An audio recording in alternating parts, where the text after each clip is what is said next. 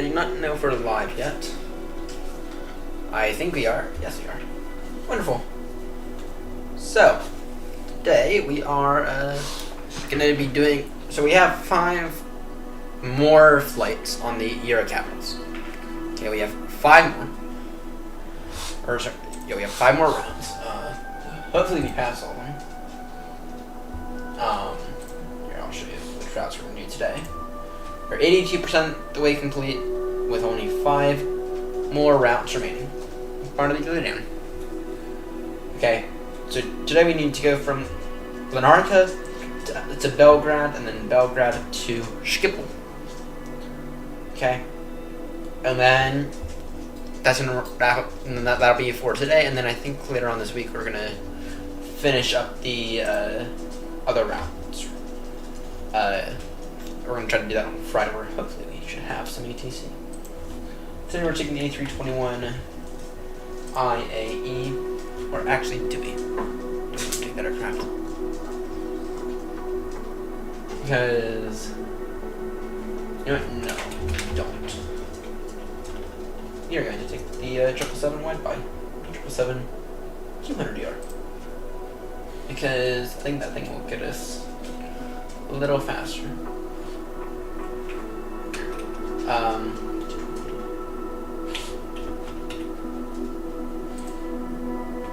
Yeah, let's take the triple. Let's take the triple. Say, I missed the triple as well. So we're actually going to take the triple today. And I'll update the thing in a moment. 6, let's go. I want an extra 5 minutes or so for our departure.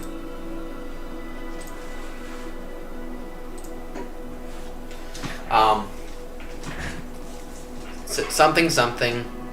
We don't actually have access to Novcraft today, and because of my poor budgeting. Actually, I haven't tried, but we're gonna be doing a straight out departure from Larnaca, and yeah, we will be doing a straight out departure from Larnaca today.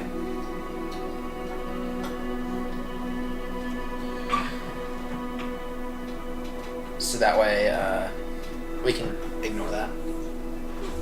So, what's the answer available? There's no one on Larnaca just right now. You're fine. Speedbird 57 Romeo. That's what our call sign is for today. Hey Seb. Barnaby, no. Go down. Go down. Just trying to get stuff that I should really move at some point, but I'll do that once you're airborne. Okay. It's over here. Narva. Another thing says that we're going to be using the A321. Yeah, no, I missed the triple too much. And I know we used it the other day, but still. Chat. Yeah, this airport's not really suited for this aircraft. Whatever.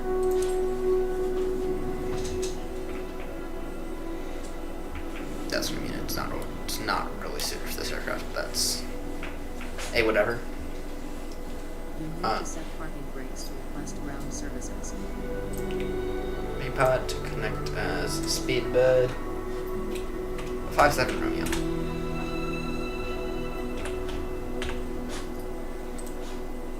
Okay.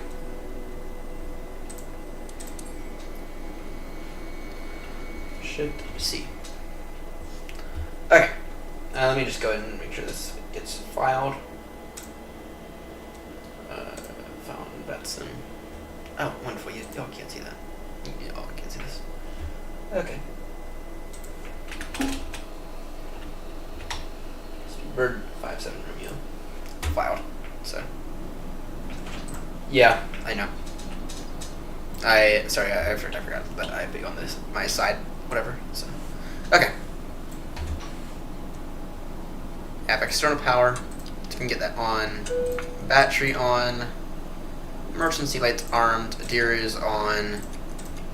Get all those on. Nav lights are already on. Good. Window heat, we can go through that on now. We are headed. I think our first one's to. I think it's to Belgrade. Yes, it is. Belgrade, Nikola Tesla Airport. Okay. Electronic flight bag. Request data from SimBrief. Okay. Just gotta wait for that. And I don't know what's the sensitivity of my mouse today. Okay. So it's this aircraft to get itself on.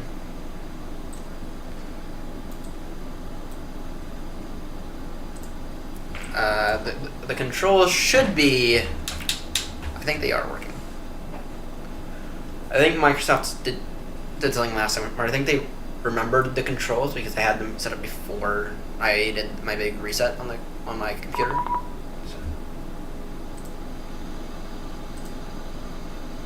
Hey, you're on ground. Nice. Okay. Pivot init. GPS position. Copy that. Okay. Route request from SimBrief. Set payload. Set fuel. Select route. And I think we're going to be doing a straight out departure today. I don't think my navgraph is working right now because of budgeting. With very, very poor budgeting. It might be. I guess my navgraph is working today. Very poor budgeting. Basically, I don't get paid again until Thursday. So I don't really have that much. I don't have the $10 immediately available to pay for navgraph until Thursday. So. That's fine. Because we have a ChartFox set as well. But I guess navgraph is working today. They've been sending me emails the past few days, and it's only a matter of time before they cut me off. Okay. They're recommending runway 22. Nice. Okay.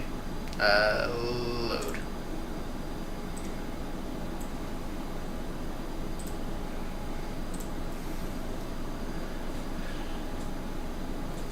File 1 whiskey departure.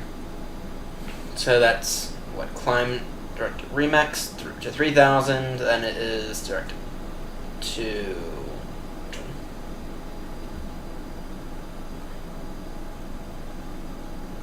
Then it's directed to Gipro to 5,000, and then flight level at or above flight level 110 at Cursa, and then at or above flight level 130 by Paphos. Not bad. You can activate that. Execute. Departure. File 1 whiskey. Runway 22. Execute all that. What's the matter? Telling me. QNH 1010.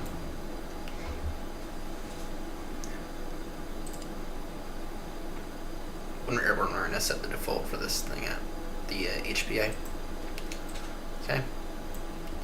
Winds are 200 6 knots. That looks right. That seems reasonable. Okay. Clear. Okay. Well, performance in it. We can accept that. Cruising flight level 400. Not bad at all. Let me just verify that's what we filed with the. And yes, it is. Okay, 0 fuel weight. Yeah. First limit. Okay. Next page. The winds are 200 degrees at 6.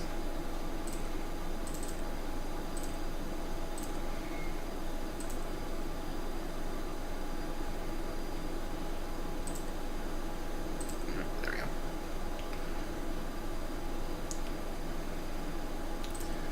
Flaps. Let's run some brief performance. Some brief will tell me if we're a little on the heavy side. I think we're going to go flaps 20 again. Flaps 5. That doesn't give us that bad of a margin, actually. What about if we were to change that? And that's with the improved climb. What about flaps 15? Yeah, I'll go flaps 15. Generally, don't like to have that much of a margin. I know that most would go with flaps 5, but I would rather have the extra 2,000 feet than not. Okay. Then V1 is 133, 137, 144. Okay.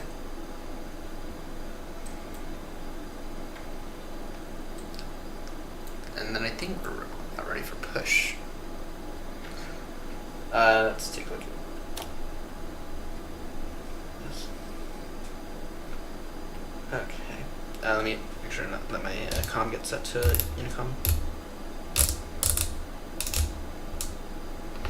There we go. Now it's set. Okay. And then, so we'll push onto Lima Alpha facing southeast. Okay. First off, APU on now. GSX, we are ready for push.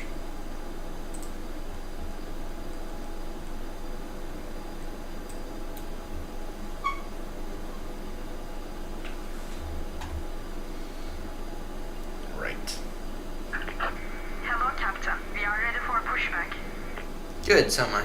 Actually, am I? I'm still waiting for.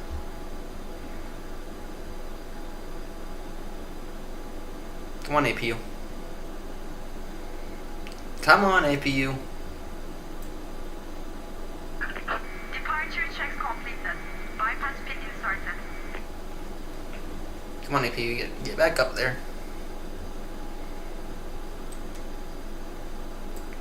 In the meantime, we can go ahead and ensure that our fuel comes on.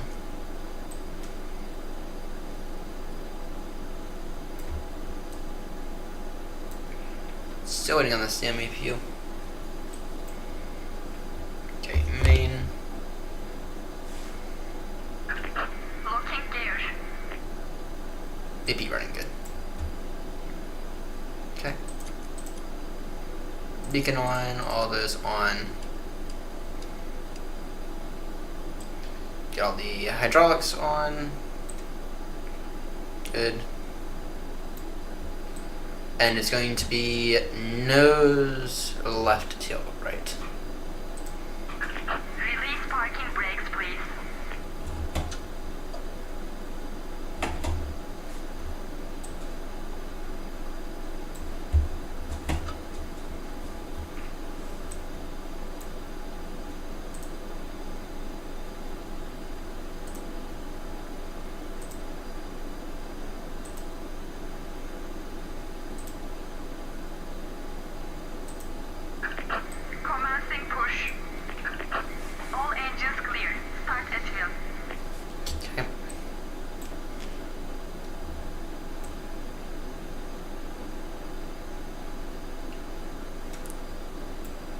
Larnaca traffic speed bird 57 Romeo stand 11 push and start onto Lima Alpha.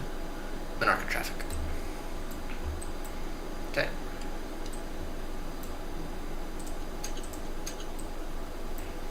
You can go ahead and start both at once. Okay. Very unrealistic flight procedure today. Or, sorry, very unrealistic route. Usually this would be operated with an A321 at worst. You're flying in a heavy Boeing 777. I forgot to unlink the nose wheel steering from. Oh, yes, please start that flight. Yes, you did.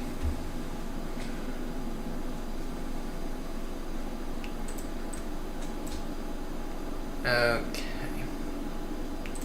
So on, I think we'll go ahead and leave the taxi lights off for the moment.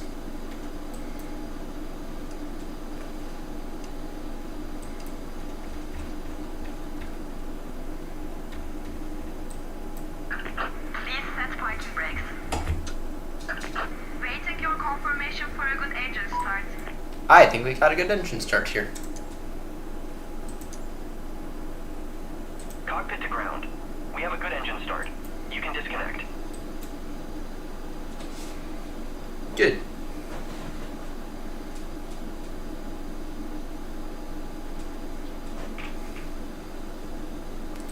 In the meantime, we can go ahead and do our flight controls. Which we need to come over here for.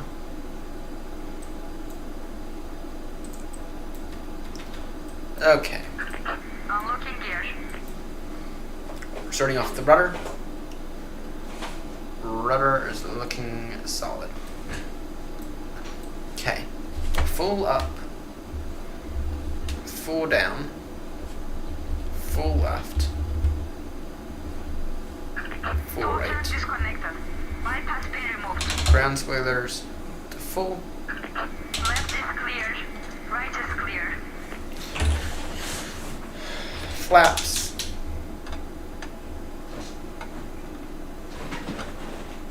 Still with the sub. You're doing our thing there. Nose taxi. We're taxiing to runway 22. Then we'll taxi via. We could taxi via Lima. We could taxi via Lima. I'm thinking something else though. I'm thinking we're gonna taxi via Charlie.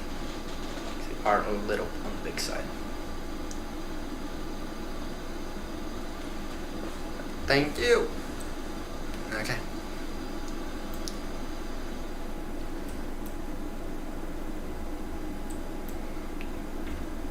Checklist. Checklist override normal. Checklist override normal. Checklist override.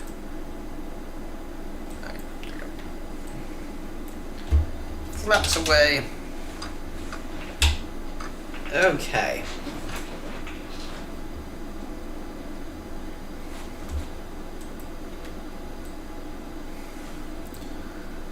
Taxi lights on. Good.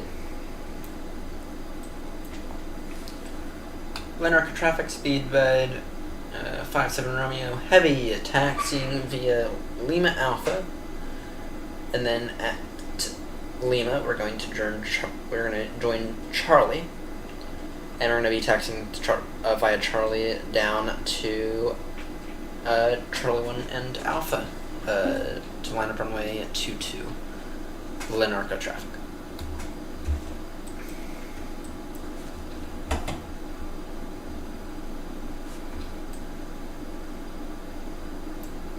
View off now.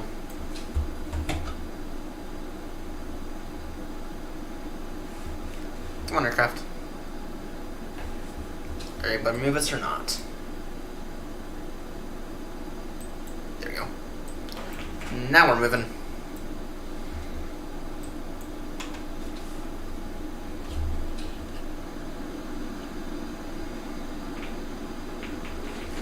Flaps at 15 now.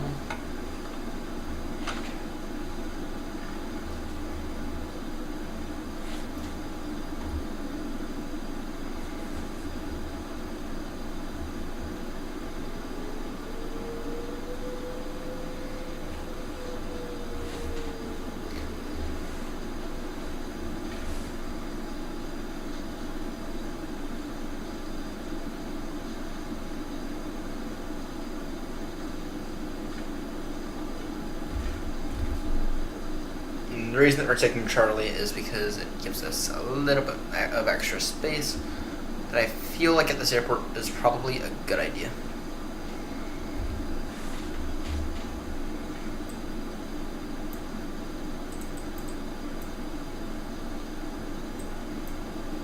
Can I put that back here?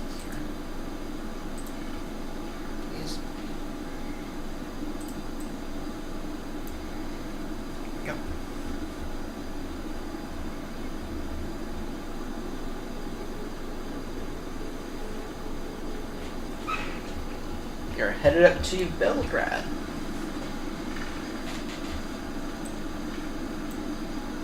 Okay. Good. And come on now, this is actually gonna be a little faster.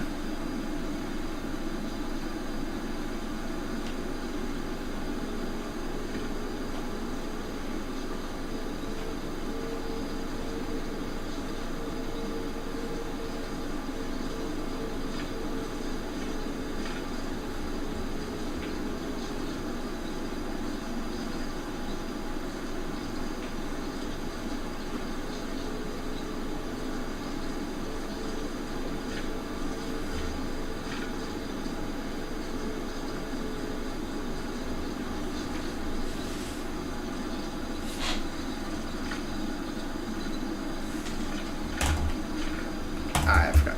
The auto brake doesn't work yet. Auto brake, to RTO.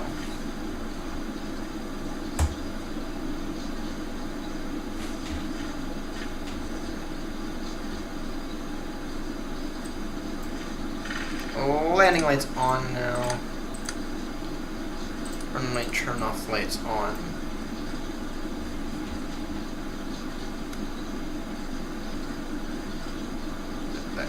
That auto brake warning. That's all good. Tread on and mode. Okay, now what's going on with the FPS here? It's feeling a little on the choppy side.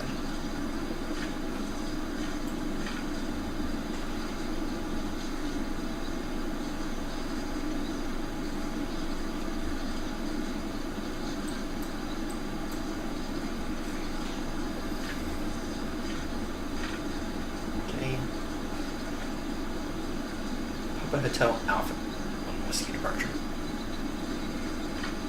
Okay. Flight directors on, LNAV on.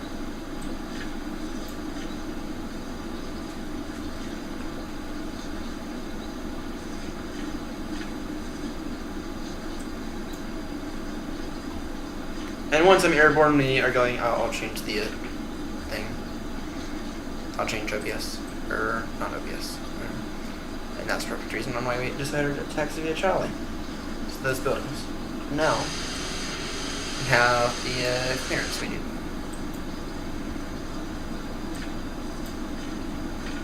My heading is what? 220 degrees.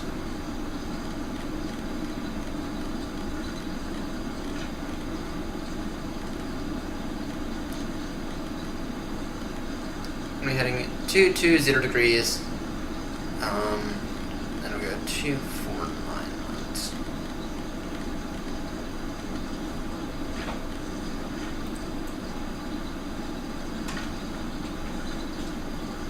Okay. Larnaca traffic speed bed.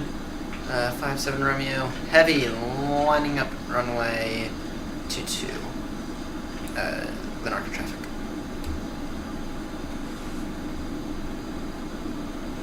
Last check before everything is off, before we go ahead and commit to lining up on the runway. Lights are on as appropriate.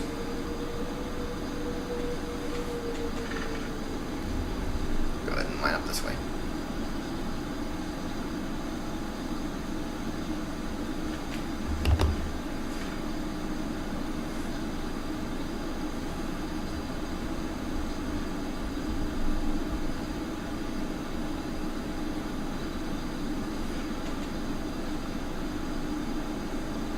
Oh wow, just look at this. It's as if they designed this airport for me.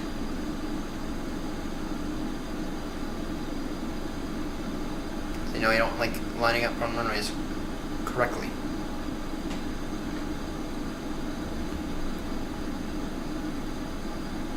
Okay. Larnaca traffic speed bed, 57 Romeo, heavy. Taking off runway 22 via the FA 1 Whiskey departure. Larnaca traffic. Okay.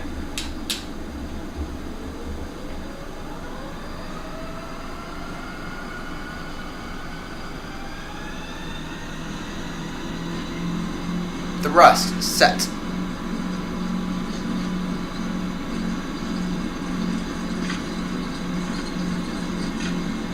$80 knots.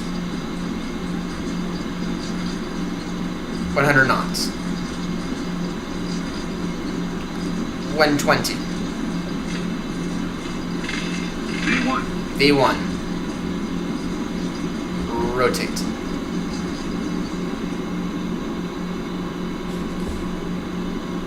Positive rate, gear up.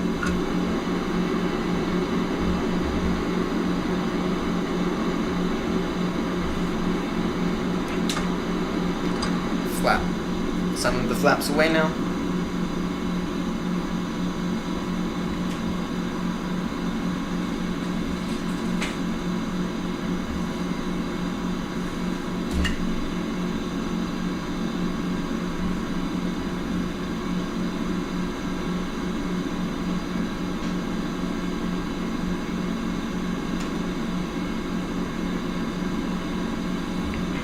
The flaps away now.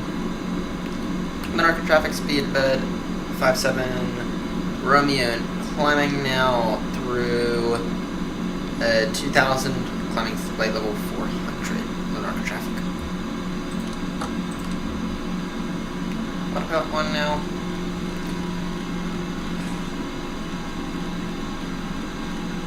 Okay.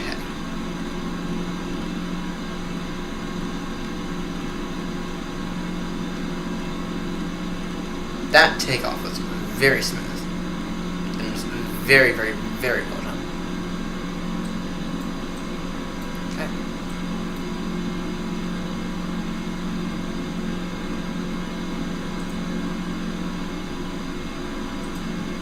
Okay, there we go.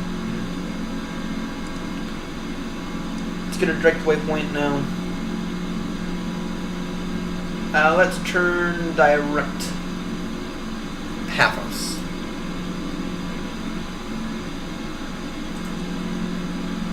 Papa Hotel Alpha.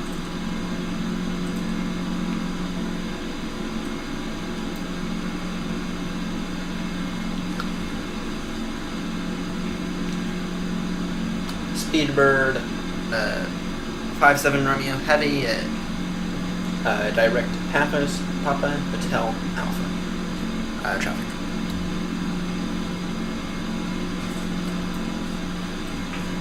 Very, very nicely done. Okay, I'm gonna say this, and I think it's completely true. The 777, for the first time ever, in my opinion, it actually feels like its weight. It actually feels like a really big aircraft, because it is. Now, that might just be because I'm flying too much Airbus recently, and Airbus is all the small planes. That might have something to do with it, but it also is quite literally because FS-24 is like that now. Because the physics feel so much better, but that thing felt that its weight, this thing is actually, that this thing feels really good now. So, right, we're going up to Belgrade.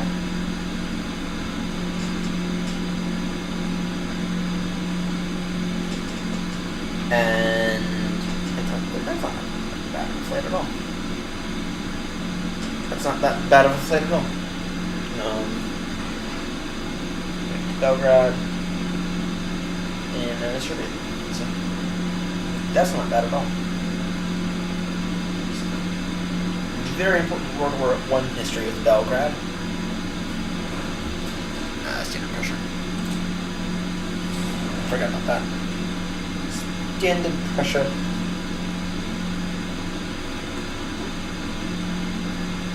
Okay.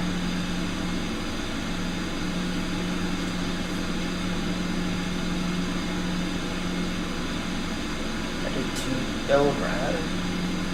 So it's nice.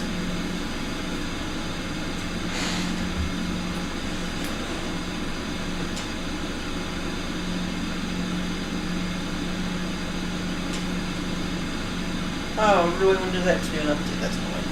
I'll do that tomorrow. And not tonight. So, I don't know what our plans are going to be for tomorrow. I just finished reinstalling the Flight Sim Studio stuff. The E-Jets. So, we might give those a shot tomorrow night. So I finally found my information. I never lost it to begin with. It's just that I forgot where to buy it from. I bought from Airsoft, which is probably, looking back on it, not that smart. I probably should have bought it through Contrails.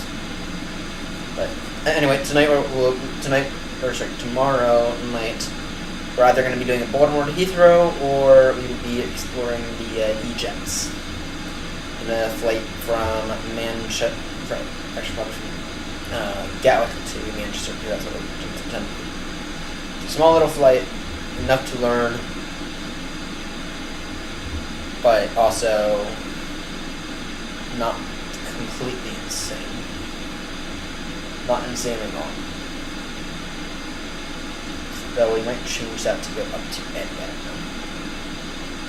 But it's been a minute since we last at Manchester. So I can head set off though.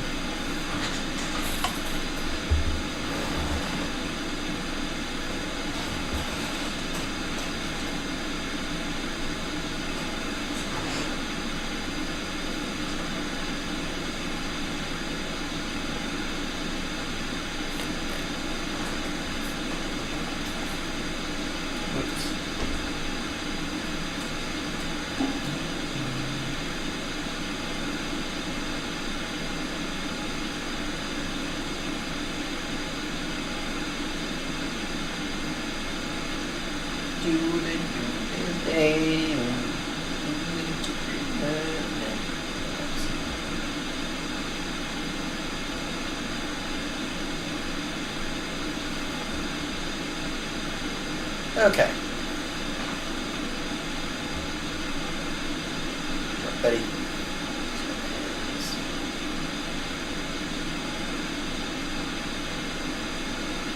Oh wow.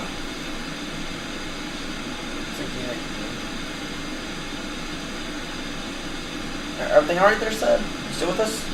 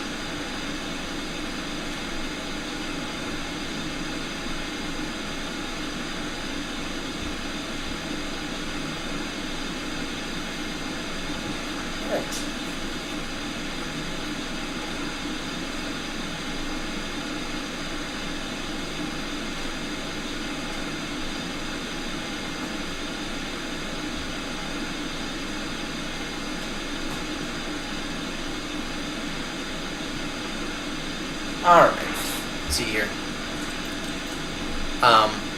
So tomorrow we're going to be doing, yes, sort of,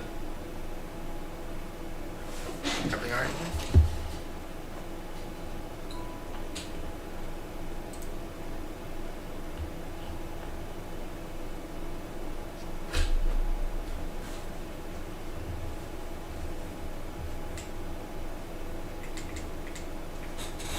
My audio just cut out.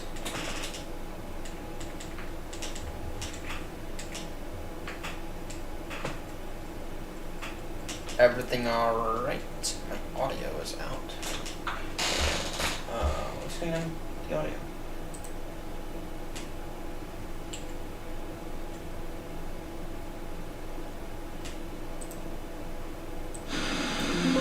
There we go. My audio just cut out for a second. Got worried there that it might be the sim, but no.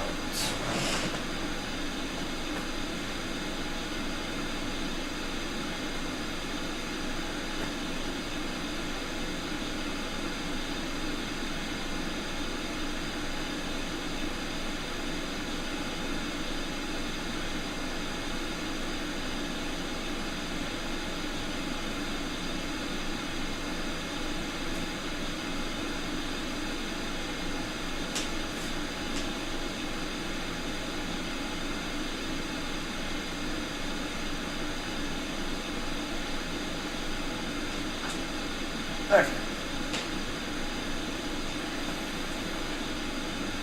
Top of climb is estimated in, I guess, about. That's a while.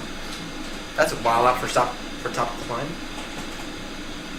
No, interest rates. We never put in the cost index. What's your cost index?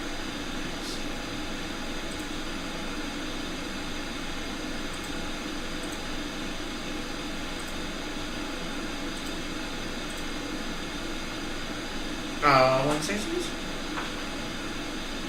Is it really that low? Is their cost index really that low? Is the cost index really that low? I don't know. Is it really that low? That is a big question.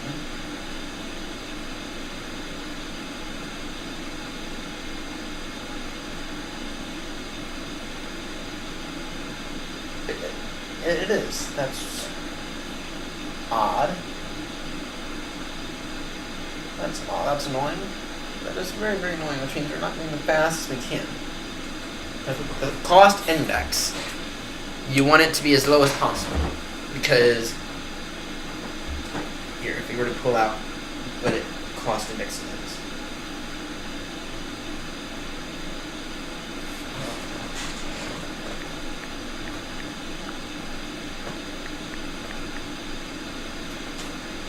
It's total cost of time over cost of fuel.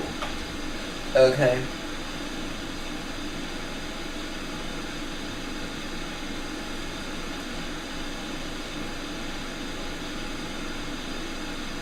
So you want that to be as low as possible.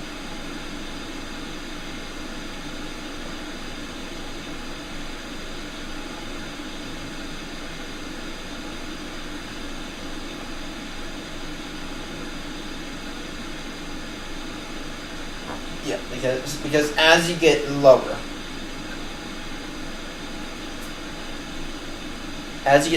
on the fuel, right? You want to go faster because it gets you further, right? Until you have more momentum. So you want your cost index to be as low as possible for speed. So come on, just like this.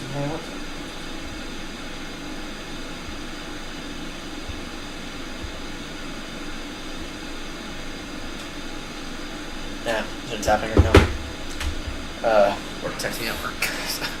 Okay, hey Ryan, can you come in early on Wednesday? Yes, I can.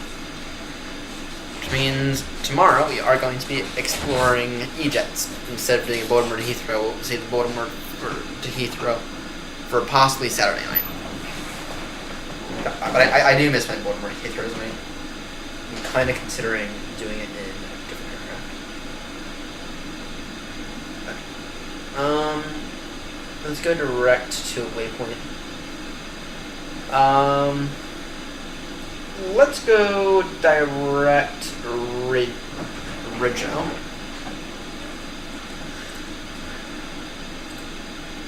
What would that do for us? That will save us something. What's our ETA right now?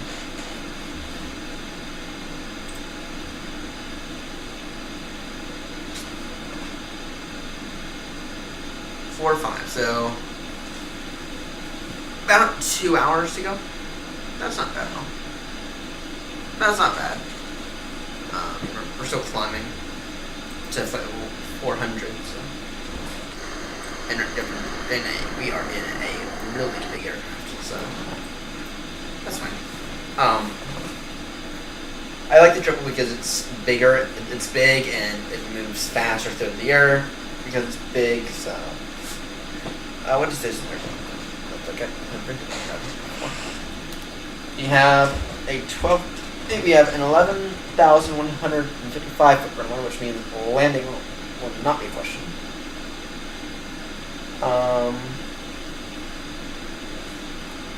Taxi.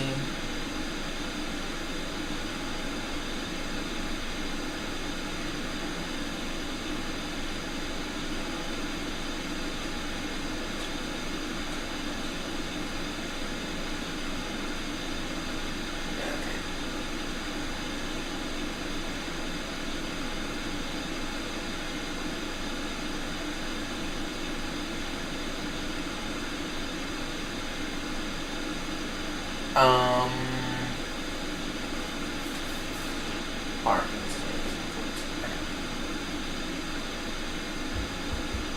So we'll have to be parking at one of the alpha gates, I guess. We'll be parking at one of the alpha gates, I guess. Okay, is it 2 runways? It is 2 runways.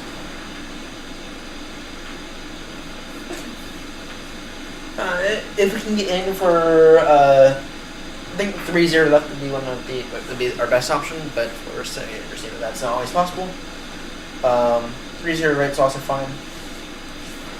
Either way, we have the space to land. We have all the space in the world. We need to land. I mean, they're 2 11,000 foot runways, so.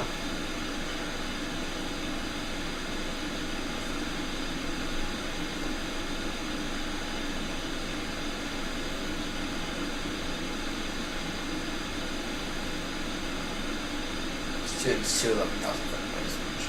Really, that's not that much. It's fine.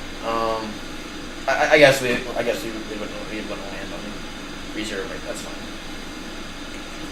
What are the winds as of right now? I know that these are bound to change.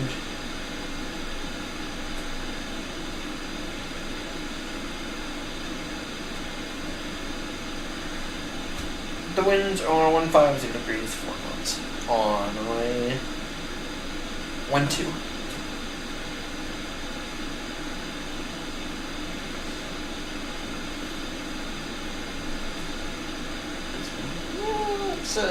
That's a minor crosswind. It's a very, very minor crosswind.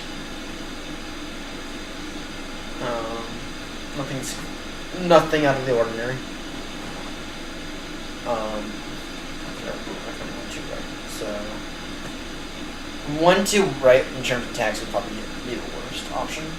With that said, though, I don't want a 3-knot tailwind, but I can tolerate a 2-knot tailwind, which would be heavy landing at Larnaca.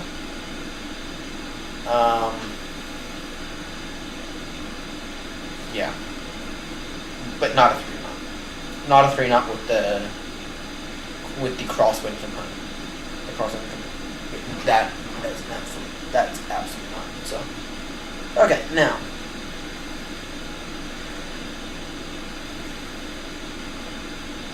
Actually, I don't know what you're parking at. I guess it might be on Charlie moves. Charlie Forceman. Maybe Charlie 6. I don't know. I really don't know. I'm thinking the Alphas, but no, I'm thinking the Charlies. Charlie 4 is what I'm thinking right now. Well, Charlie 3 Alpha, maybe. I don't know yet. We'll get there and then we'll decide. Maybe Charlie 9, I don't know. I guess it would have to be one of these long ones, so maybe Charlie 6 would be a solid option. So, and I would assume with such a long runway, it would be ILS purchase. Yes. ILS purchase. ILS purchase are amazing. I love ILS purchase. Did we really take off without any seatbelt signs on? My dear God. Here's a question. Does New Sky monitor there? I don't think they do. You know, if only there was a button on an aircraft that would tell us you're doing something wrong before you take off. Oh wait, on Airbus planes, they have that button.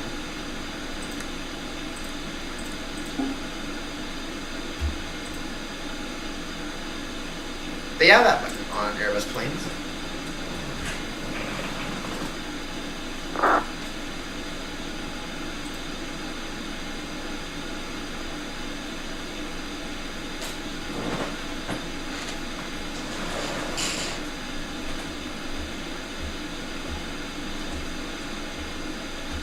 That's what I'm saying for right now.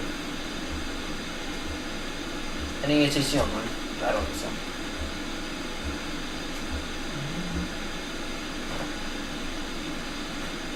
There's someone up. There's someone all the way up here. I don't know who that is,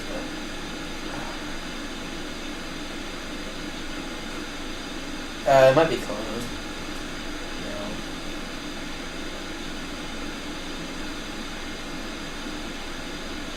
Munster on okay.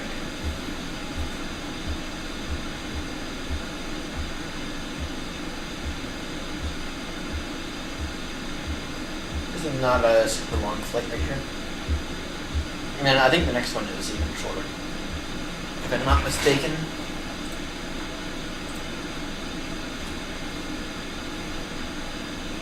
If I'm not mistaken, yeah, the next one is even shorter. The next one's from Belgrade to Schiphol, and Schiphol's where we're going to end off for today. Yeah, but actually, depending on timing, we may or may not make our way to Stockholm.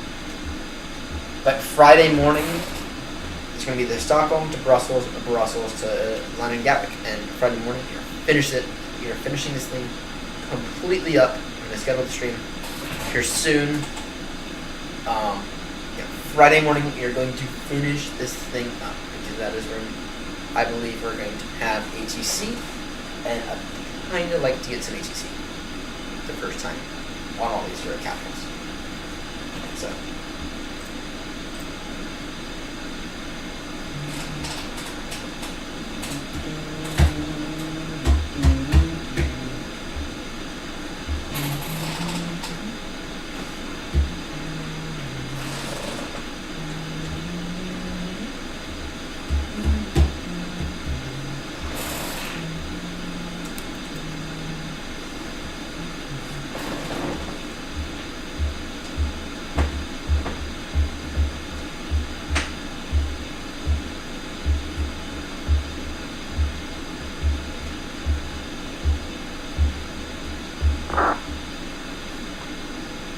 Okay, someone's taking off on I don't know. So, alright. We are flying Speedbird today just because it helps out a little. We're taking the beautiful 777. I think we gotta get the one world delivery. Let's make this. I need the one world delivery. The thing I need to do is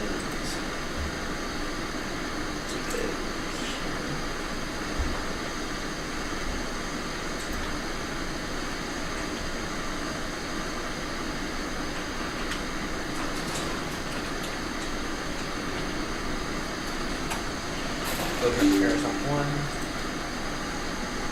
I'm curious about something with the E-Jets. Yeah. Tomorrow night is going to be our night exploring the E-Jets.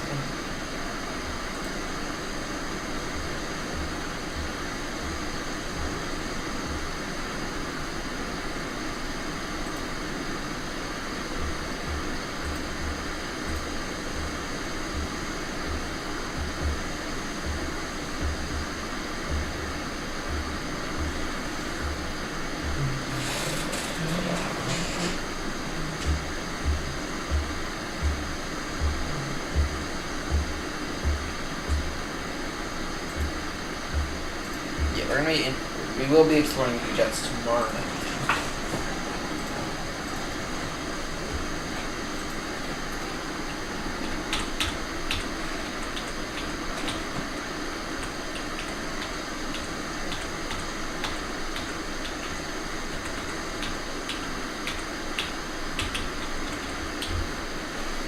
And I'm gonna make the thumbnail for that now, actually. First, I'm gonna go ahead and make the shorts.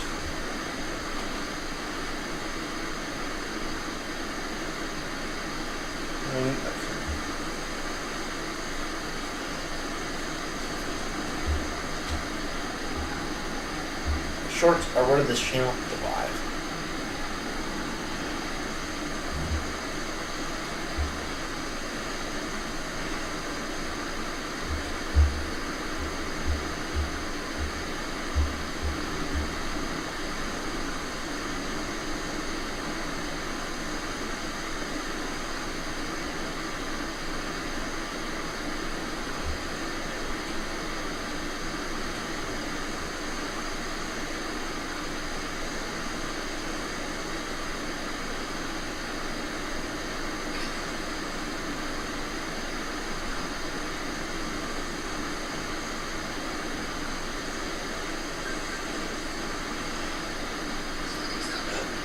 Okay.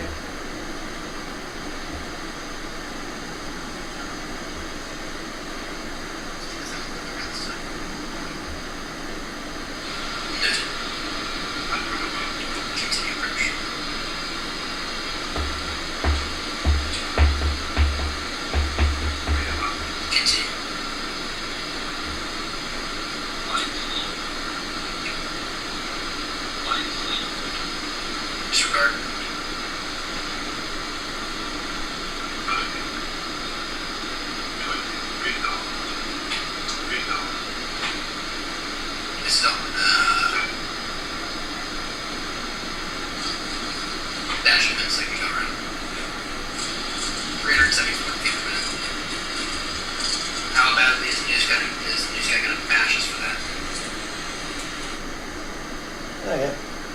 Let me go ahead and edit this guy into short. That's the main question.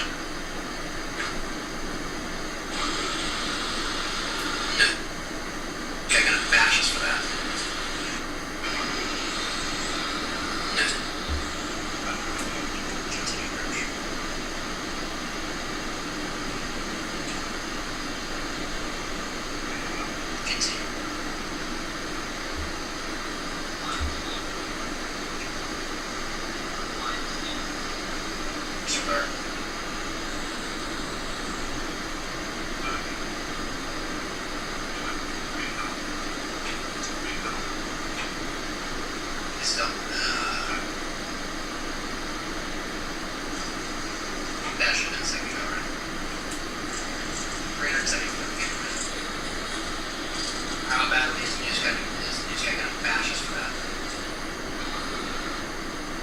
Okay.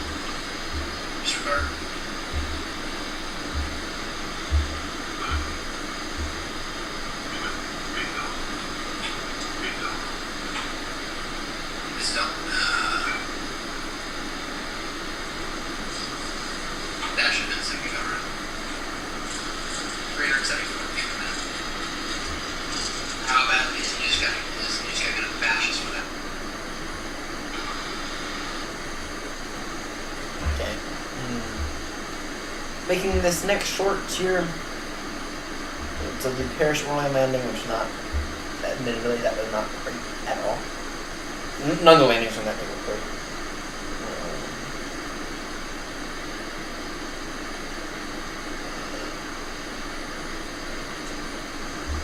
Okay.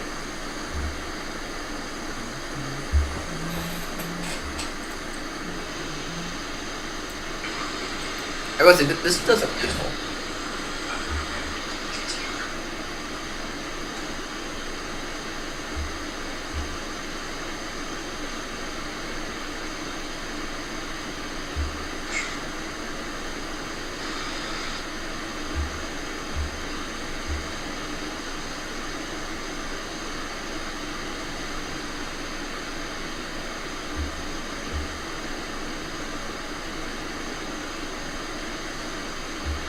And what runway doesn't late land on Paris Orly?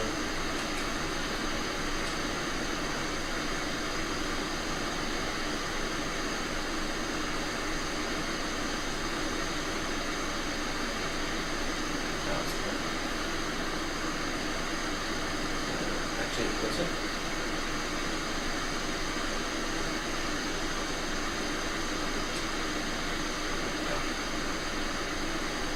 Runway 25.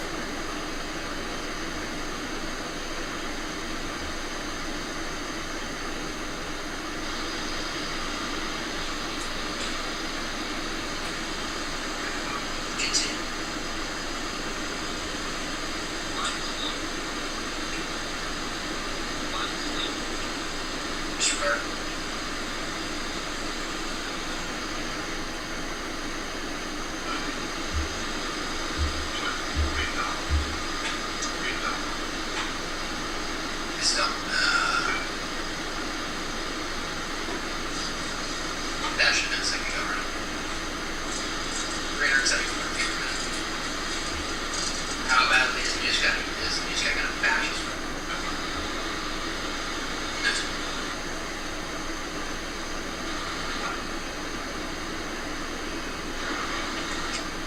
Fucking hell, you're bugging out.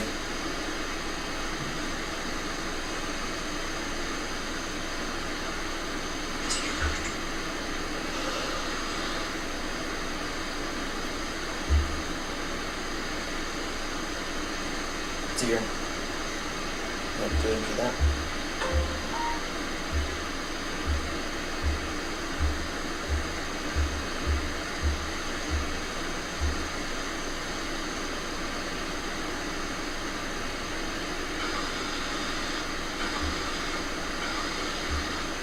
There we go.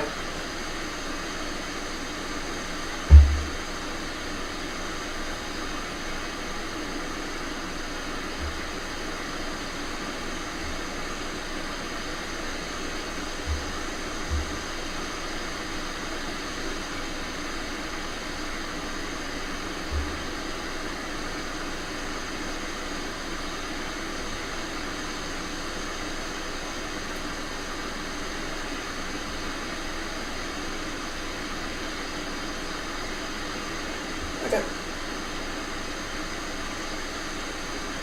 There we go. Now that guy is uploading, so I fulfill my daily short requirement. Once again, shorts are where this channel thrives.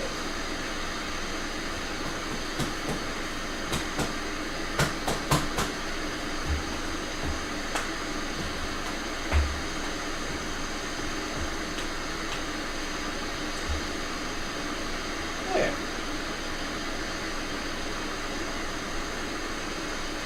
Seb, you with us yet? You back with us, Seb?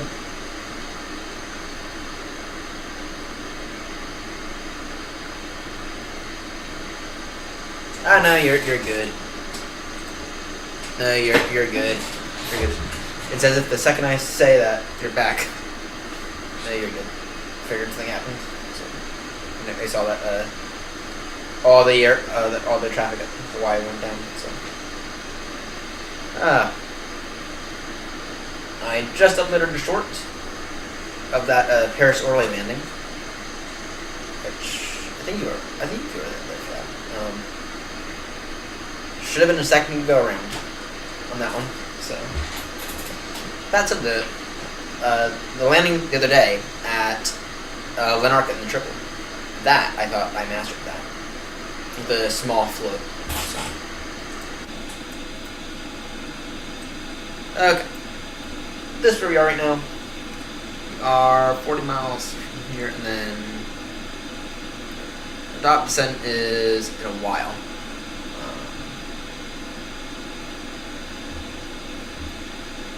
Top of descent is a while out. But in terms of the route, I have decided to take a few shortcuts. So here we are right now. We are direct Rigo. And then it's direct Rogas, at which point at Rogas, we will probably begin our top descent briefing, and then begin our descent. If I had to estimate, it's saying not long after Rogas, we might actually begin at maybe about 20 miles from Rogas. I don't know. But we have a while to wait. So tomorrow night is going to be our exploring the E190s again. That's what I bought from Flight Sim Studios. Bought the E190s because I thought they looked better. Simple as that. Well, last time I worked with those, they kind of felt broken in a way. But at the same time, it's also been, I think it's been like 2-3 months now since I last worked with the E-Jets. So either way, it'll be interesting. I would like a short haul aircraft that uses the yoke, but is not as bad as the 737. So, I see we got So, yeah. But anyway, tonight, I was thinking flight from Gatwick to Edinburgh. Yeah. I believe there. When last time when I bought them, they said very early access, and I didn't immediately notice that banner this time. But we're probably going to go from Gatwick to Edinburgh, and I don't think we're going to be using VATSIM because I don't know how to fly an E-Jet, and I don't think that would be a good idea. So the first landing that I had in the E-Jets, which is the last time I worked with them, you should go watch that. It's in a short. Way too low on the approach. I could not, for some reason, I could not get the ILS localizer from Manchester to show up. But that's also because I didn't know how to work the aircraft. So tomorrow night's going to be a lot of me struggling. So with that said, I am going to go. I'll show you how I make all the thumbnails. While we have time at cruise. Okay. Side. I use Google Slides because I simply use Google Slides. Occasionally I'll steal a thumbnail or a background image from someone, and what I'll do is I'll put the text in a corner somewhere, so people know that that's where the thing came from. And that's what we're going to do today.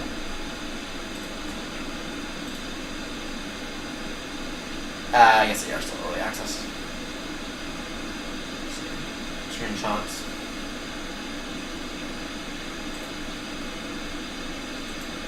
They have an ordinary one. Yeah, for Lufthansa.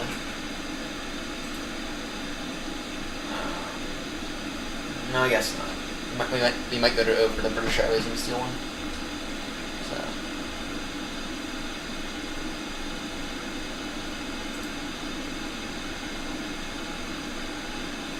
Oh, actually, do I have any? I don't think I do.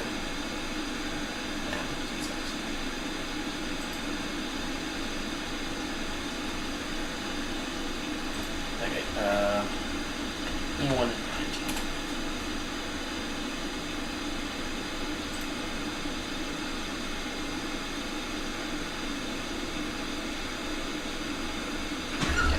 Let's see here. That one ought to work. Save image as. If I need to convert these, let me just open that up.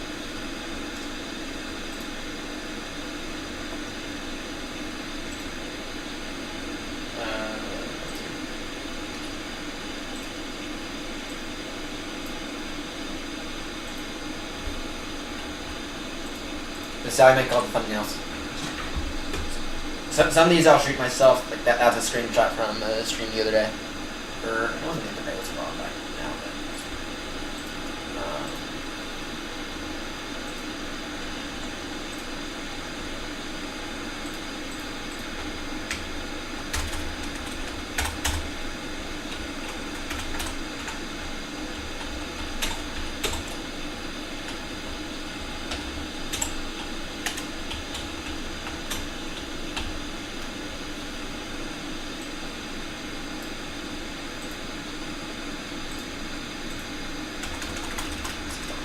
Yeah, the Aegis would be one of those planes that I'd probably do a review on at some point, but not right now. Not when they very clearly say early access.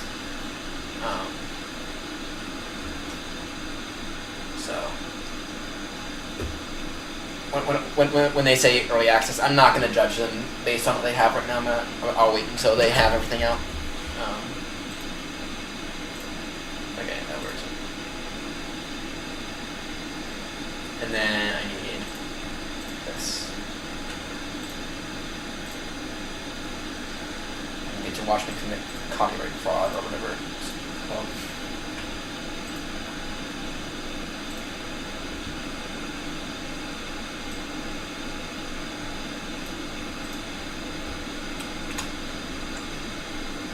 Is that not copy? No, maybe it's not.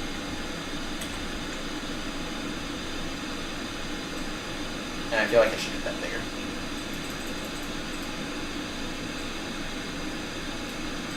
There we go. So. Oh, thank you for. I think did I might have already. Let me look. I didn't buy them through here though. I bought them through Aerosoft. Let me see. I might have already. Actually, I have. Do I have the Aerosoft?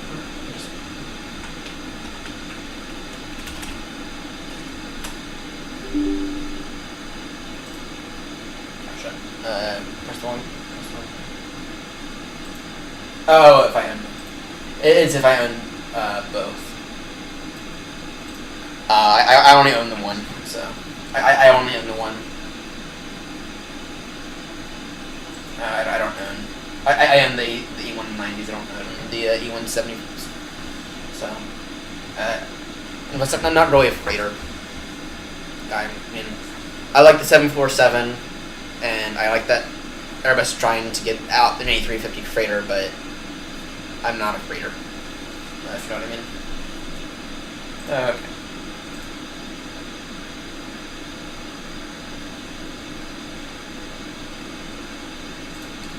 Now I'll just download this as a JPEG or whatever, and I'll go ahead and put it on the channel now, and set that up for tomorrow, probably a little later.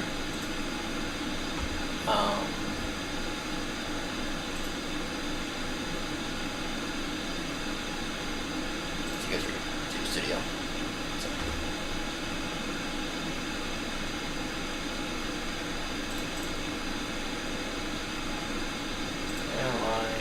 Schedule stream.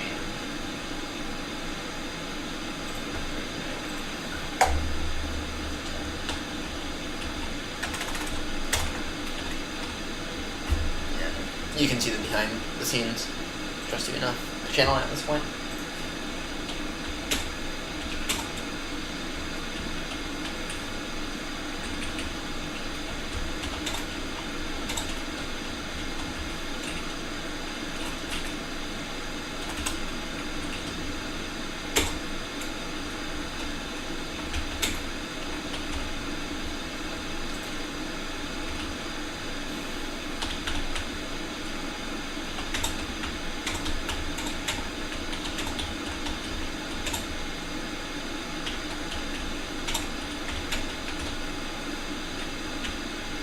Not to ignore all my spelling mistakes. That is not an area that I passed. That is not a subject I passed in. Okay, disclaimer.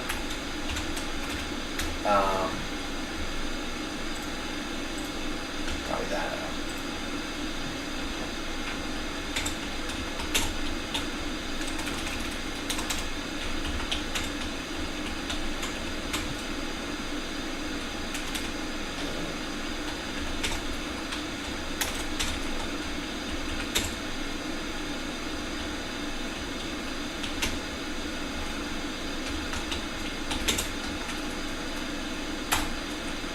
Okay. And upload thumbnail, and I just yeah, and then it'll be tomorrow. It'll be later tomorrow. It'll be around 10, I want to say. mean, if I can go earlier, then I can. I'm not going to make any commitments to going earlier. That's tomorrow. Public. Yes. Done. Alright. Should be up now. Or should be going up now. Let me correct the statement. Alright. Let me also edit the description. Make sure I get the credits too when it comes to the image.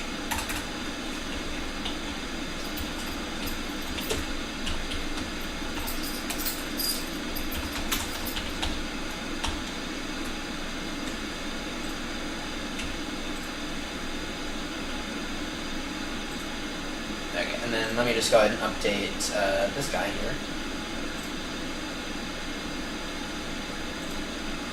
And actually, I'll have to remove the thumbnail first, though. I'll just type.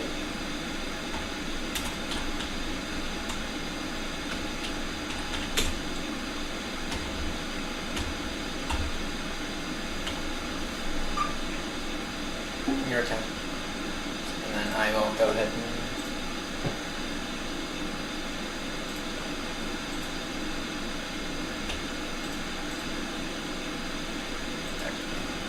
easier. And this photo is a photo I actually went to Baltimore, and I took my big camera somewhere across the room, I think.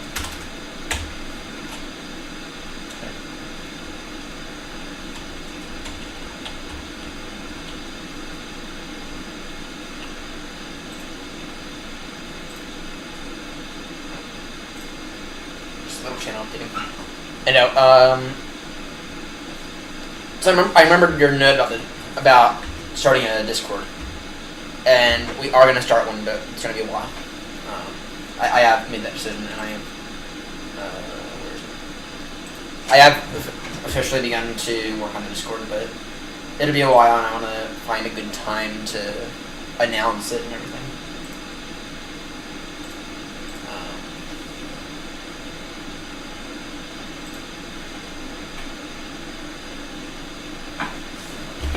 So. I began to work on that earlier this morning before I went into work. So, but we will be doing Discord at some point. It'll be some time. If we get there within the next year, I'm thinking it might be for maybe a 1,000 subscriber special or something. So, and I'm thinking that for the 100 subscriber special, I'm thinking I'm going to do my setup, because my setup is something that's legitimately special and quite interesting. So, including the yoke, the side stick, the iPad, the computer. The setup is something that is legitimately quite interesting. So. At least in my opinion. And I think that would be worthy of a 100 subscriber special. It might even be cleaning up the computer, because the computer's dusty. So. We're almost there, though. Yeah, I just began to get some basic ideas down on how I want to do it. I mean, trying to figure out the rules, because I don't want to. I don't want it to be. I don't want to be an aeronaut, which I feel like I'm moving into. I don't want to be an aeronaut. Right. But at the same time, so that's what I have right now. And I probably need to convert this into one of those community servers. But yeah, so I don't want to be an aeronaut, but I also want to give freedom wherever possible. But I also don't want to let people forget. Okay, this is my channel, guys. If you want to talk about your own stuff, talk about it somewhere else, to an extent, of course. So this is all I have right now. Nothing too special. So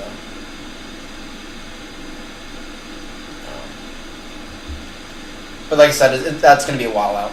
That's going to be a while out.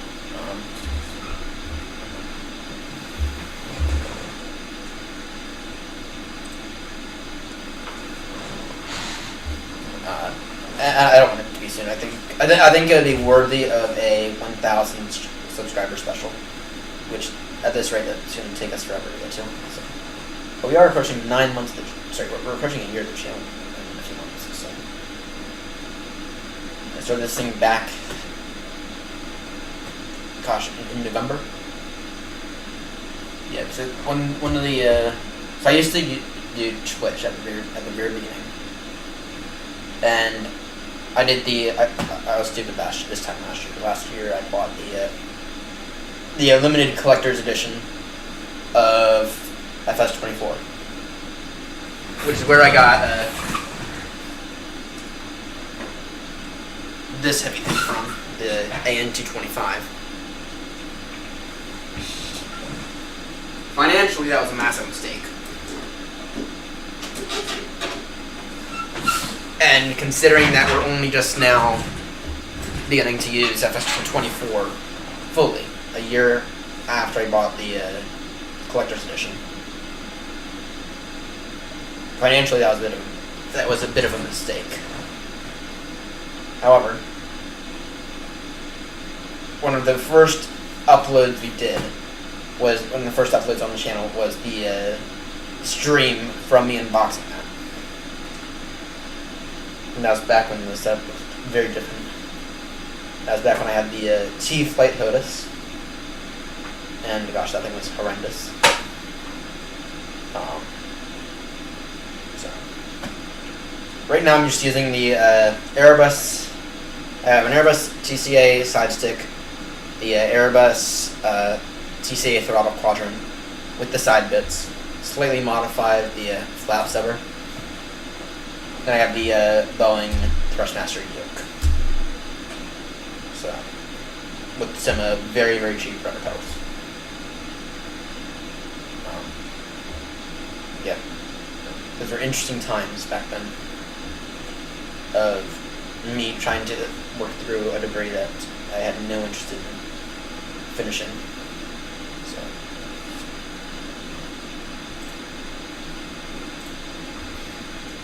Alright. What does this say? It still says we're about an hour and a half out, a little over.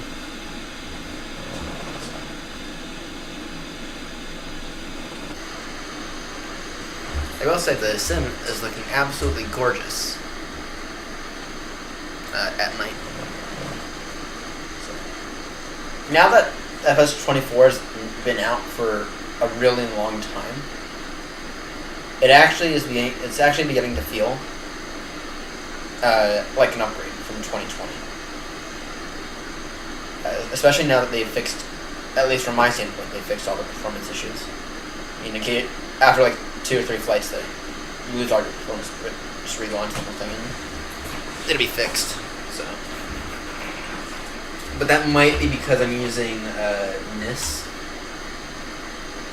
and what NIS is NVIDIA image scaling, and so it's kind of like DLSS. But DLSS makes the displays in the cockpit or in the flight deck all smeary and all ugly and all bad. Even though someone should be able to say this zone here, this is now an exclusion zone.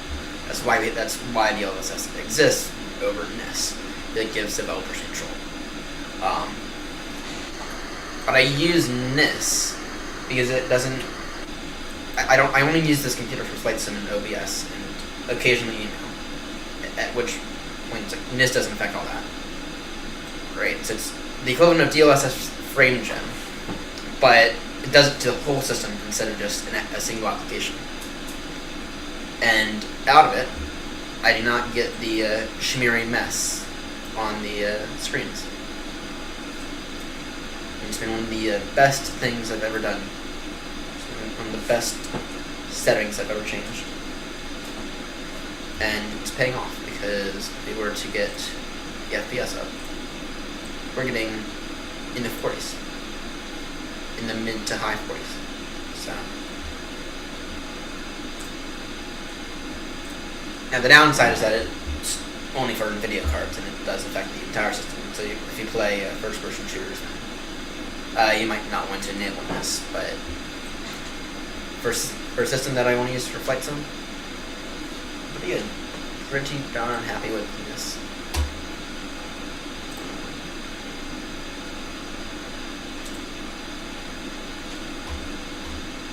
Let's see here. Is there anything that I can really do right now? Aside from create thumbnails and plan out the rest of the week, which if I get told on Wednesday that if I get told tomorrow to come in any earlier than 12 on Wednesday, I'm going to have to cancel tomorrow. I don't think that's going to happen.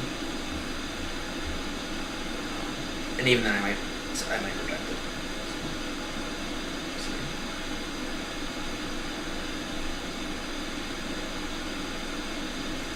Any update from PMDG on some stuff. As much as I hate the 737s, I would kind of like to do an updated review on this.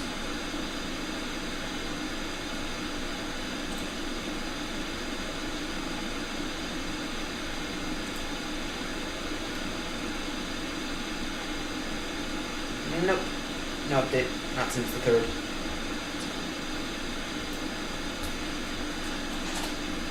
Not since the 3rd.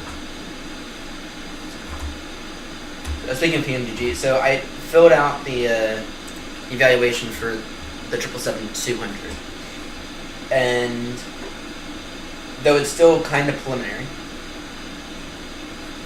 I haven't done thorough testing of it. I haven't. Yeah, that's somewhere. Finals.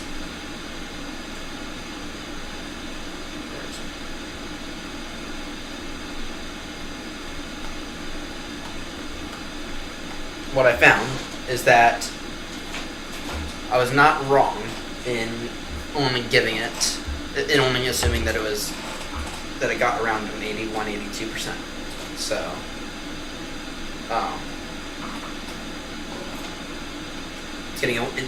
I've given it an 81.2 preliminary, but that's under stuff that there's some stuff there that I haven't tested yet that could add points. So I haven't tested the sounds move, or the sounds change as you move around the aircraft. That's something that could give them points. I have not officially tested the walk-around functionality of it. And so that you probably get, if it has any points there, if it has even the slightest walk-around functionality, where you can like click on something and it'll tell you what it looks like, then that'll give it some points. And then the glare, which I've given it a preliminary 0, because I couldn't notice it, but if I see it, even if it's later today, then that'll up its score by a massive amount. It'll probably make it at least an 82 or 83. With that said, though, as of right now, it's gotten, based on what I know for right now, I have given it an 81, 82, or an 81%. So, with these final 4 categories being the most important, that these final 4 categories, if it doesn't score at least a 60%, in my opinion, then it's probably not really that significant. So, and just let me know if you can't see this very well. I can always try to do some more. But yeah, these final 4 categories here, the EFV, the flight deck modeling, the flight computer controls, and the flight controls, If it doesn't score at least a 60% in all 4 of those categories, then it probably isn't that sim capable at all. So.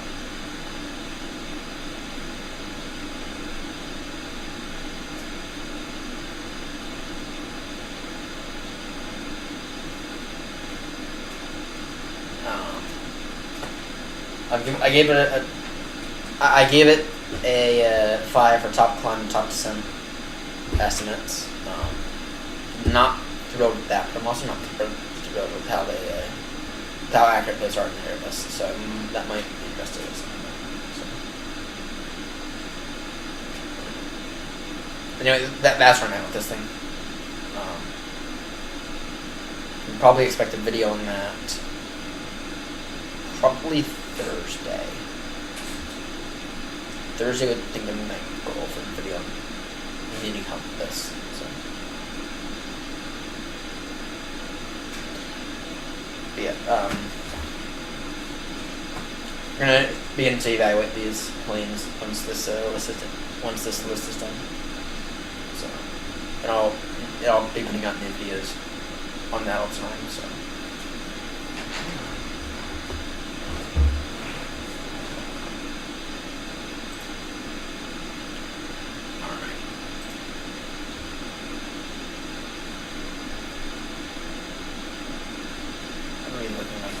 Of how far out we are.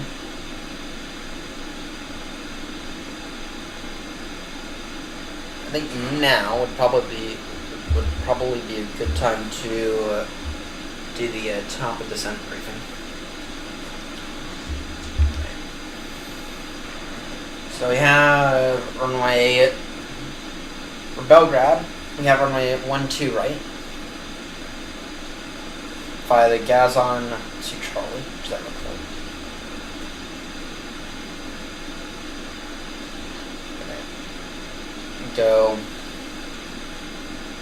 Gazon at or above 9,000. Then Bravo Echo 132 at or above 9,000. So you can still be descending there. And then go to Bravo Echo 131. At or above 7, then down to 5. We do have a max of 230 knots there, and of course, max 250 knots below 10,000. Okay. Then it's down at Devda. Or above 4,000. Okay.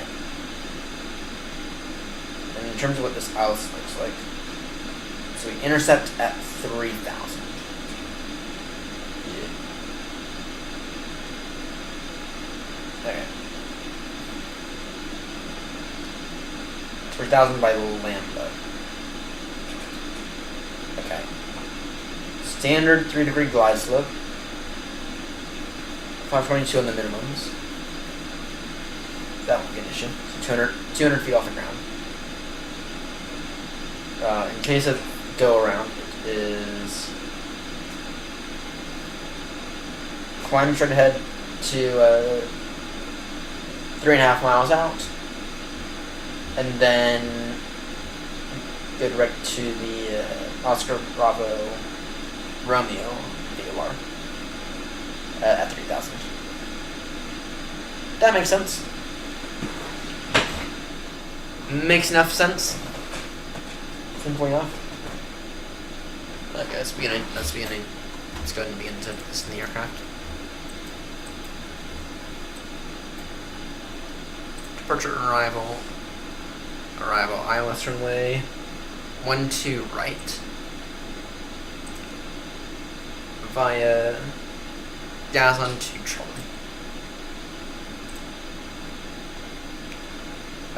Transition Denver. Okay.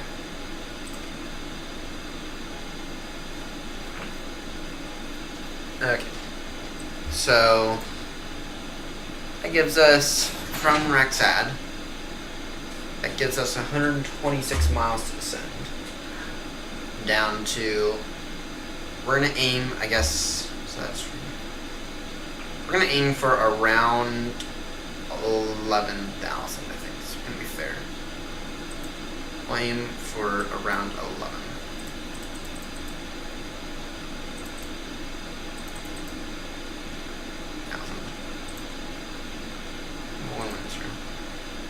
And what is our transition altitude?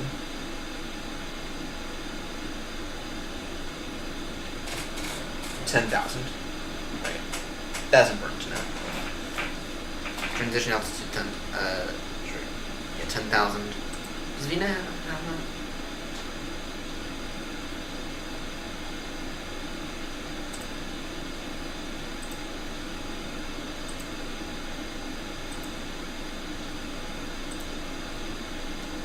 Yes, it does.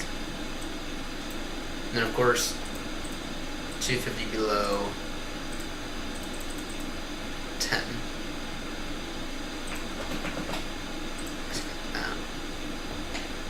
Make sure you put that in. And then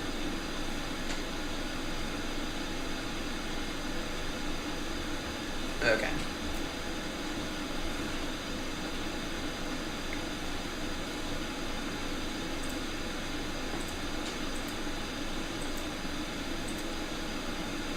I need to buy one of those FMCs and MCUs these days. Speaking of that, I do actually have a SimBox account, so I might let me do that with the iPad, but the issue is I only have one iPad, and it's working very, very well as an EFB. That said, though, for $300, not bad at all. Okay, Dedva, 4,000, then down to 3,000, and at Rogsy, we intercept the ILS stabilizer at what appears to be 8 mile final. On my elevation, 322 feet, so, and this reads 500, going into 200.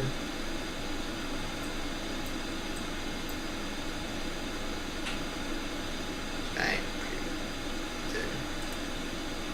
And in case you go around, it is hold at, I think that's the Belgrade BOR. Yes. Alright, simple enough. I really like arrival procedures that are this simple to understand. I really like arrival procedures that are this simple to understand.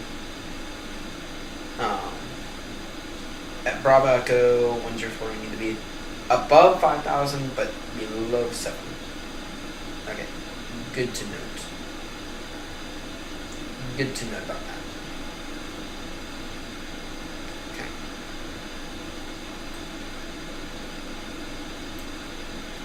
So we'll begin our descent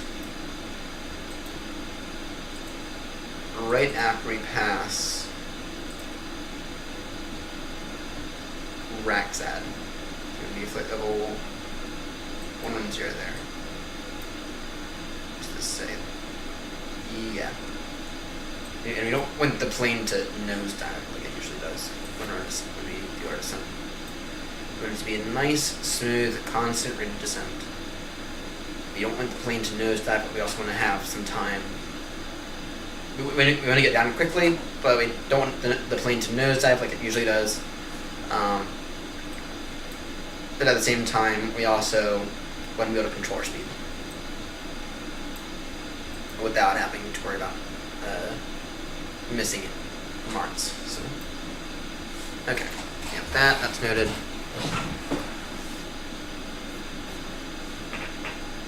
And then 9,000 there, and then down 7, down to 5, 5, and down to 4. Okay, that's pretty easy to understand, I think. Then in terms of holds, which we don't usually hold unless we have to. We have hold at Gazon. So if I guess we'll hold at Gazon for some reason if we're like maybe 25,000 feet still, which we're going to be in our descent early to avoid that. But I guess at like if we're approaching Gazon and I guess we're still at like 25,000 feet, or if like 250, then we'll hold at Gazon. And then no other holds. No hold on the final approach. No hold on the final approach. There's a hold at Belgrade. Good. Good. The nav rad, let me just verify that. 117 degrees, good. 109.5. Good. And then in terms of our minimums, that's 522.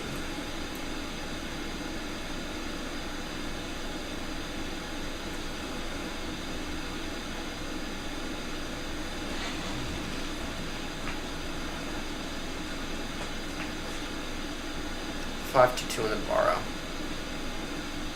Okay.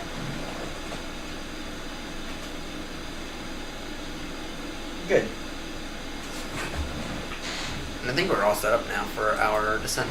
Oh, yeah, we still have to put in the performance. Put in the performance out when we get a little closer. What the sim brief's telling us that our approach speed is going to be approximately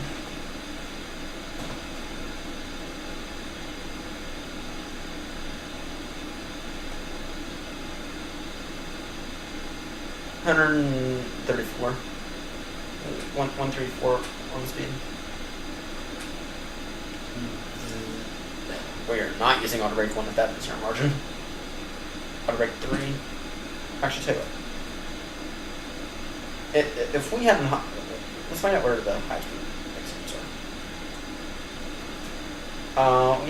There's a high speed exit at Romeo 2 that we could try to get off. Yeah, I think that would be the best option. Romeo 2. In that case, probably 4, maybe?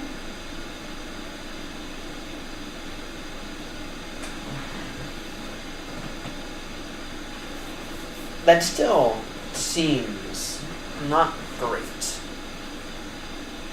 For autobrake max, I don't think it's a great idea.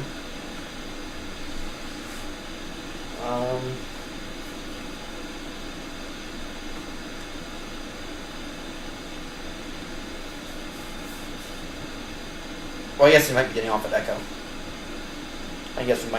Echo. That's gonna suck. That'll suck if we have to get off at Echo. It means we have to taxi pretty long distance. We're parking up here. We get to park all the way up here at these bigger gates. Not one of these Charlie ones.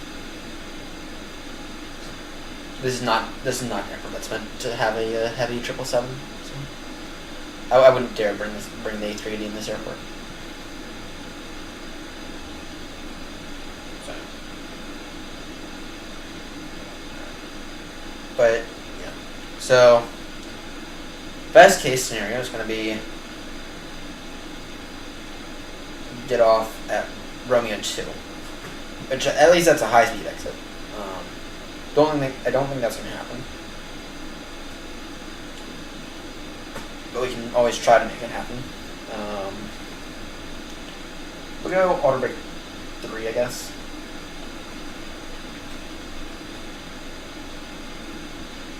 But we can go auto brake 3, I think. That's fair.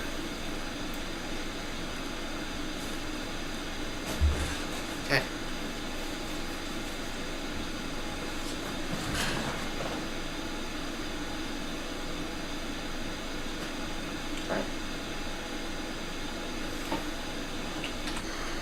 And I'll be right back after this thing.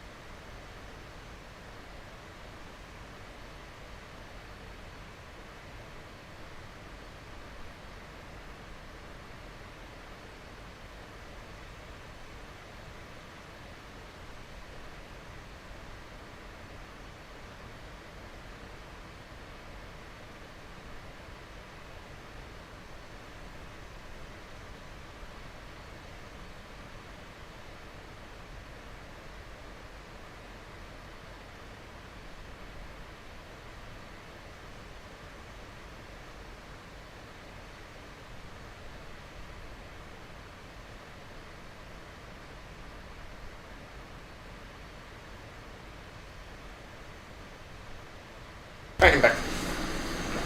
Freaking toilet's working. I had to run upstairs. Okay. This is a bug. That's a bug. That's a little annoying. Okay.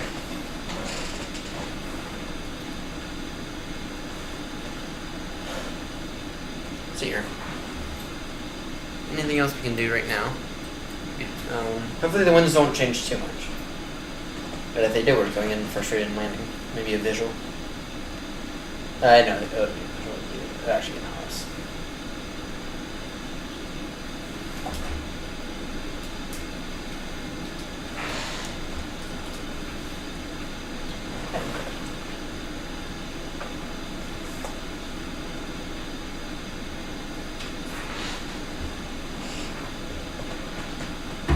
Just waiting here for I think that for the next leg though, I think we might use the A321. Well, when we already have the triple back, we'll continue to use the triple. The 777. Using the 200 because of its more versatile length. It's just as wide, but it's a little. It's shorter. Shorter, and so at a lot of gates and at a lot of airports, the rear end won't stick out as much. So, apparently, British Airways flew a Dash 300 into Baltimore a few months ago, and I was thinking, like, why on earth would they do that? Because the rear end of their 200 already sticks out past the marks. A little bit much, a little bit more than what I would be comfortable with.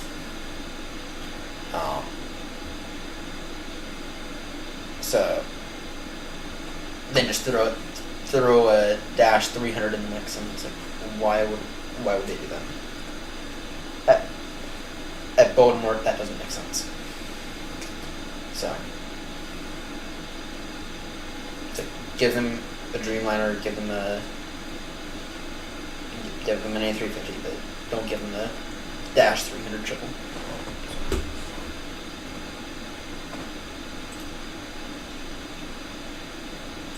Okay.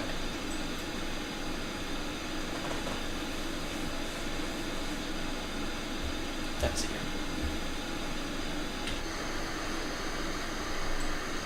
Maybe on the next leg. Which the next leg is to Schiphol. Maybe on the next leg we'll get some screenshots on all that. Some good ones in a few moments. Speaking of, let me go ahead and move all my screenshots over to my other drives.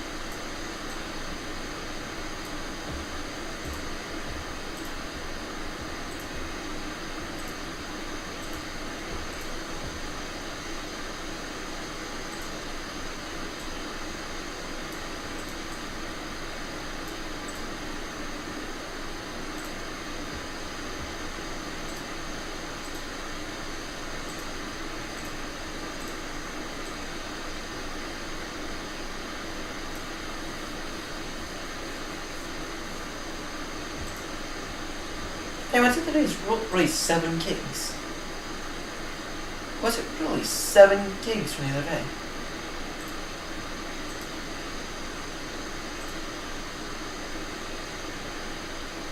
My word. No wonder why I was constantly running out of storage. The stream from the other day, because I try to record everything locally whenever I possibly can. Yeah, that was 7 gigabytes in space. That's insane. Oh my word.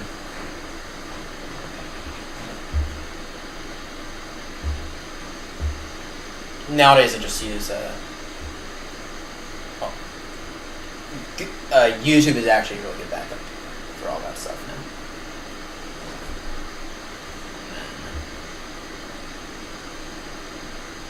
Desktop, download, shipments.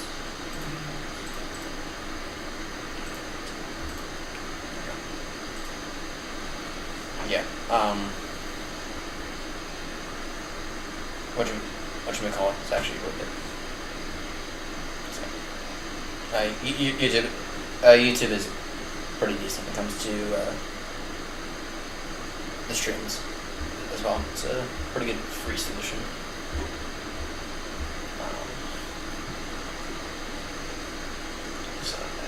I'm kind of trying to use that, but at the same time, there are some quality defects with the YouTube, with what YouTube has. So, such as if your internet goes bust for some reason for a few seconds, I'm pretty certain YouTube streams will pick that up. So, it's kind of annoying, and that has happened to me. That has happened.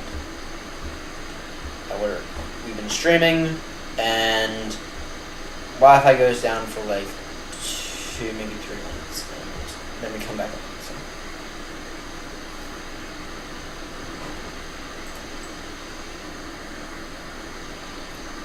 The sim looks gorgeous right now. Looks absolutely gorgeous at night. Looks decent during the day, but it looks gorgeous at night. And in a way that FS 2020 was never like. FS 2020, it looked alright at night, but this just looks absolutely gorgeous.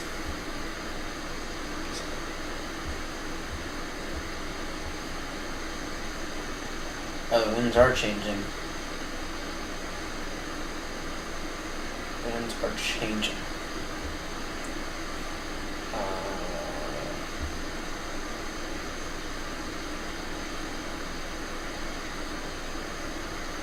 3-0 might be an option now, actually. I know 3-0 right and 3-0 left might be options now. I mean, it's a slight tailwind. Winds are 0.70 degrees at 1 knot.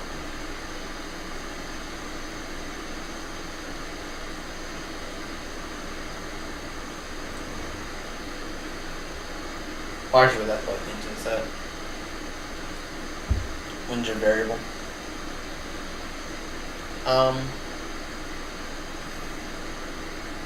Yeah, I'm thinking that we're actually going to prepare ourselves for a 3-0 then. Just the what change that required for a 3-0 landing? You probably want to take 3-0, right? It's fine.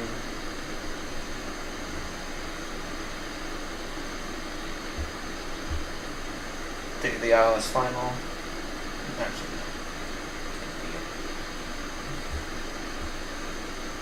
no. Down's on to Delta.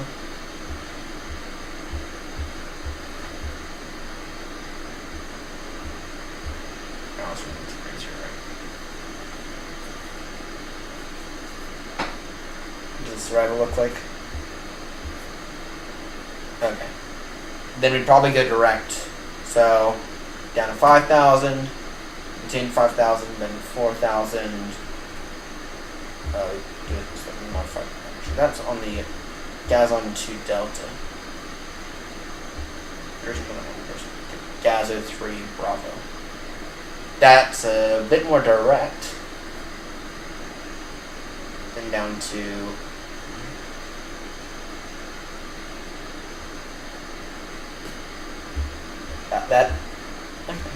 that actually looks pretty good in terms of an arrival procedure. That is not bad at all. Yeah, let's go ahead and do that actually, because that gives us shorter taxi, that gets us there a little faster. Okay. It'll be an ILS runway 30 right. Gazon 3 Bravo.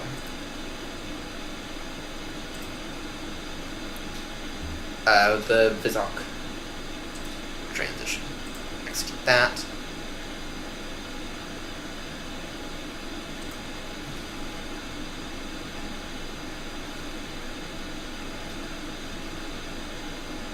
Then Kazan.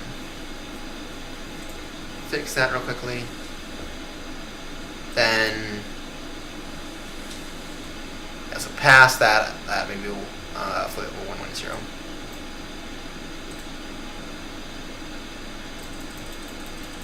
Actually, we're just gonna put that in differently for us. Speed 260. Light level 110 at Gazon.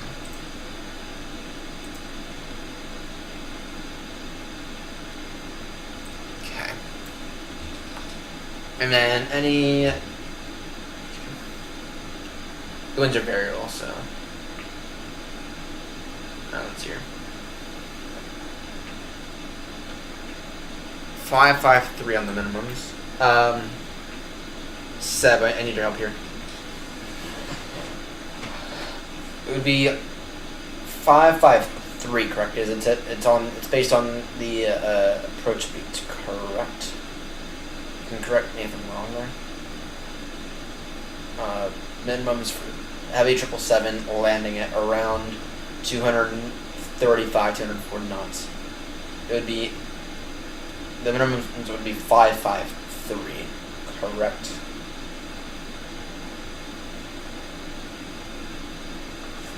While you get back to me, verify the nav, Brad.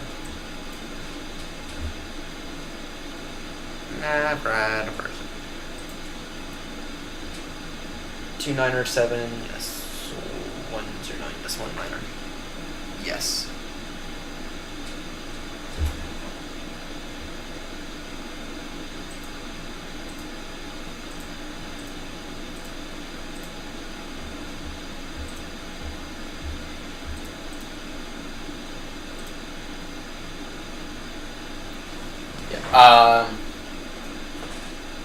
For the minimums, for heavy 777, we're a class Charlie aircraft, correct? I read somewhere that that's not weight based; it's speed based, and we'll be landing at around 135 to 145 knots approximately.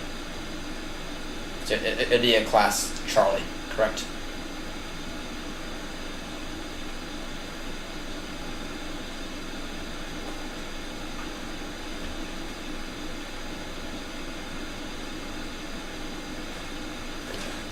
Thank you for that.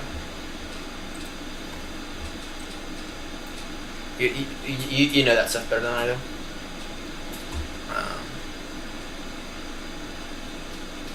Borrow 553.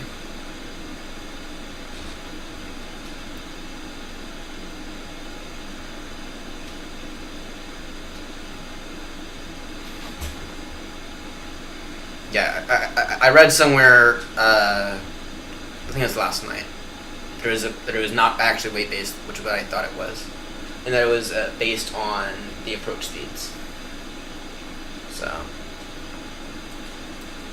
it was like anything above 160 is going to be under class Delta or whatever.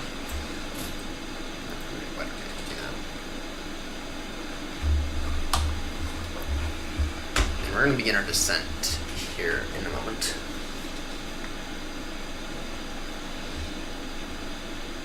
Chasm 3 Bravo. And that gets us pretty much straight in. So it's past Gazon at flight level 110. Then we will go probably down to flight level 100. Then we go down to flight level 80. And we'll maintain that all the way to Octon, and then we will descend down to 4,000, and I want to be at 4,000. It's not, I don't really want to be above, despite what it says. And then on the approach, it is intercept at 3,100. That's good to know. All right.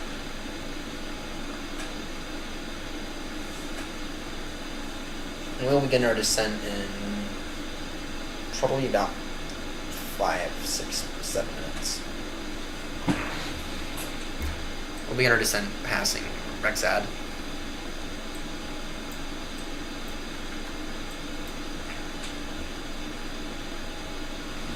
Yeah, I know. Yeah, no. Actually, I remember that right after I made that video. Transition altitude is 180. Over in Europe, it varies. I might pin that. Well, I think I already pinned yours actually. But I should have added that. I should have added that. Yeah, but I'm aware of that. I'm very well aware of that.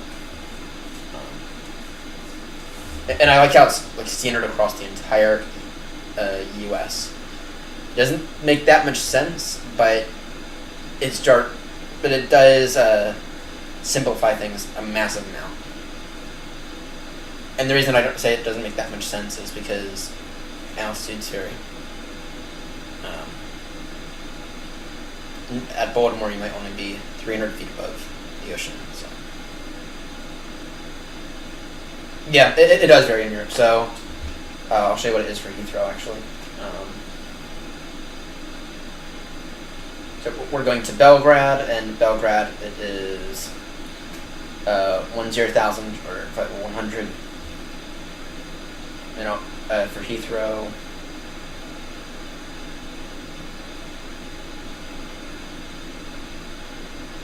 For Heathrow, it's 6,000. I thought it was 7,000 for Heathrow. It's 6,000 for Heathrow. And then for other airports, it's different.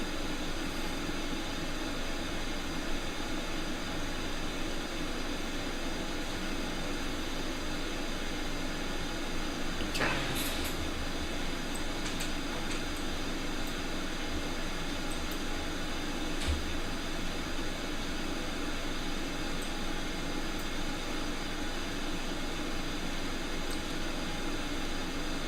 I'm scanning the frames now. Is that because I moved a few files? That might be a pattern I'm beginning to notice. Or is that because of the train? That might be more of a train thing. Yeah, I think it's probably more of a train thing.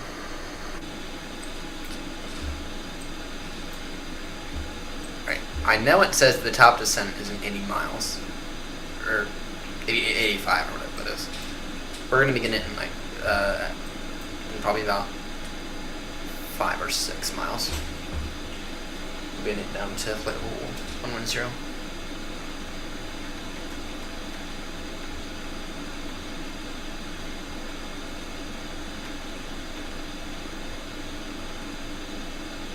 Freaking moth phone down. Get on the outside, so I'm not worried.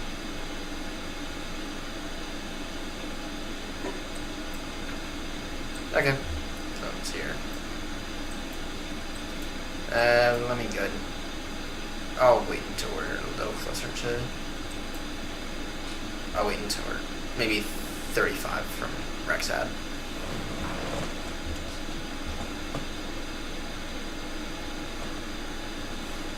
And in terms of traffic.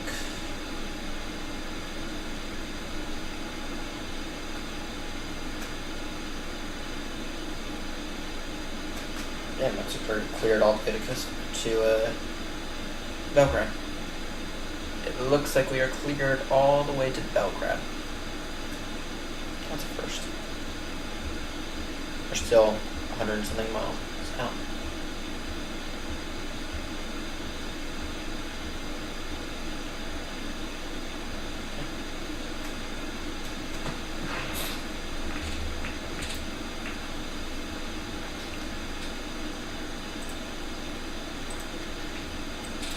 Belgrade traffic speed bird 57 Romeo heavy gonna begin descent now from flight level 400 down to flight level 110 level by Gazon.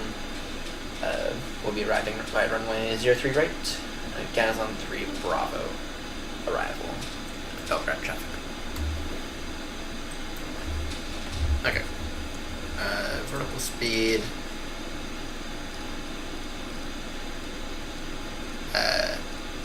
It's annoying.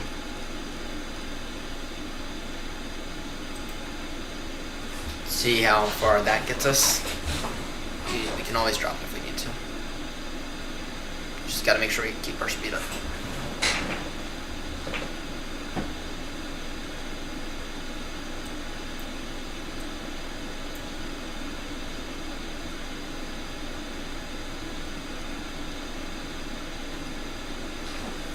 $1,500.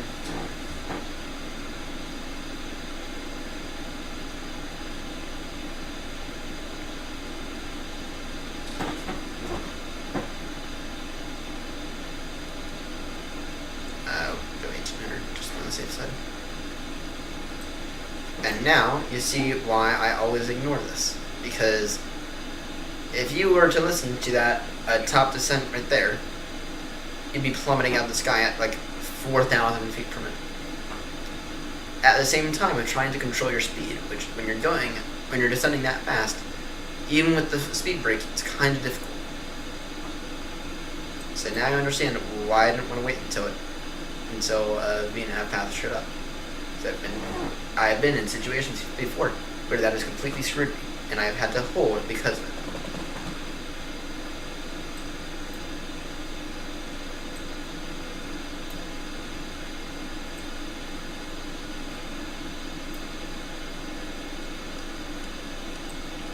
Passengers in the back to sit down. How much did New Sky load us up today? Arguably, I should know this.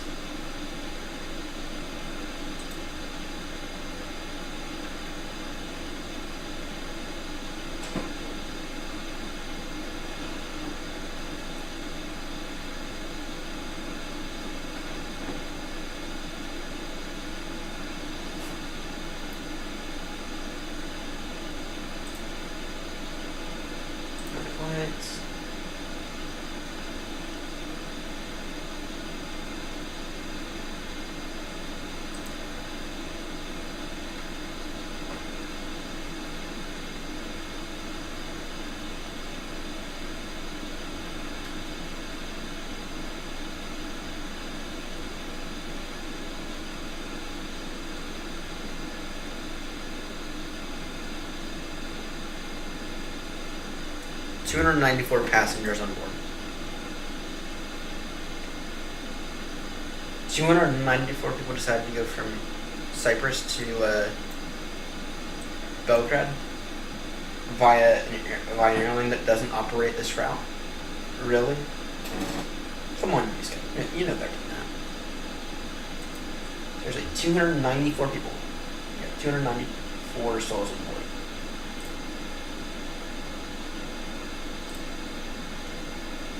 That's insane.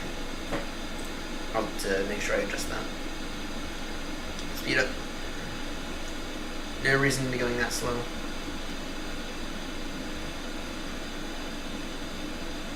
Go speed 300 knots.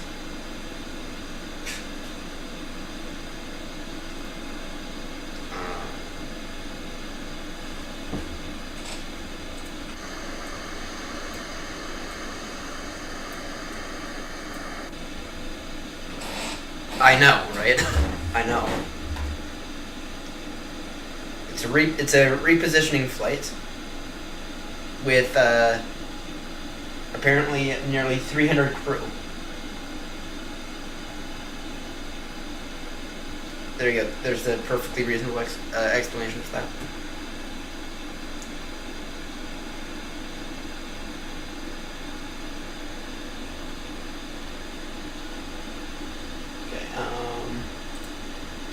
Yeah, I would have to tell it that we are going to be flying mostly, well, maybe not mostly empty for this next leg, because the next leg is from Belgrade to Schiphol, and I actually think that there might be a legitimate reason for 294 people to want to go from Belgrade to Schiphol. I think that's a very reasonable amount of passengers to do that.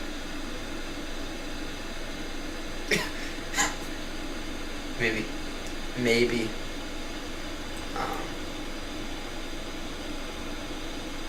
Let's see here.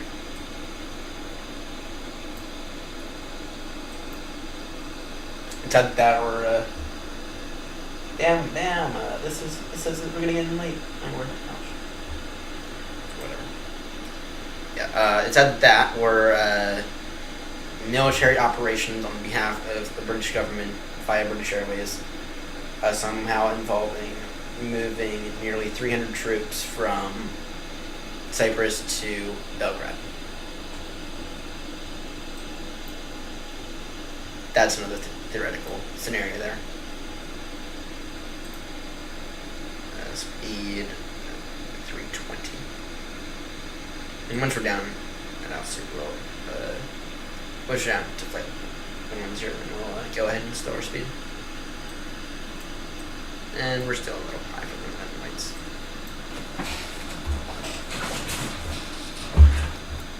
It's going to be quite interesting.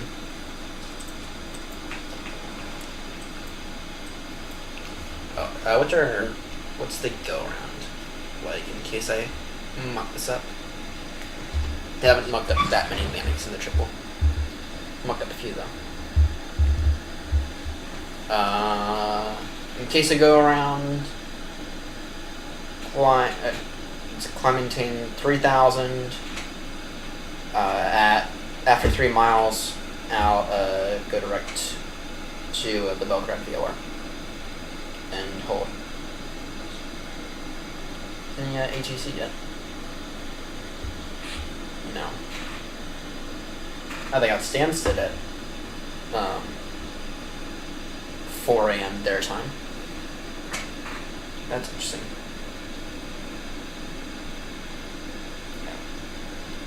Yeah. Yeah. I haven't done a single VFR flight on Vatson yet.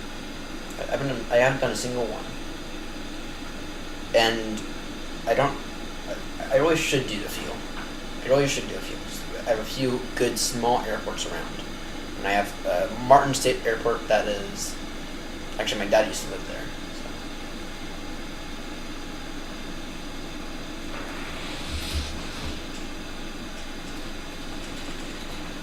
Yeah.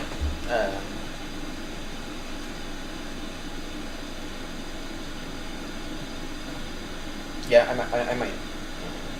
I guess that's good. In case you go around. And to be honest, we probably won't even go to VR. So. Yeah, that's what I've been told. So, I don't know if it's that it's easier or if it's just that it's more scenic, but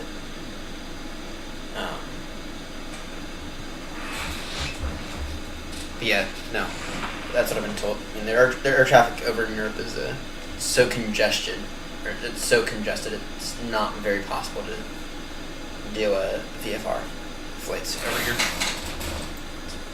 Okay.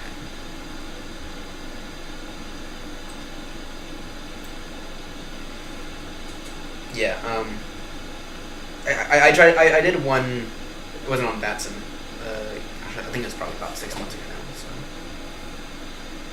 Yeah, it makes sense. And isn't it kind of like you don't have to exactly listen to ATC? Well, I guess if there's like a center online. But you're still, it's like, if you're like below a certain altitude, you don't, it's like a discrete frequency. I don't know. I don't know how the VFR stuff works. So, I did a flight. We did a little VFR flight. I think it was from Martin State to Dulles. So, yeah. We're still a little on the high side for landing weights. Yeah. Yeah, of course we should still monitor. Monitor every frequency you can, essentially.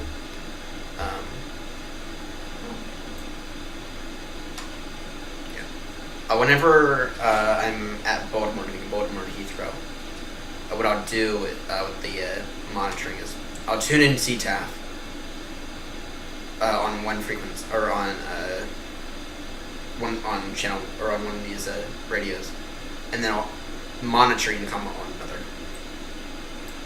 And yeah, you should monitor whatever you can. Monitor ground, monitor tower, monitor. I mean, of course, if there's ATC online, then monitor what they tell you to monitor. But monitor Unicom, monitor everything you can. Okay. Of course, the good views as we are descending.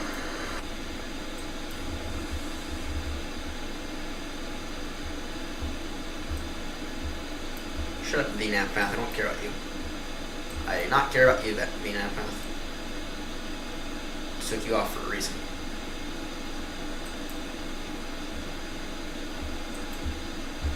Once again, the PMDG triple looks absolutely gorgeous in FS24. It looks 1,000 times better than FS 2020. So.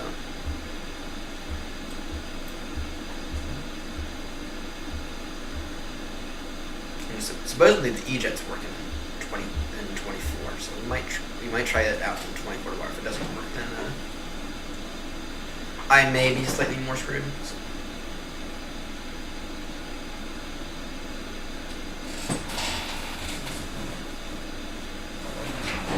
Yeah, good to know. Good to know. And just to be clear, the Bravo's the 20-mile radius within an IFR airport. You can correct me if I'm wrong. I think it's like 20-mile radius within an IFR airport. So. And then anything above a certain altitude as well. Well, no, I think it's like limited to like 10,000 feet or something.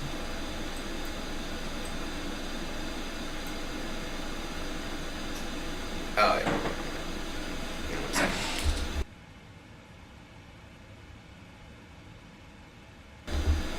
20 miles, says Charlie. Yeah. And there's a reason that I'm not a real pilot yet. Okay. There's a reason that I don't fly VFR. So I know a lot more about IFR than I do VFR.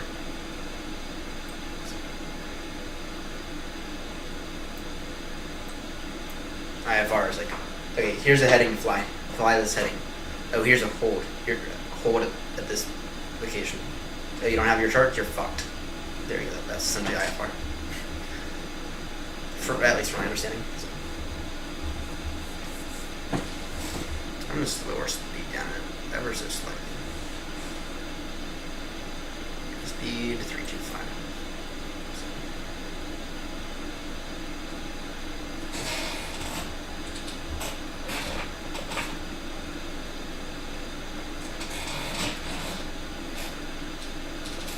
Yeah.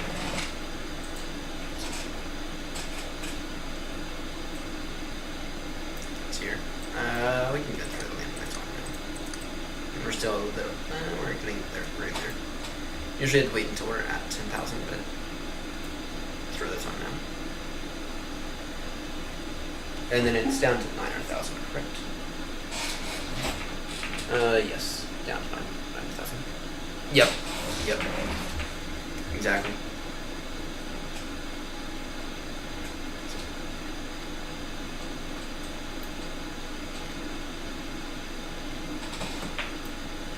You know, I was watching one of the Air Force Falcon 5 videos, and apparently someone was doing VFR patterns in an A320 at Manchester, and their traffic controller was like, "What are you doing?"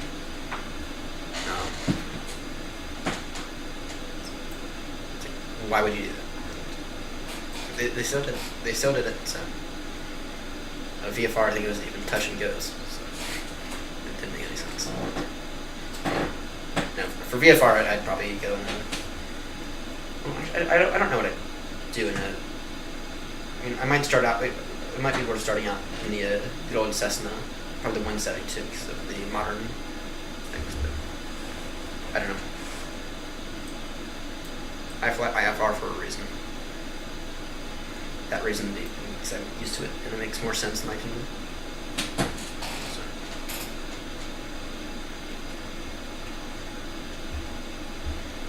IFR is so much better than VFR. Said no one. Okay, now we get into short burst speed and one's really level. Then it's down to 9,000 after we pass gas on. Oh, actually, we'll call it 8,000 by duck to 1.8 TPL.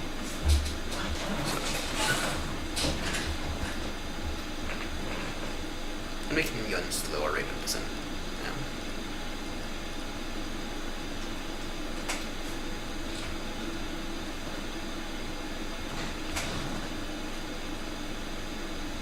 Yeah, I know. I can't name any off the top of my head. Flying over New York, that'd be interesting. So.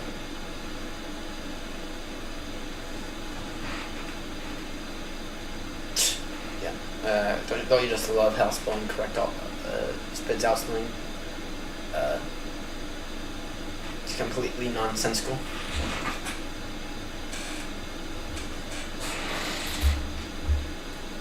Belgrade traffic speed bird, 57 Romeo, slowing speed now, 260 knots. Slowed by Kazan and at Kazan, we will begin for the descent. Yeah, I bet twice. Wait till next month. I haven't done that much West Coast flying. I haven't done that much West Coast flying. I've gone out of LAX a few times. I think I've gone into Seattle once or twice. And I think I've gone into San Francisco once or twice, but that's about it. Meanwhile, East Coast wise, I go out of Baltimore all the time, go out of Boston a fair amount.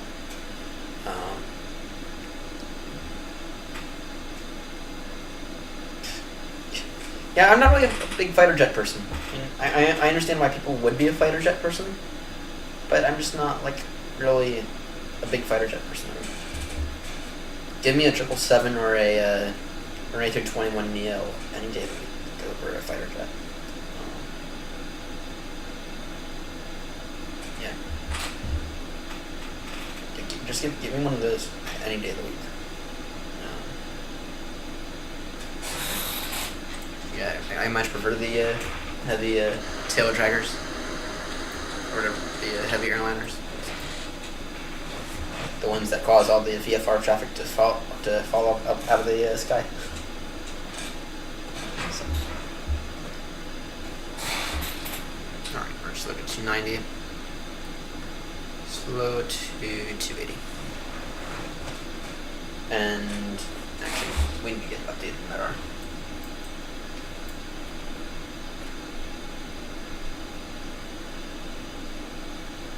It is Lima Yankee, right?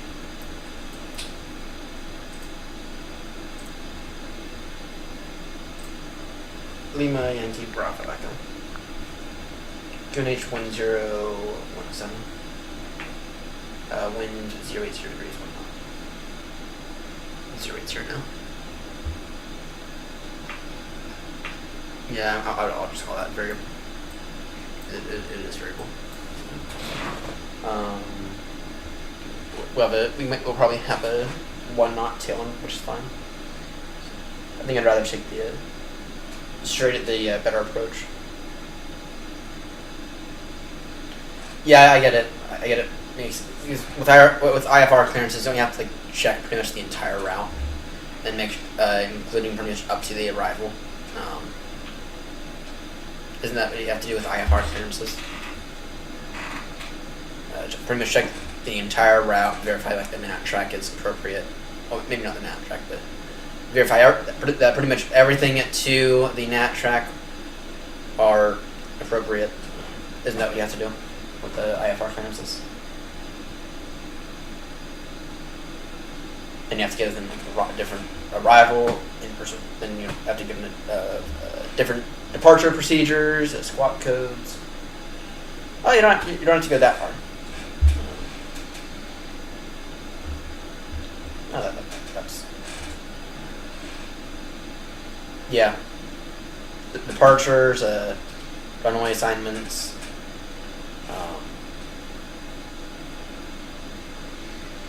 All that annoying stuff. So, altitudes. Make sure the SID's correct. Yeah. We need to slow our speed a little more.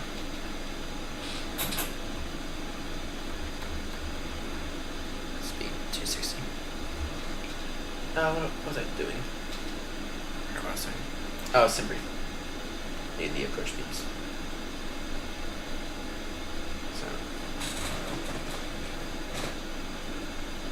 Performance and tools, landing, okay, auto break 3, speed 134.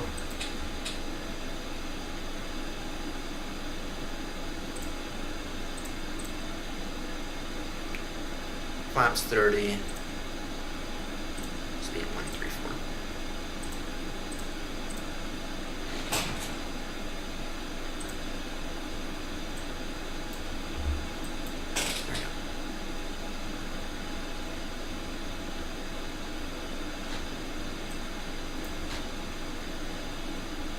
There we go. Landing lights on, everything's on. This is... I'll have to wait in the middle of the first one. Oh, actually... I get something here.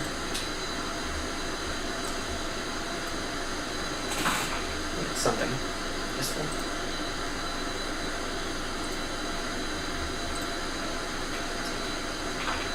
I've only done a few events. I think the only big one I've done so far has been across the pond. But across the pond was the most fun I've had in a very long time. So yeah, doing more events is gonna be something that I try to do here more often. So yeah, doing more events is gonna be one of those things we try to do more often on the channel. More VATS and community involvement. So yeah, the only one I've really done though, there's some major VAT UK event that I got caught up in a flight from Eddy to London Heathrow, and I was holding for like 2 hours, and I didn't realize that there was a major event going on. I was holding for like 2 hours, and then for Friday nights. I'm usually off Friday nights as well, so I should really look into that more often. So. Right, down to 9,000.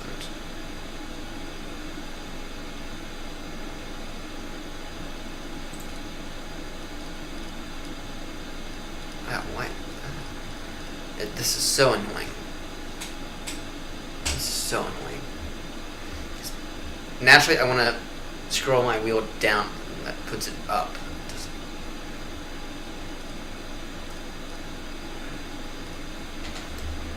Belgrade traffic speed bird, 5-7 Romeo heavy, descending now altitude 9,000 feet,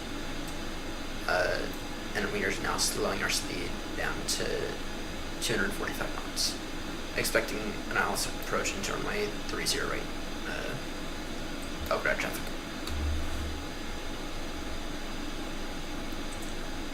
1017.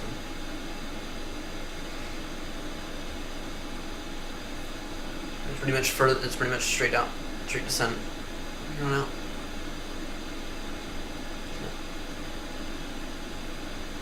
Gas on the street, Bravo. Yeah. There's one that I was thinking about maybe joining in on. One of the weekly ones. One of the Canadian ones, the Montreal Mondays, I think it is. I don't fully remember. Alright, NH1017 set. Landing lights are on. Seatbelt signs are on. We are breaking speed limits.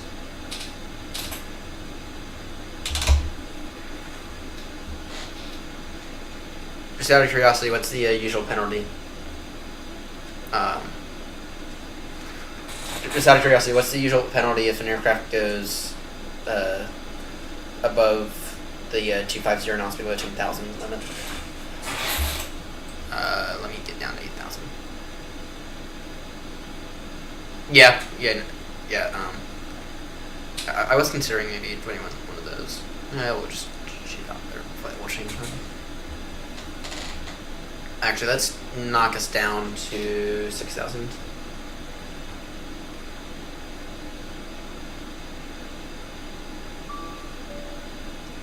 Wonderful. Good job, cabin. Good job, cabin. Yeah, now I have to. Speed 2-3.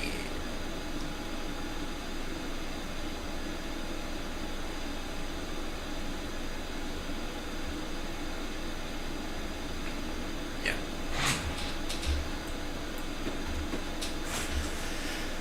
Speed 220. May need to put up the speed brake ever so slightly. They're fine actually. Then we need to be down to 4,000. I'll begin to put some of the flaps up, or some of the flaps down in a moment.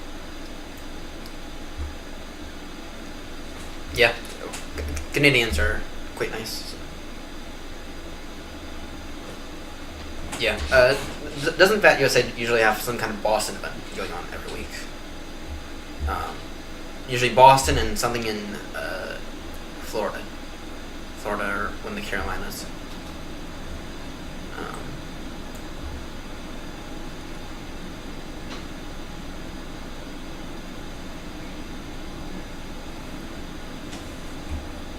There you go. We are really struggling to maintain our speed. There you go. We can throw approach mode on now.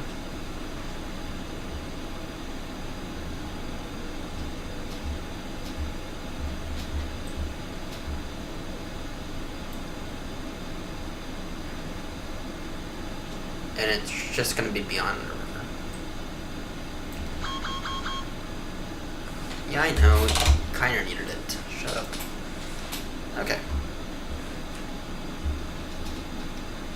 Belgrade traffic, Speedbird, 57 Romeo is now about a 20-mile final on ILS runway 30 right, Belgrade traffic.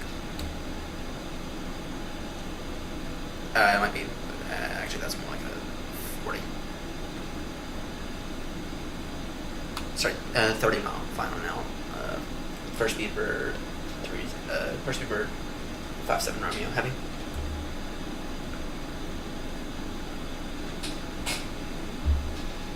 Yeah, I just really need to pay attention to that stuff now.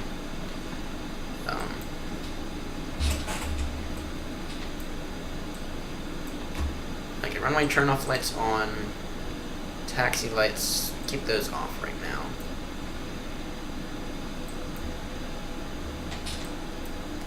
Wait for the approach, and actually went down to 3,000. Let's go ahead and speed 220 is fine right now. Speed 220 is fine. I love how the frames are plummeted. Yeah, that was going down to 1,000. Interesting.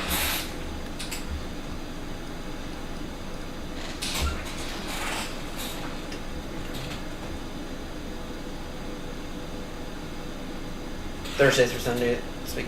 Nice. I wonder if our Baltimore to Heathrow, which will probably be, it won't be Friday night, it'll probably be Saturday night, overlaps with that.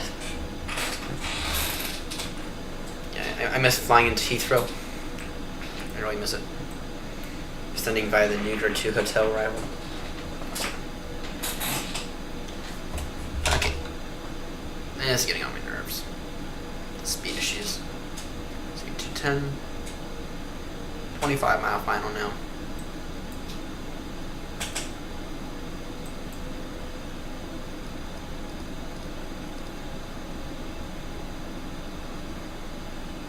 We're picking up the localizer now. Or, yeah, the localizer. 3 minutes left, one.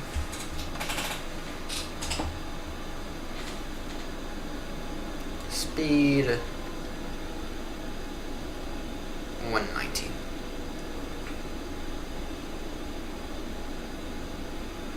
Whatever. What usually happens with that is I'll climb up to altitude and then I'll just sit there and listen to AGC for the entire duration of the flight. So, yeah, I probably crashed on a bunch of events just by flying over. So. Let's go ahead and produce to our. Let's go ahead and begin to reduce our speed. Yeah, Dulles traffic doesn't usually interfere with my Baltimore to Heathrow's.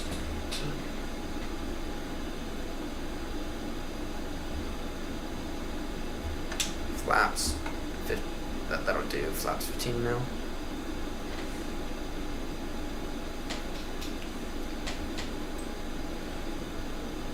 Is everyone see the field and say, no? We're still 20 miles. So.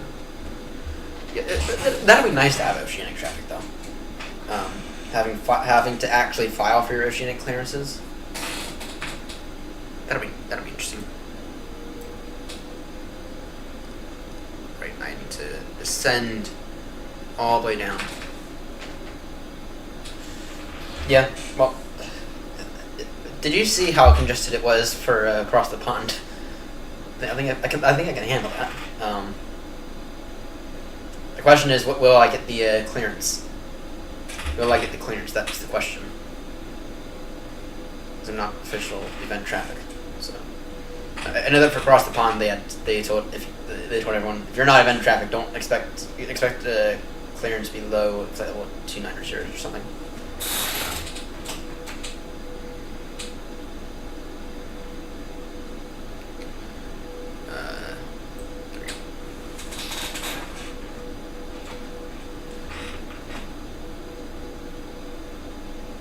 Now, and also, would that be southern oceanic traffic and not northern oceanic traffic? My geography might be messing with my head a little bit, but wouldn't that be like a southern oceanic traffic, and not like northern oceanic?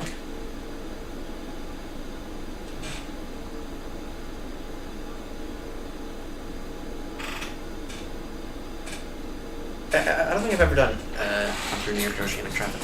Usually it's Gander. Usually it's Gander I have to go through. Sorry, Gander, London, Gander, one of those two. 2500. Noted. And I think I see the field. Idles are fine.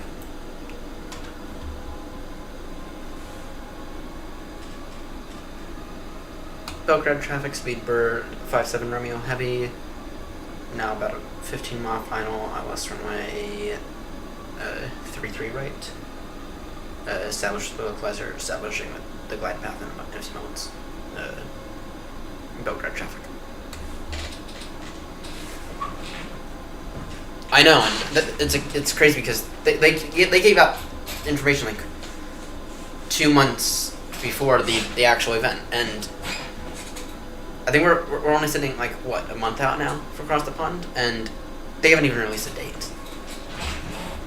At least not to my knowledge. Check right now while doing this. And they haven't released anything. And it feels like it should only be like a month out. Oh dear, is this going to be a Cat 3 approach? What are the minimums use of a Cat 3? Or do we even have a Cat 3?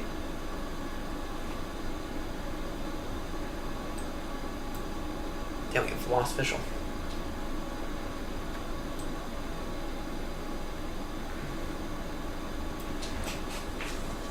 At least we can still see something. We don't have a Cat 3 with this. Ouch. Any update on the visibility?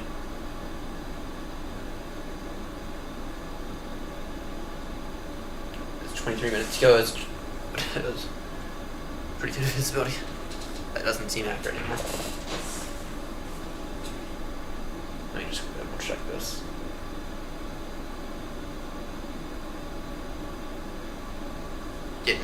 Yeah, no, you're fine.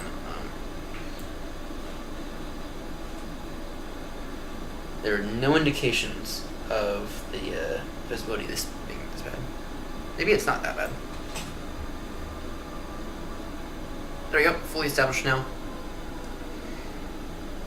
Belgrade traffic speed bird, 57 Romeo, fully established now. ILS runway 30 right, about a 8-mile final. Belgrade traffic. Reduce to our final approach speed. Gear down.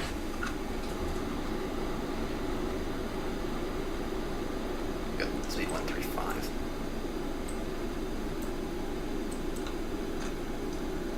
Checklist override. Approach. Checklist override done. Landing checklist. Flaps full. Right. Hopefully the frames don't get the best of us today. Everything's on.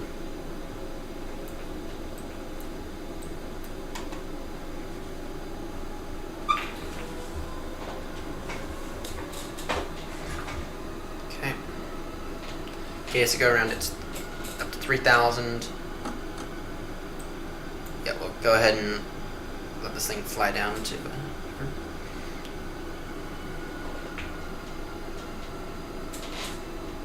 I still don't have a visual on the runway. I feel like it will be getting in a few moments though. 5-mile final. Yeah, I told you we would be getting the visual in a few seconds. I got the runway slate. Okay.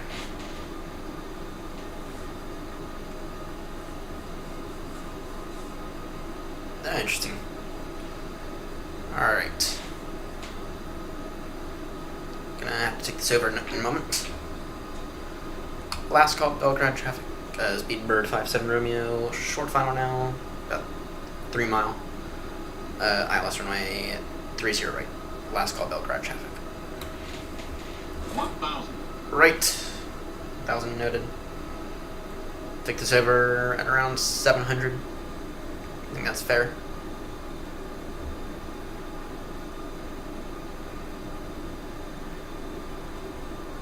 Visibility is fine. Okay.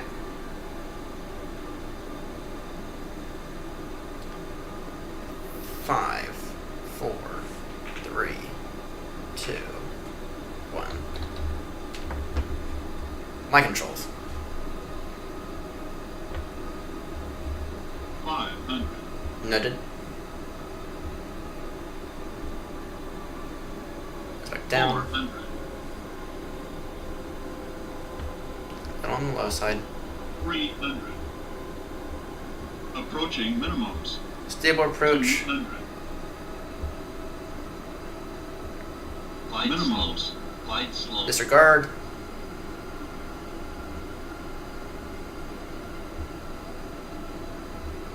100.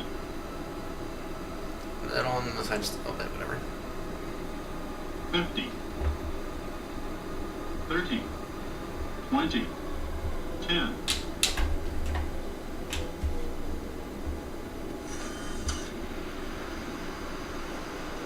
140 feet per minute. That was the definition of butter right there. The butter machine works again.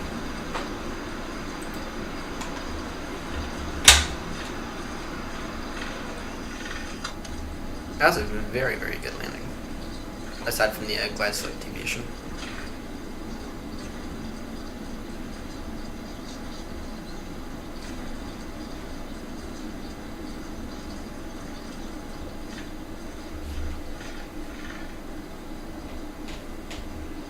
Right, flaps away.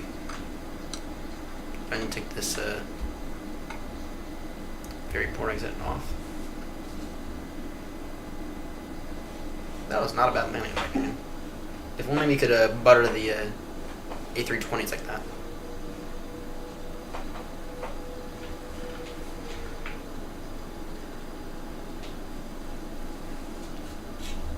Belgrade traffic speed bird 57 Romeo has now vacated runway 30 right. Now crossing runway 30 left. Belgrade traffic.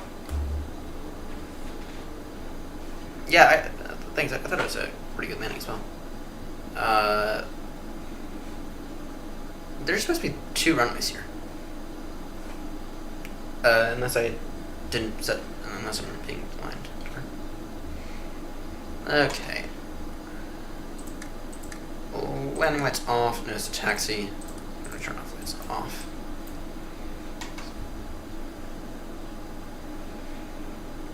Okay, that's sure.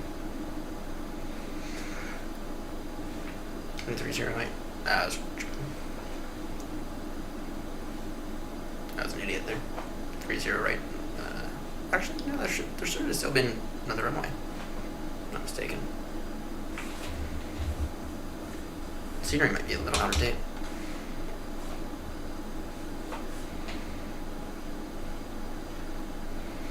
Yeah, that landing will be a short tomorrow.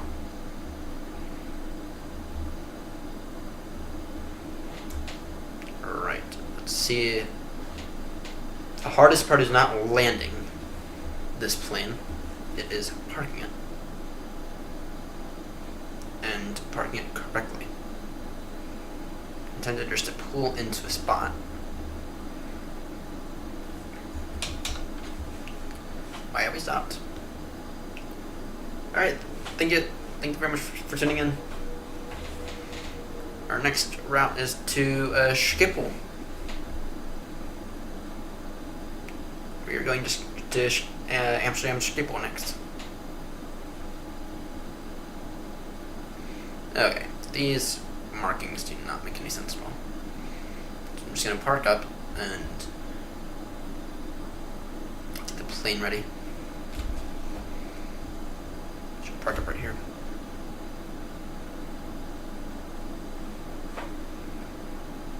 If only we had a, what should we call it? GSX, that would actually work.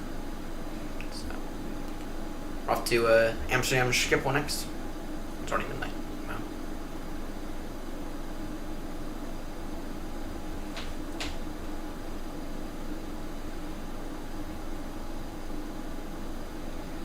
Have to watch that back in my thing.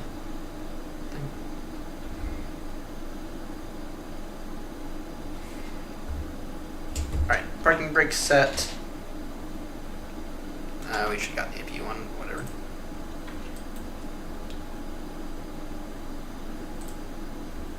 Set chocks. Request ground power. Ground power on. Those off. Taxi lights off. Strobies off now. Now, if New Sky does not give me a 10 for this, I'm going to declare it rigged.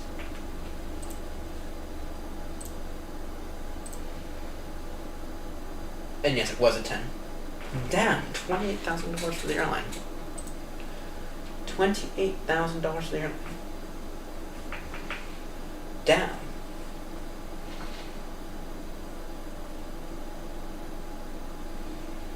Yeah, that was good. No, it was estimating that we would get there late. Okay.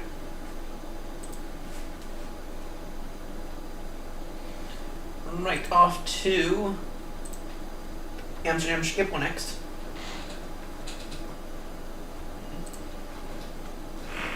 In the 772.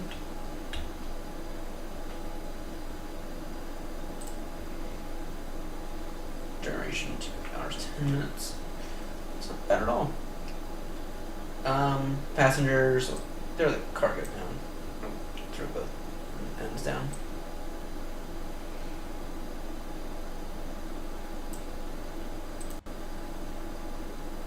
Order 420. Book flight. Generate symbol OFP.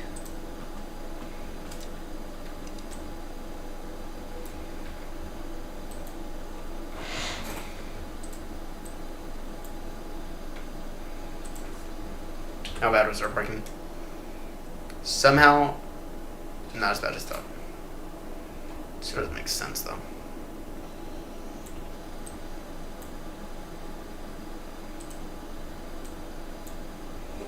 That's broken. Okay, sim brief OFP generated.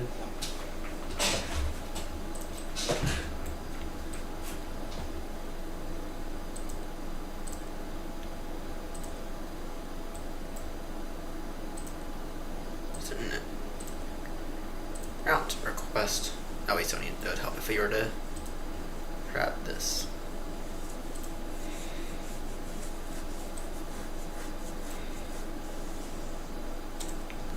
Off to Amsterdam Schiphol next. Set payload, set fuel, select route.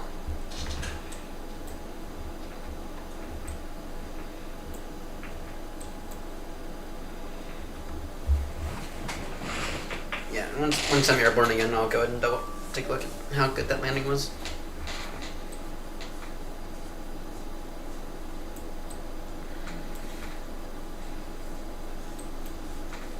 Load.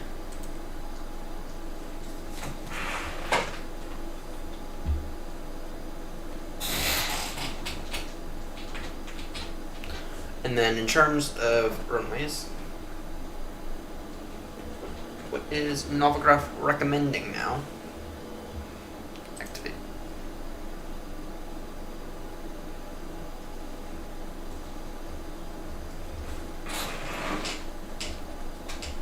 Unload, import from SimBrief.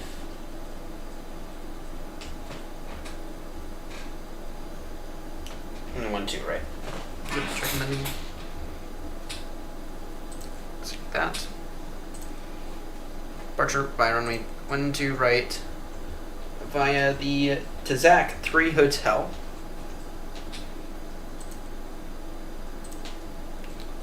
Execute that. Okay.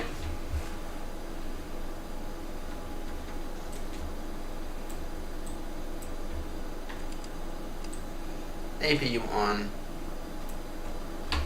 Be ready for this in a moment. SimBrief.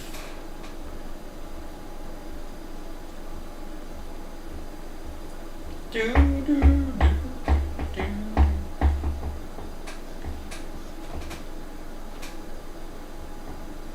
One, 3, 3. Really? Wow, that's impressive.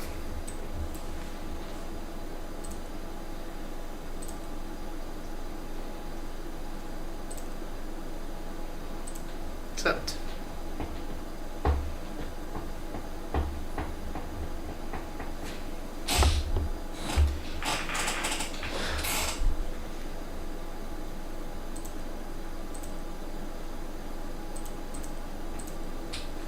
Take off. Flaps 5. Damn that. Flaps 5 takeoff, that's nothing considering that margin. 130.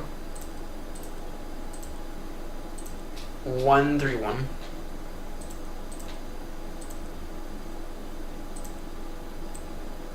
Do we have brake fan?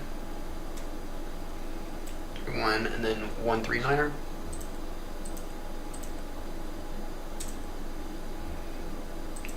Okay. VNav.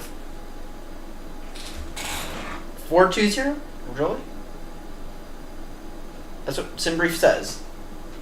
Let me just go ahead and get this SimBrief file. 420. You've got to be shitting me.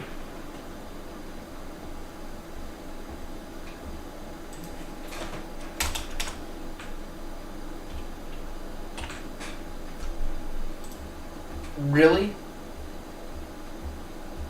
No, surely not.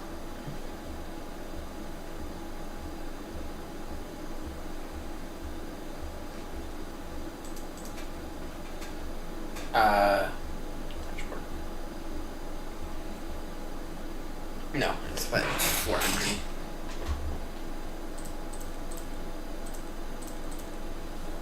Oh, 400. Okay. GSX dear.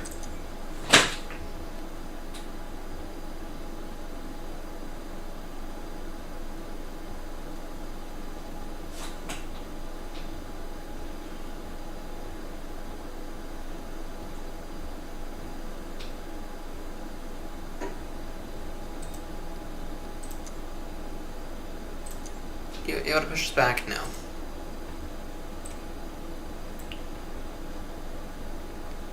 Right.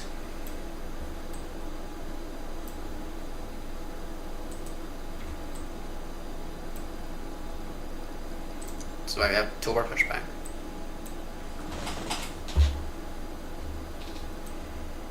And we're taking IRA 1, 2, which means we're gonna push and start facing that way.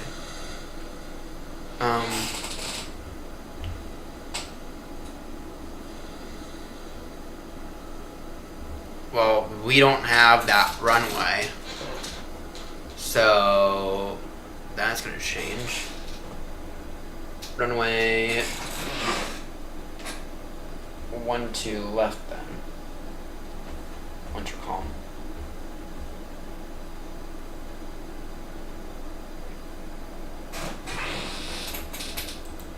It'll be runway 1, 2 left then.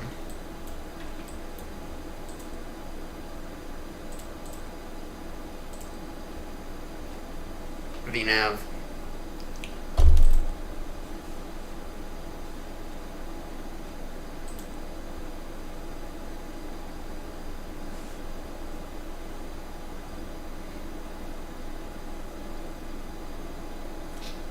One 130 131.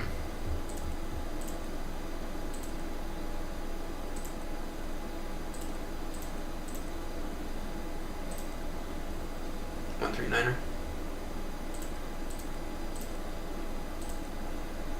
Okay.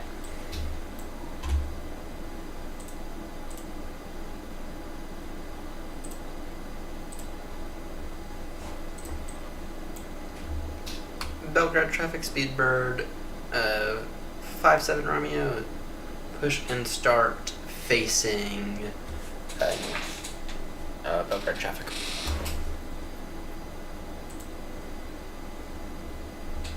Okay, let's push.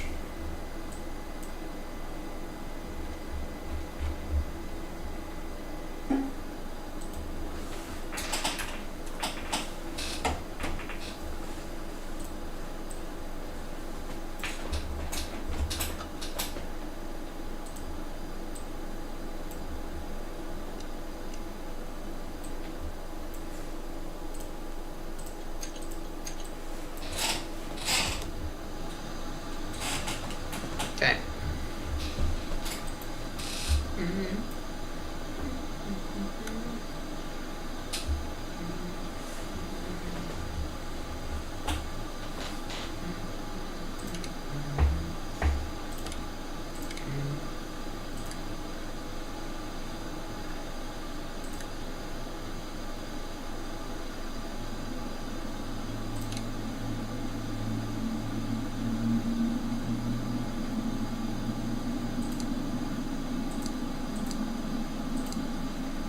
That might get a little annoying.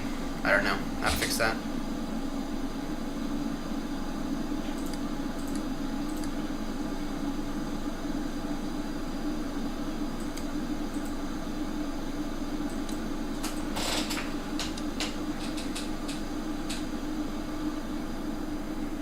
that might be a little annoying.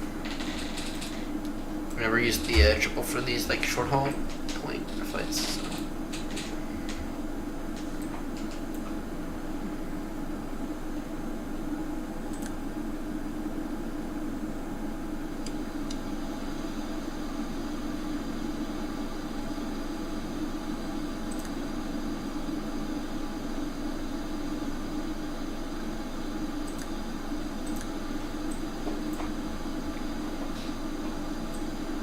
To maybe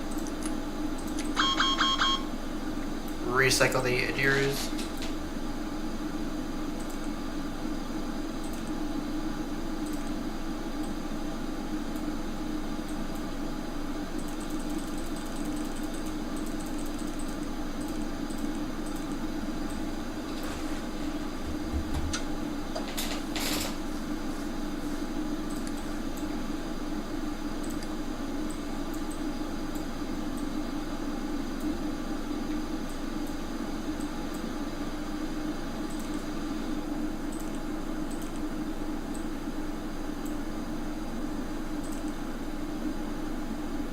There we go.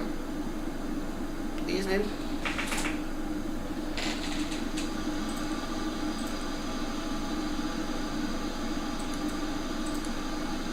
Give it a moment.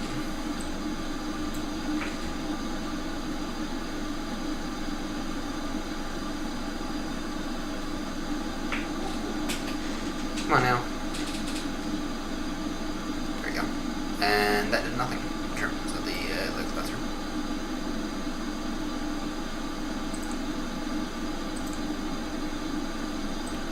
Right. Flight control check.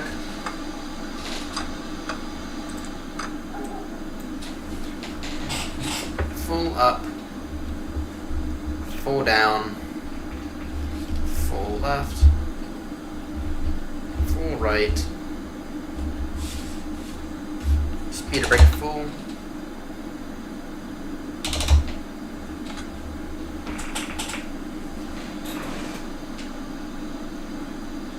This is essentially a straight climb to 3,000, then yeah, makes sense enough.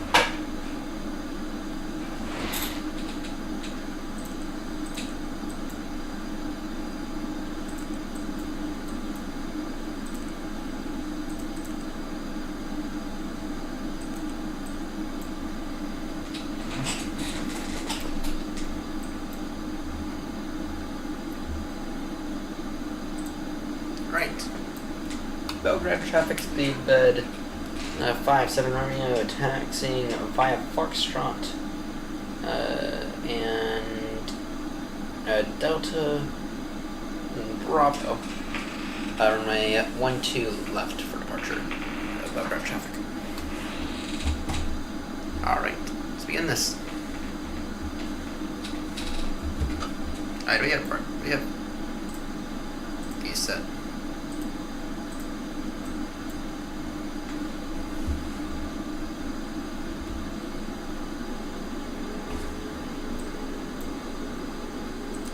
Right. Just need one quick taxi.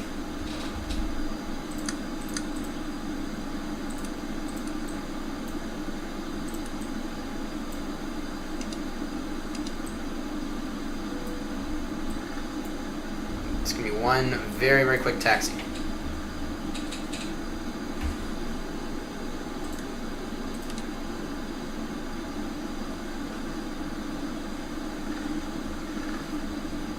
Oh, I should have powered cycled the aircraft. We'll see how far we make it.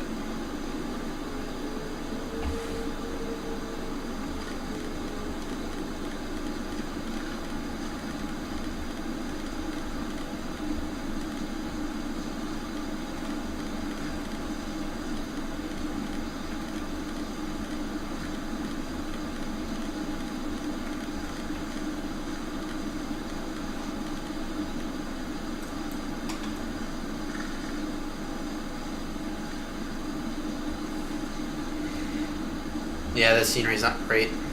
At least we're going to Schiphol, where the scenery is workable.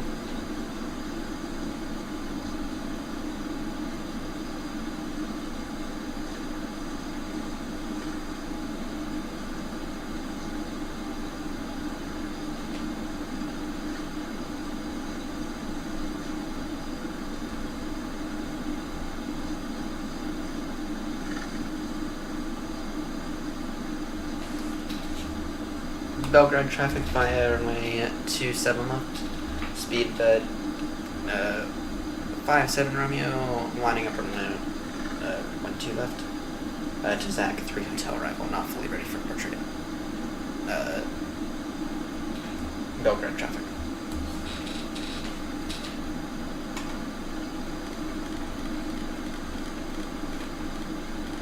Speed 200.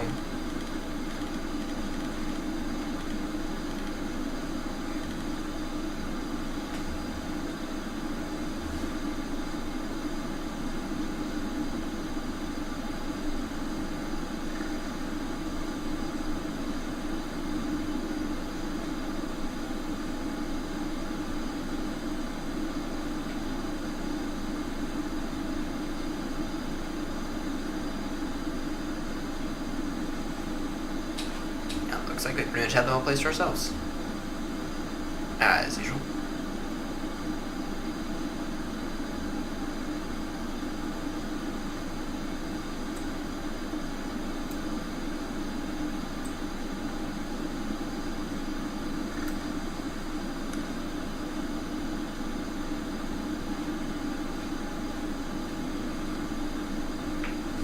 Belgrade traffic, Speedbird 57 Romeo, taking off runway 12. Taking off runway 12 left by the Tizak 3 hotel departure. Traffic. Okay.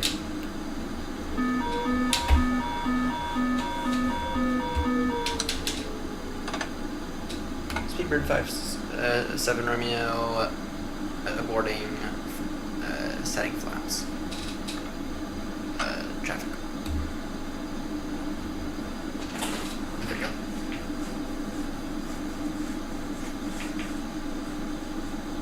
Thank you so much for reminding me about that. And you're not lying for me at all. Actually, you're not bad at all. Yeah, I'll call that. Okay. What is the fucking takeoff button?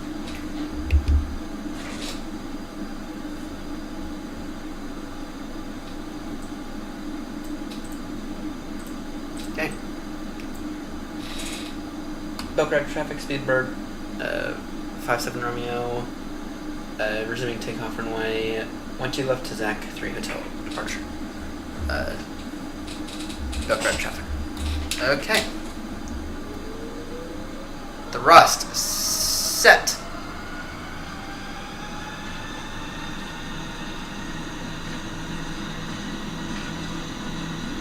Airspeed alive.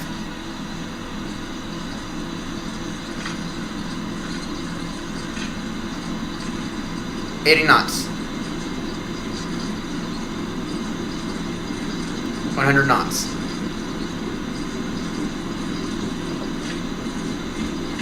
V1. Rotate.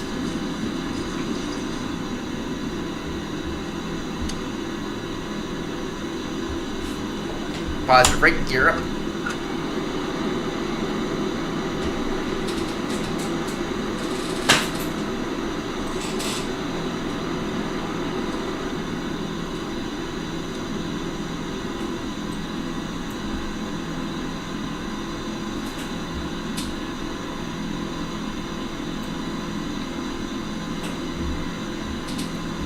Flaps away.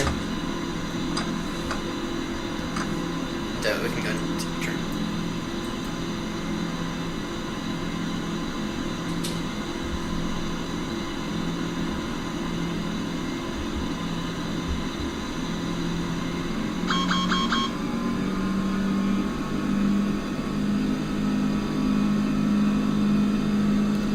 Belgrade traffic, Speedbird, 57 Romeo is airborne passing 2500 now, climbing flight level 400. Traffic.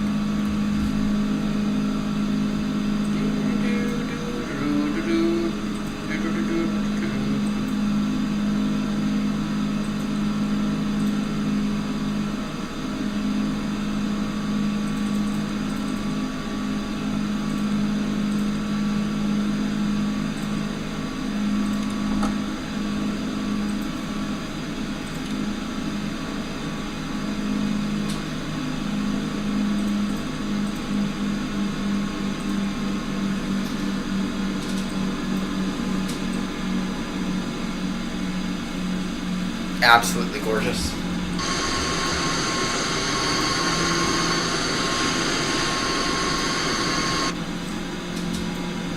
When you can screenshot that one.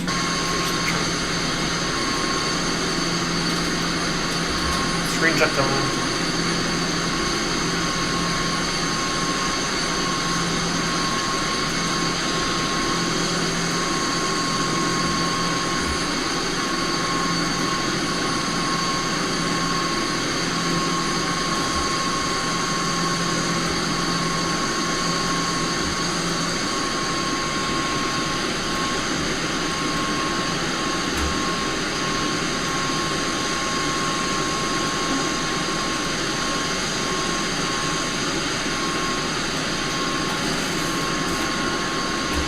There we go.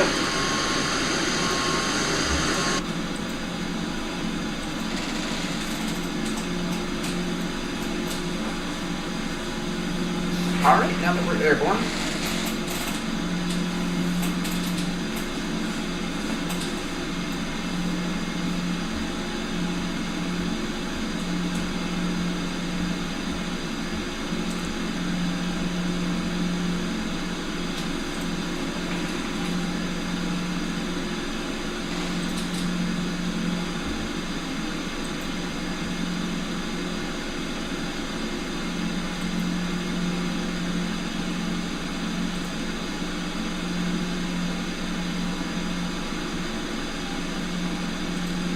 Legs. Okay, let's go and take a look, see if we can get a direct route.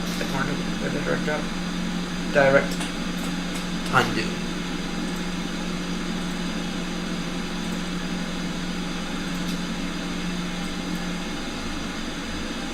Belgrade traffic speed bud. 57 Romeo, direct Tandu now.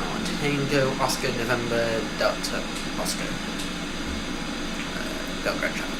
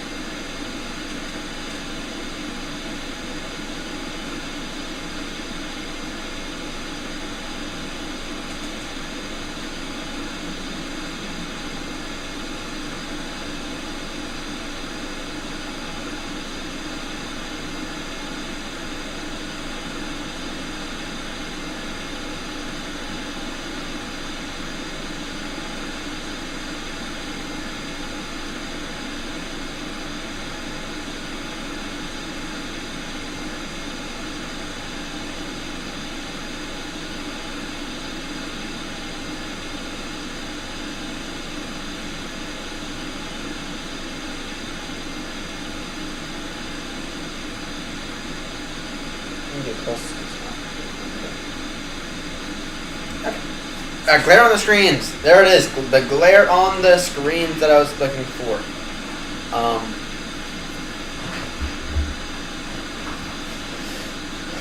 I cannot give it a 10. I cannot give it a 10. I'm sorry, I just can't. Glare is there. I'm going to acknowledge that now. glare on the screens though. It's there. Oh, actually, no. I can't give it anything because no, it's not there though. It isn't there. It's matte. It should be there. Wow. PMDG, you are missing out on such a great opportunity, and it's so annoying that you're missing out on it. Missing out on such a great opportunity to improve your product shipping. Such a great opportunity. To be clear,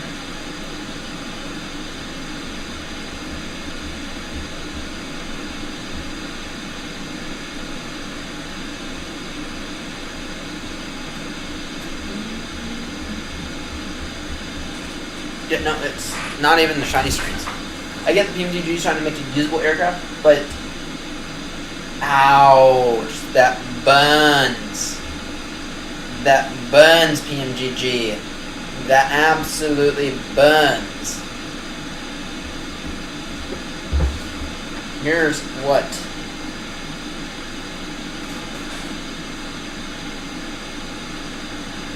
You've got to ship.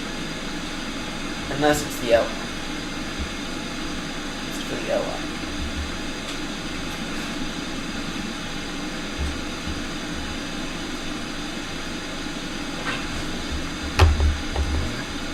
That burns. Yep, you see that glare on the screens? We ain't getting any of that shit. It doesn't exist there. Wow. PMDG, you have some work to do there. The shadows are there. The glare on the screens are not. You can see them. There. See that glare on the screen on that one?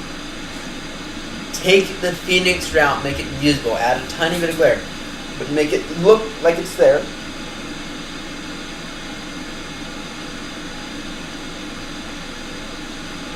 Wow, PMDG, what a failure point. It's official now. On my evaluation,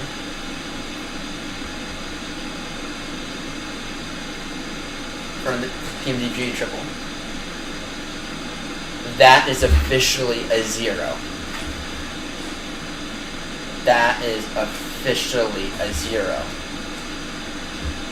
Wow. If they were to add the glare on the screens, it would probably make it about 55 times more. Wow, PMDG. That is such a point that you're missing out. Such a move that you're missing out. Okay, anyway. This is our route for the second flight of the day. This will be our final flight of the day. We're going to have to Schiphol, Amsterdam Schiphol. It looks like a far out. It's not really easy. Once you guys don't wait for a few minutes, I need to go run through the blue, and I'm going to have to go upstairs run because my foot is out of commission right now. So I'm going to come 1, 2, 2. This will be for a bit.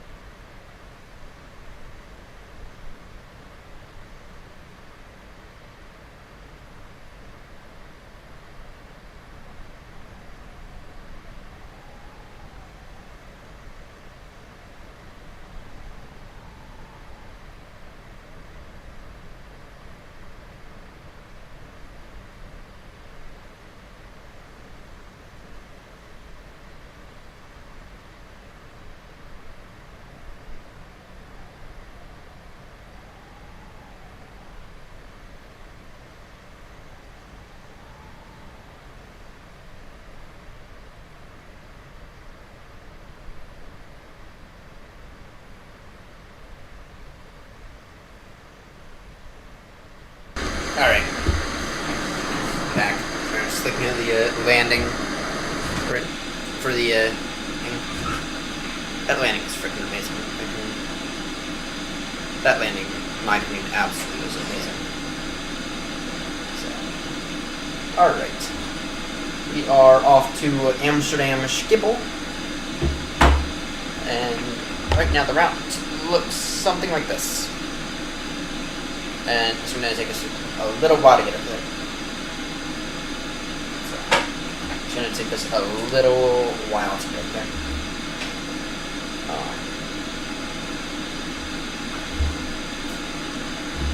I think it's actually shorter than the last route. So it is. I think it's actually shorter than the last route. But we are making our way over there, and we're doing. We're not doing the fastest in the world, but at the same time, though, you're doing it. So.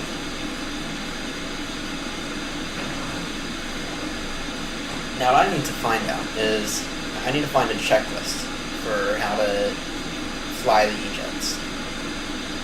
That's what I need to do. I need to do that before tomorrow as well. Because I have no clue on how to fly them. Tomorrow night's going to be very much of me like, how does this work? How does this not work? That's going to be what tomorrow night looks like.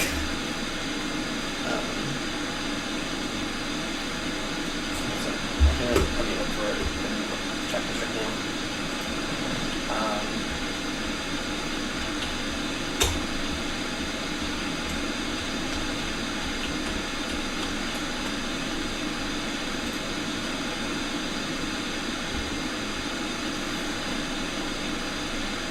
Let's see here.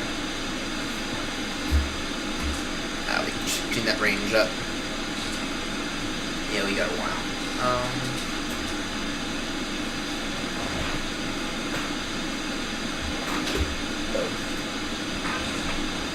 Have you ever tuned in? Okay.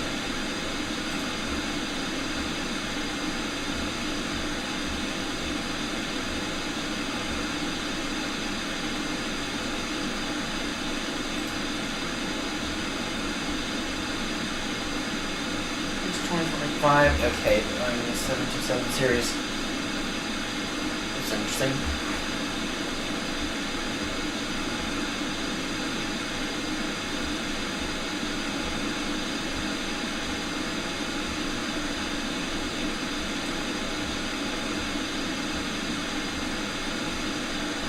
Okay, good to know.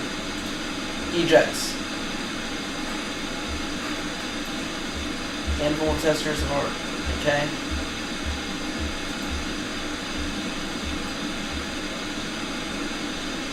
Nice.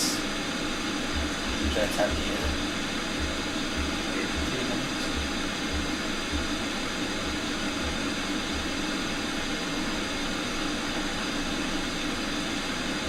yeah, no, I've flown on a E-jet before.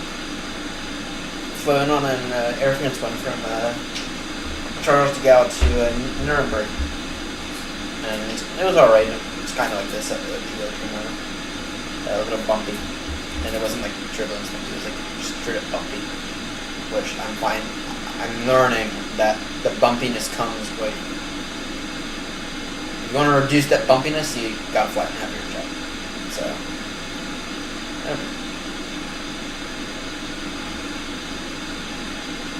That is what I'm unfortunately learning.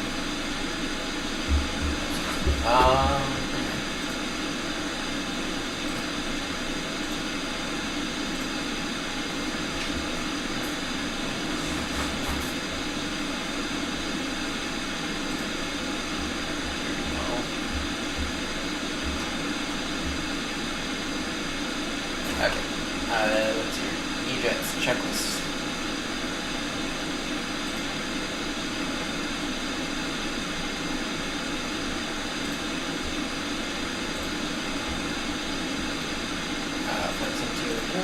They have it on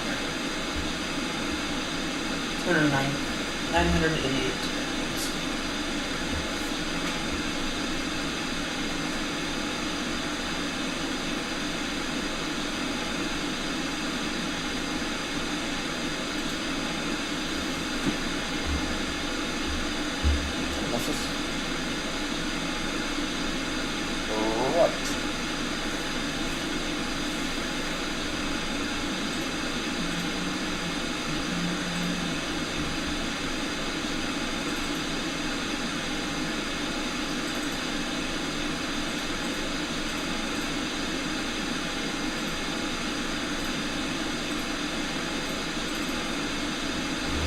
Embraer.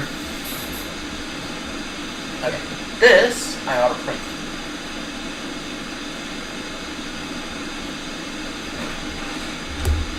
Gotta print that.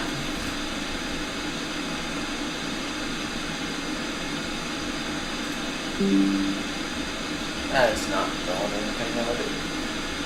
I can literally look over there and so it has plenty of ink.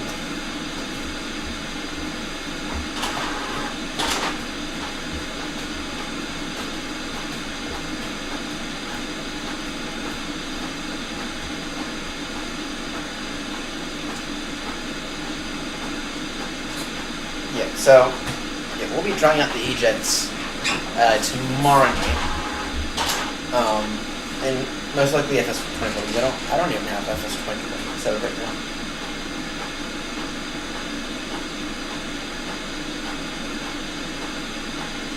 No, if we're being honest, I'm actually beginning to consider deleting FS20 because we don't use it anymore.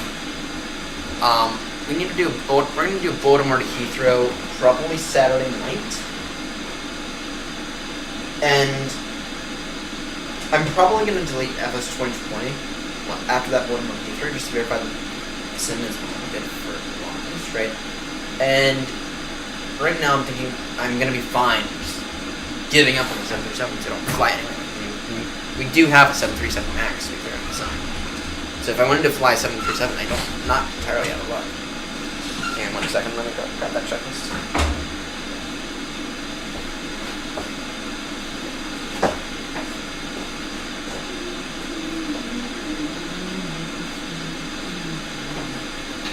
There we go.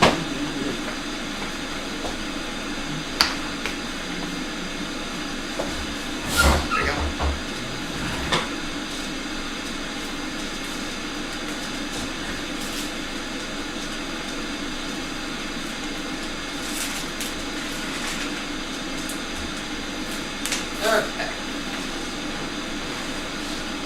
I don't have a checklist yet for the trip. I should probably print one out.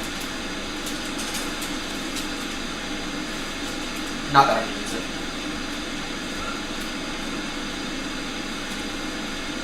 I wonder if Mr. John Beck does want that something.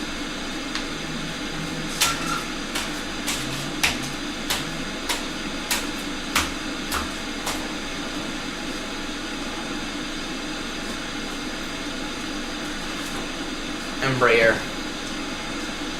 Okay, E190.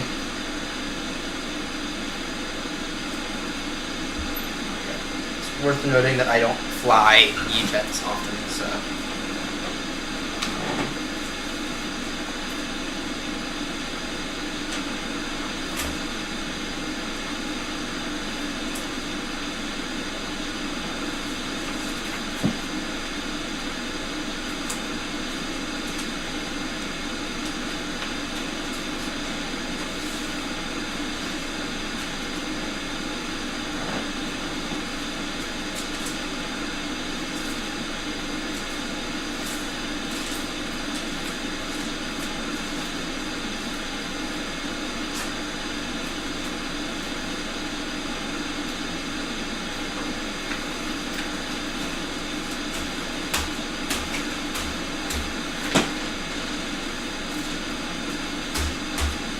We got our checklist now.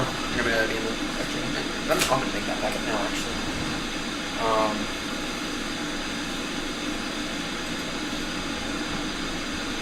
I will not be sharing these because these are not mine.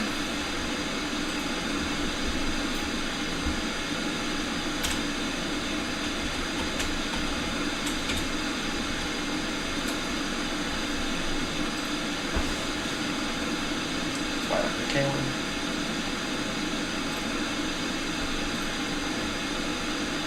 And then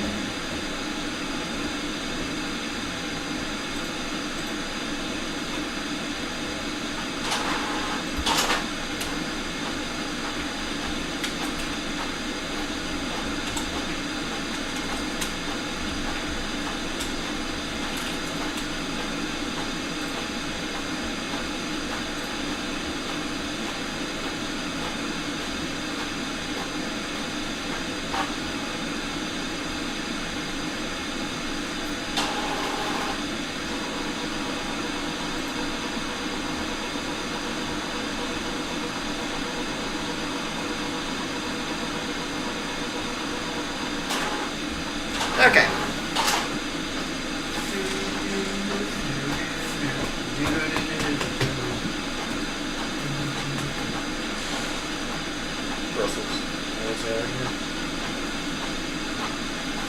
So tomorrow, so Friday's going to be interesting because what's going to happen on Friday is we are going to. So it's going to. So it's actually going to happen on Friday. Just to be 100% crystal clear. What's actually going to happen on Friday is we're going to wake up relatively early. We're going to be live probably around 7:30ish. That's when and we are going to knock out the final 3 legs of the Euro Capitals. Final 3 legs are going to be from Amsterdam up to Stockholm, Stockholm to Brussels, and Brussels to Gatwick. Right. Those will be the final legs we have to do of the flight. Holy shit, AP's.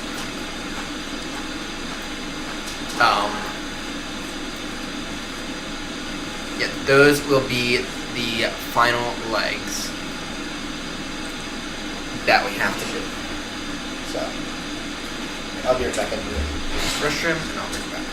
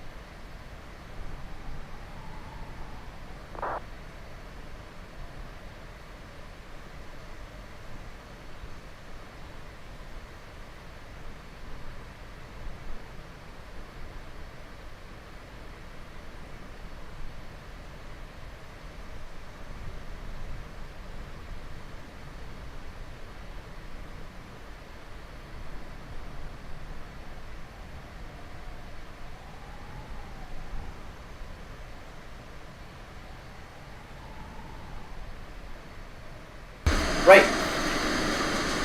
So you got about 40 minutes of touchdown. And generally speaking, I tend to agree with that.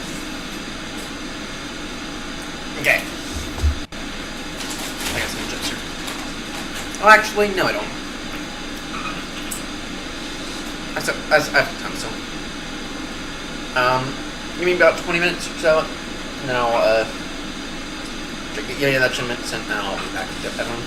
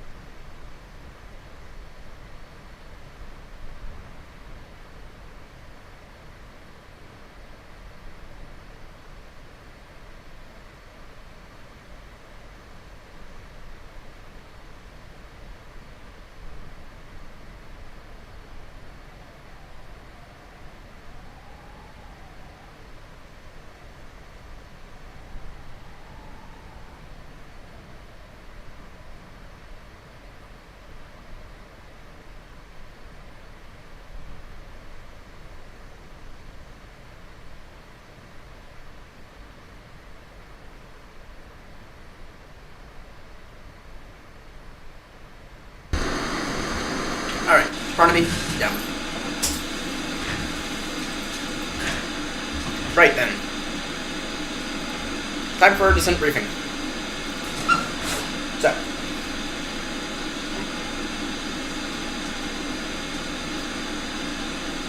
Everything's off. We do have. Are we gonna pass through?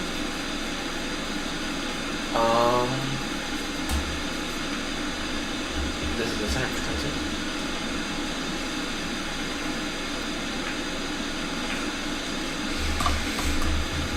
Gonna get this on to prepare. Looks like we're gonna be passing through a center. 133.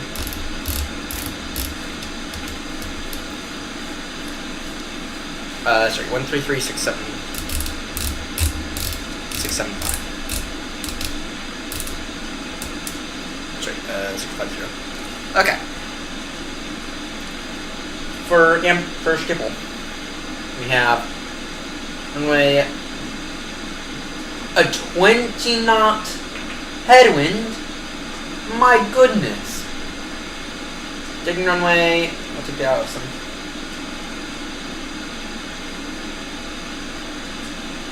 Okay. Damn. It's gonna be one interesting arrival. 20 knot headwind, which means it's gonna be a we get on the ground scenario. Okay.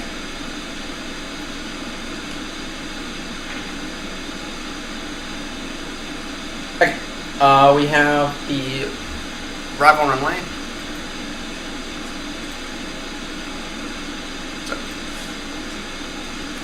Arrival ILS runway 27.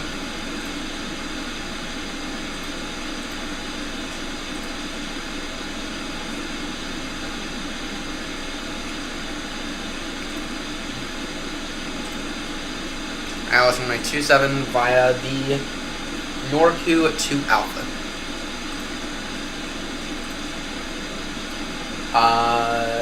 RTIP transition. Okay, and that calls for us to send between being around level 210 by Norku. Okay. Then that has us going direct to Robus, and then flight level 70 at RTIP. And at RTIP we join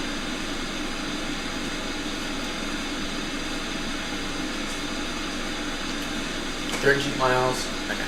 This makes a lot of sense. Okay. What's the matter? This is gonna be fucking auto land. Guys, it's gonna be a fucking lot.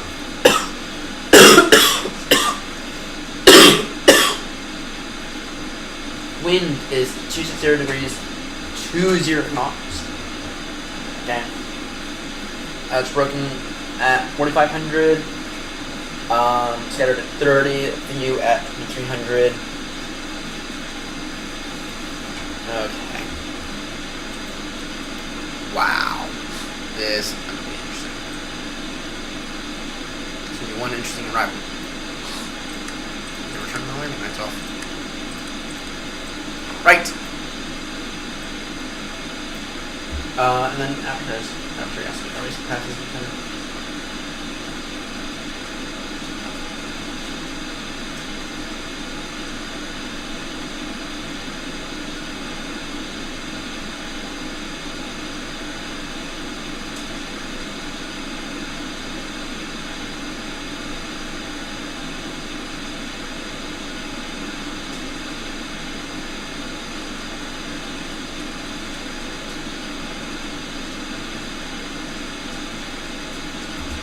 I found this flight tonight. I did not.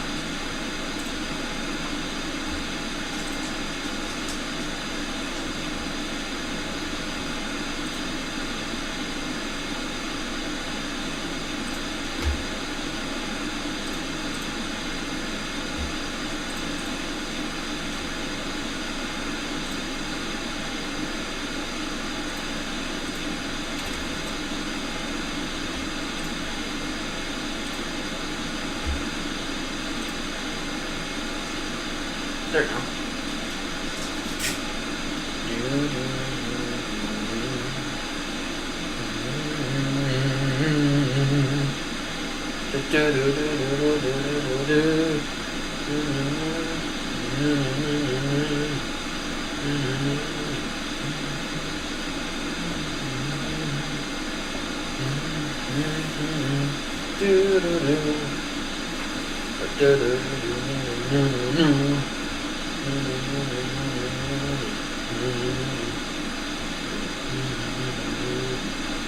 Driving for 1 minute. Ah, that's not great. Okay, what's going on? I got something. This is. Aha! That explains that.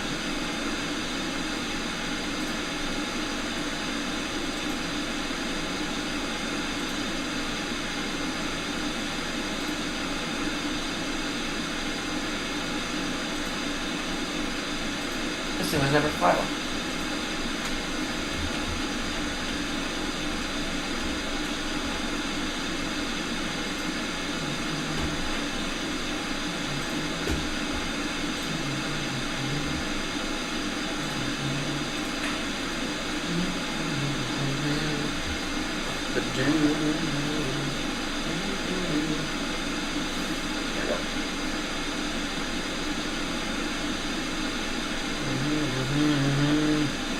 ETA in 5 minutes.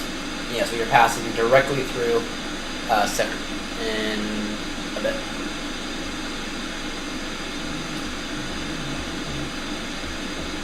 And yeah, this is going to be quite interesting.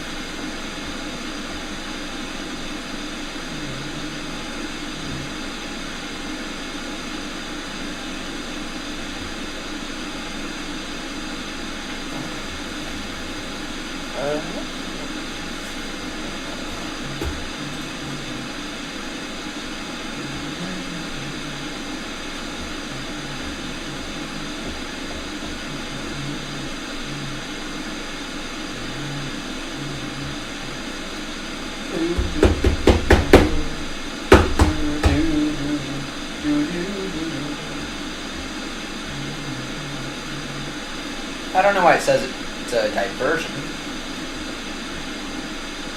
even though it's not.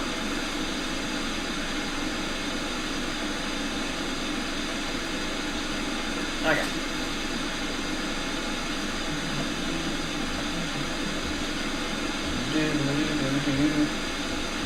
It's not a diversion at all.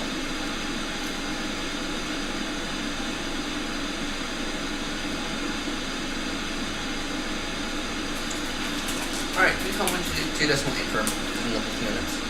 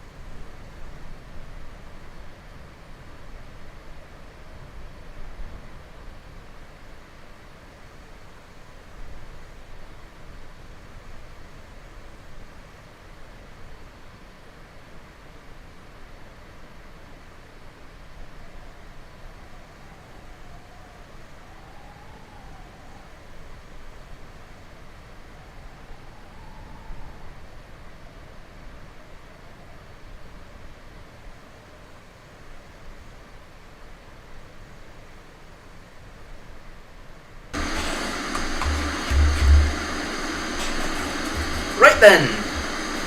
Right then.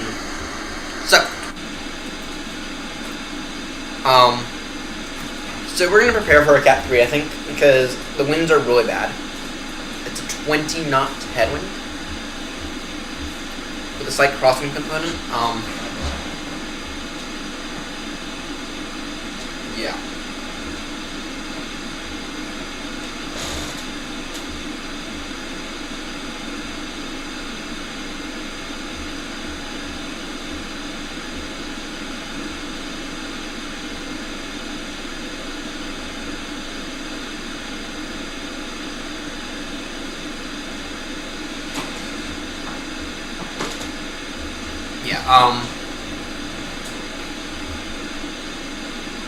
I'm thinking they're going to prepare for a Cat 3. With that, though, it is only 20 knots in a 777.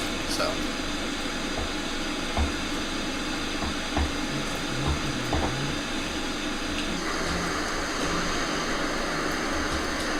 Okay. With that, though, how long is the center?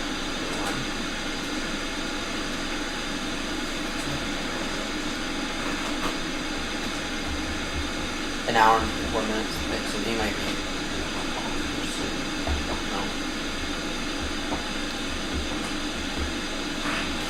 No. Let's go direct to Mount Hawks.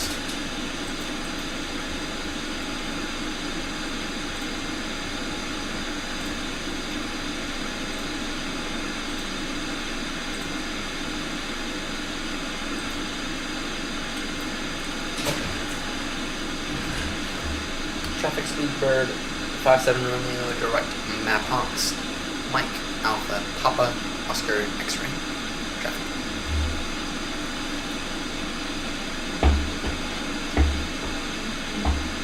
Then at map Hawks you can get center contact, center buzz, and maybe we'll have someone online at Schiphol. Don't have very high hopes though.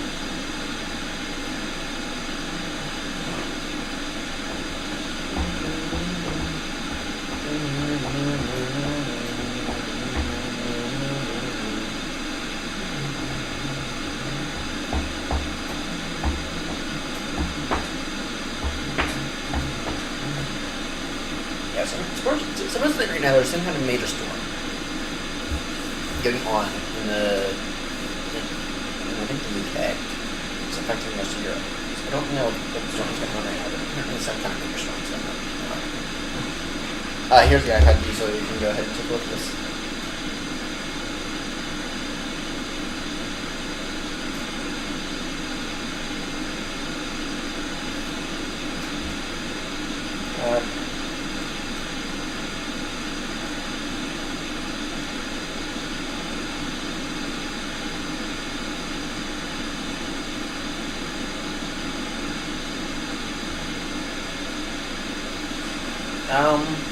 I wonder if that's just like a thunderstorm thing.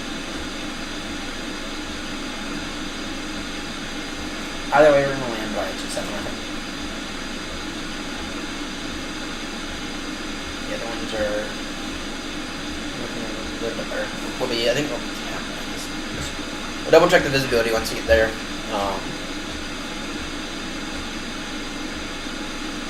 And then we'll ask center for a little help. Once we're there.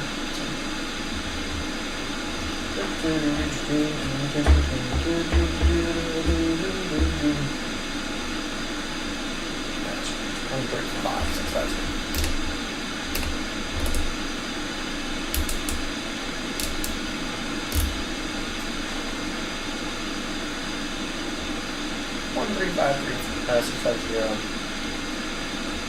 In about 100 miles. In about 10 minutes or 15 minutes. We'll begin our descent out there. We'll essentially get there and we'll essentially ask for descent via whatever.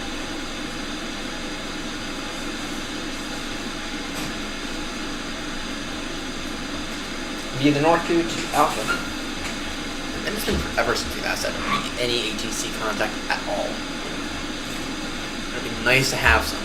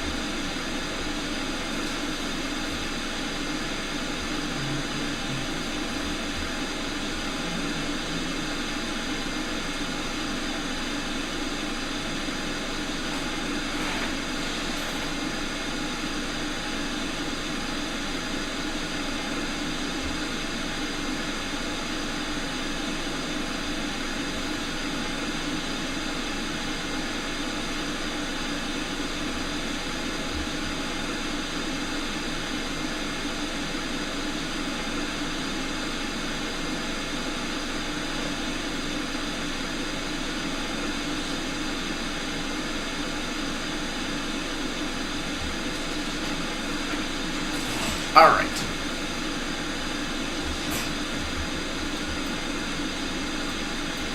So, once we pass Mapox, we will go ahead and give these guys a buzz.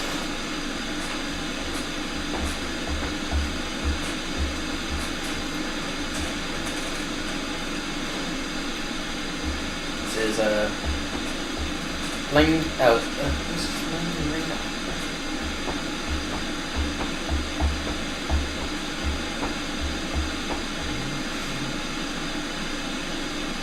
Well, where is it?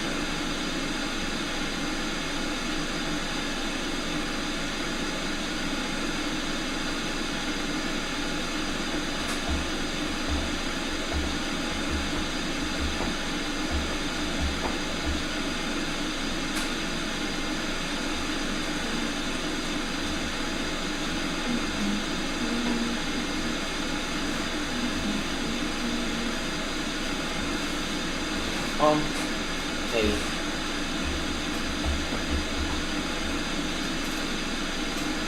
Well, yeah, we'll go ahead and give it close.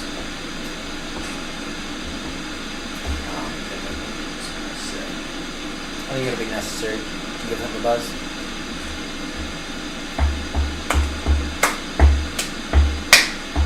No, I think, let me just go ahead and quickly correct this.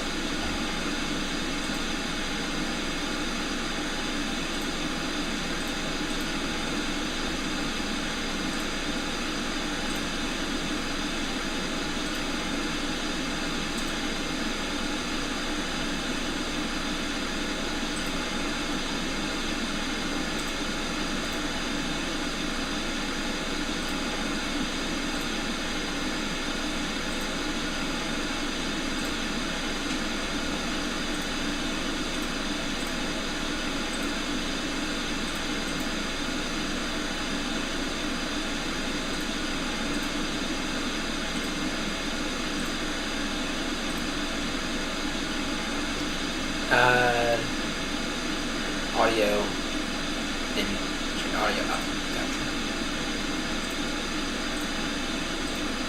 There y'all go. Alright, there we go. Now we can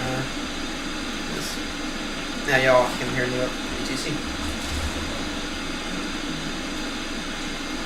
Alright, we'll go ahead and give them a buzz in about 5 minutes, or about 30 miles or so. In about 2 to 3 minutes. The Norku 2 Alpha. Would be the Norku 2 Alpha. Our minimums for Cat 3 ILS approach are 100 on the radio.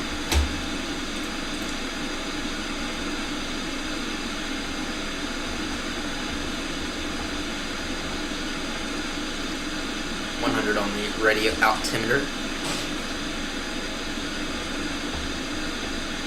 not on the baro.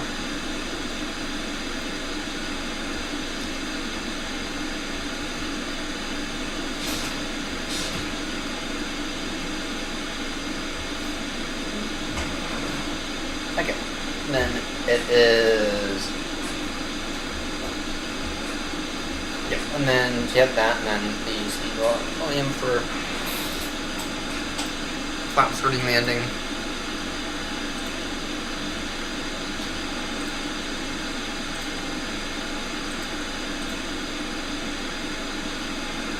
Third via 1 through 2. Well, actually.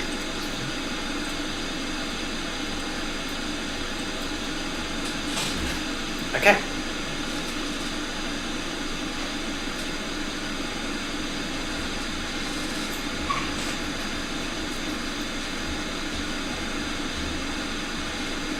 Number 5-7 Romeo. We'll get. Oh, wait, another final question. Yeah, we'll be requesting descent once they're with them. Do they have descent altitude for us? If not, we're gonna request. Let's request 210. I'll take 210. Double bind. Little around the north.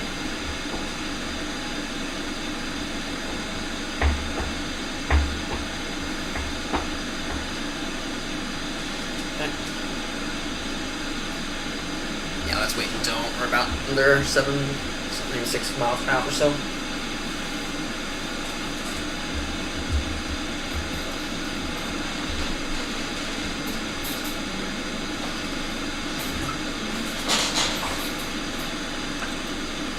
Excited. We're gonna have ATC for once.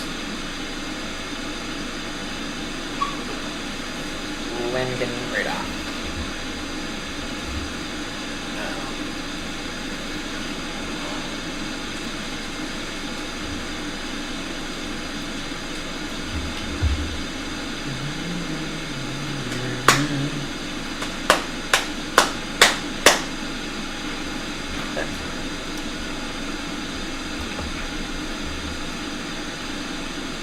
Good morning, Center Sleeper. 5-7 Romeo is with the flight level 400. 5-7 Romeo, you're not yet in my update, and until you leave it, I will probably close it off, so you can remain on the Roger, we will remain on Sleeper 5-7 Romeo. Damn! That sucks! Brutal. That's brutal, that sucks.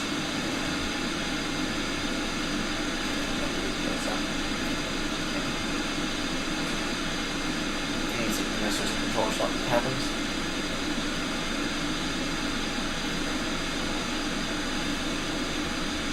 Okay. In that case, it's going to be our discretion.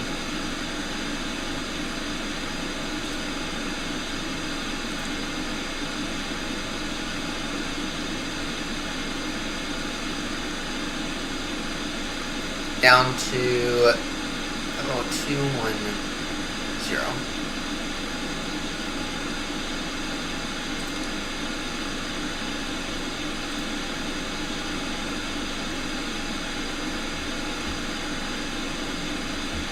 Level 400.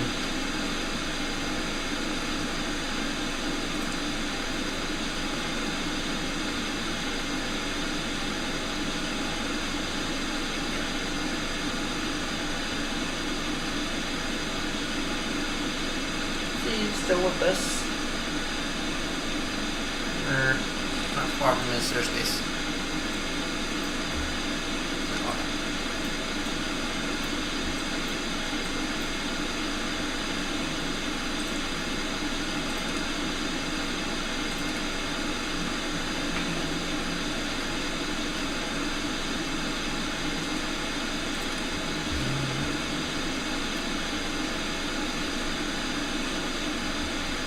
Down to flight level 210.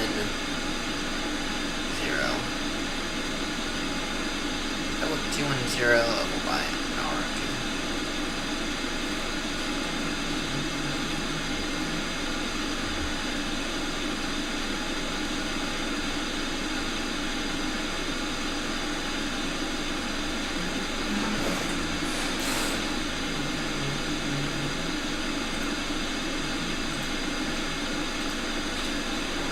Yeah, I think. I don't know. I won't.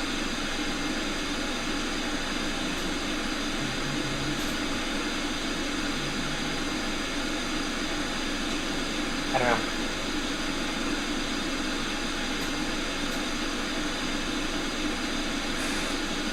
Come on now. Stay alive with us.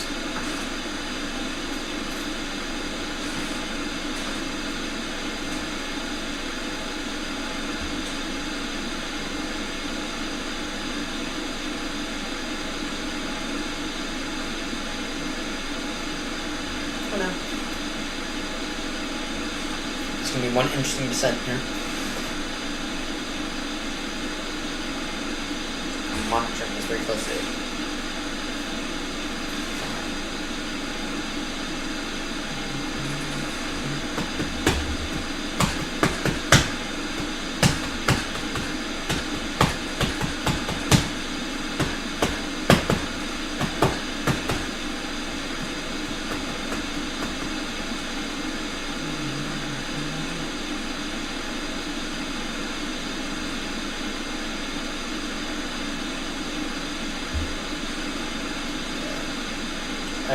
I don't know what's gonna happen.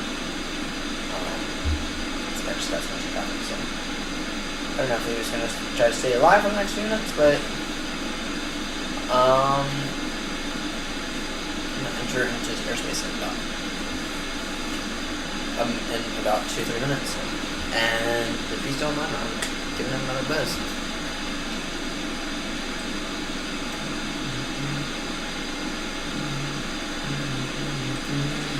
Do do do do do do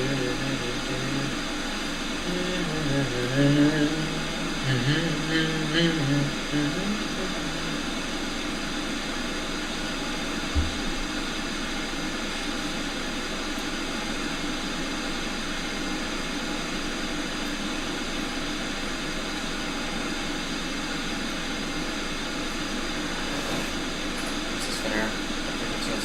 Are they on?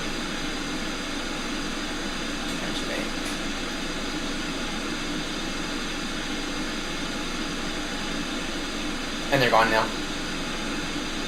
They're gone. In that case, we'll go ahead and begin our descent.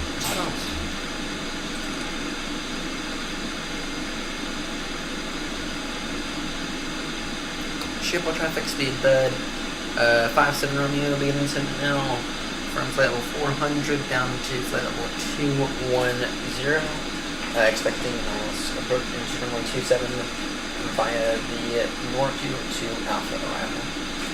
Schiphol traffic.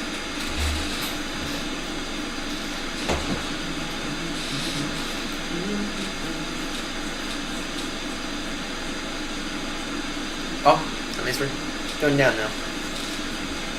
And I'm gonna keep an eye out on here, see if we can't try to get some further ATC, but damn, that was close. That was so close, but yet so far.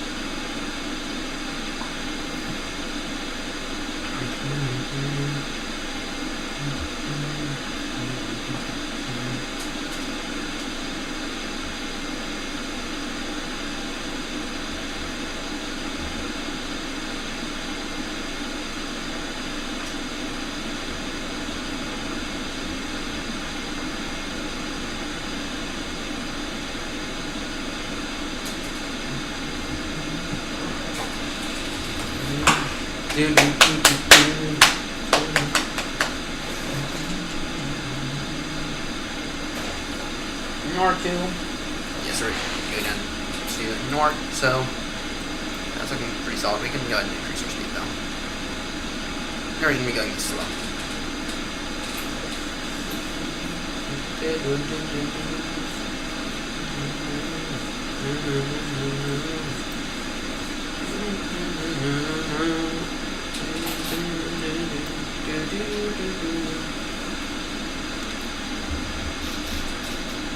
Sitting quite rapidly. Doesn't mean you need to put the nose down, which means you want to up the throttle, but I can't exactly complain about it, so.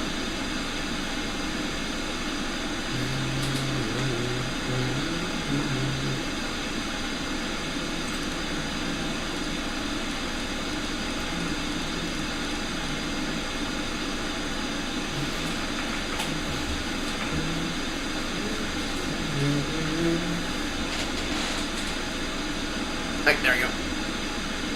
Leveling off 3,000.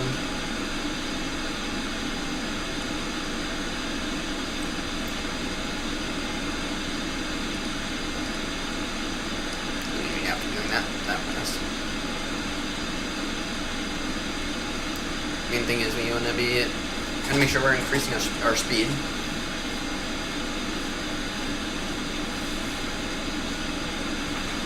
Oh, 210.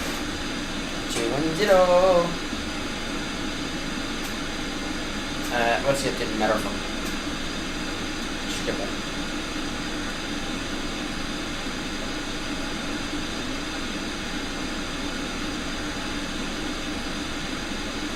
Winder again. Broken at 3,000. Broken at 4,000. 2,500. Winds are 260 degrees at 19 knots. NH1009. So that's not actually as bad as that sounds.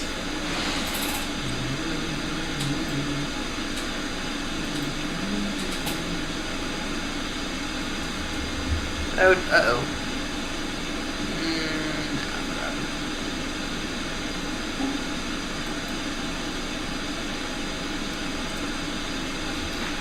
Um, 266 degrees. Yeah, I can see the issue. It's gonna be 111. Okay.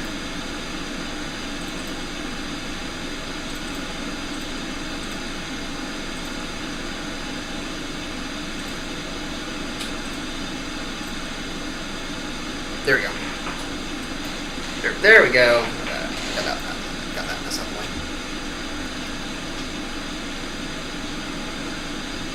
Increasing speed.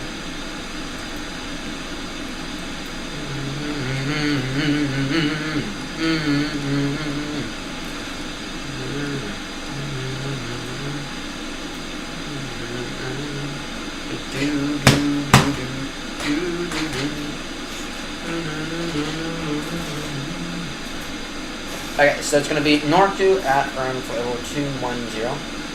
Then we go direct to Robus, and then we go direct to Arctic. And at Arctic, we're going to aim to be at level 70. Or maybe level 80 or something like that.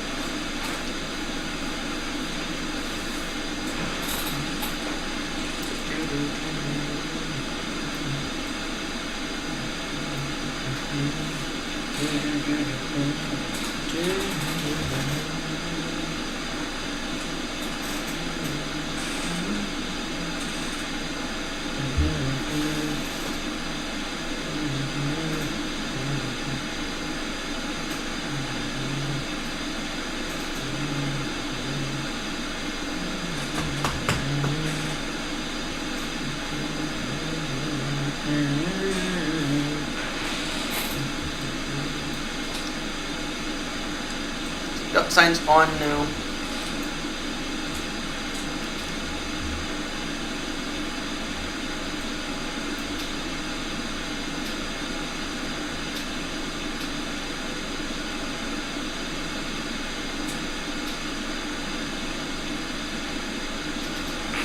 Arrival in 17 minutes.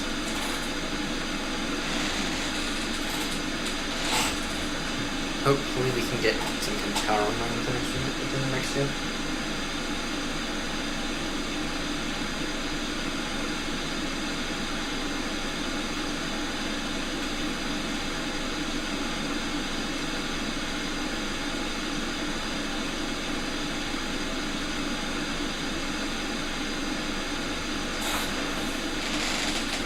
Okay.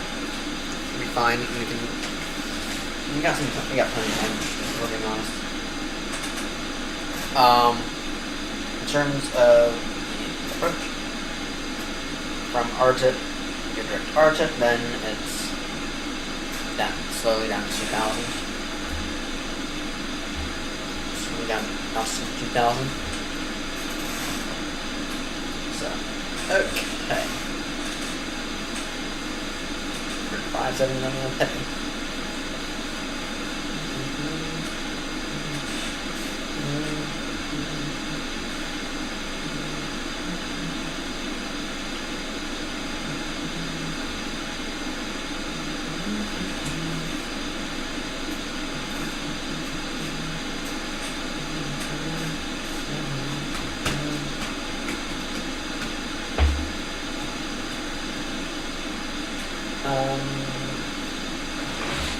Dial our speed back ever so slightly. That's what I was gonna dial that back.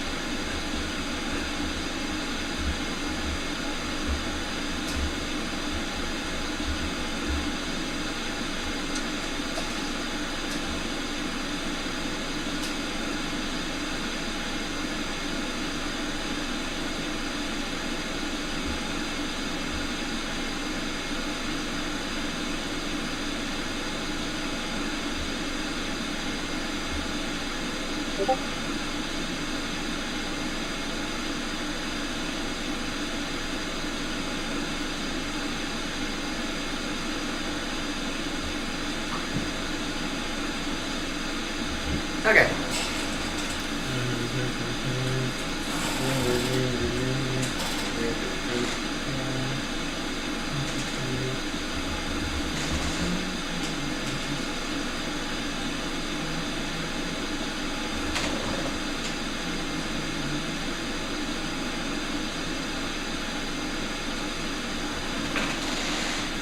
All right.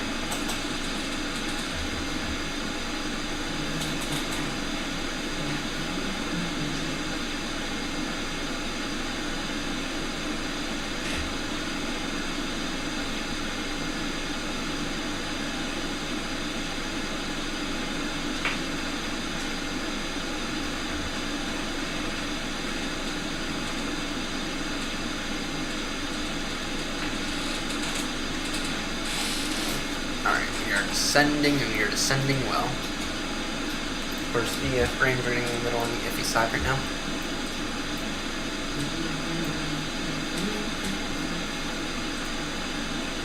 Alright.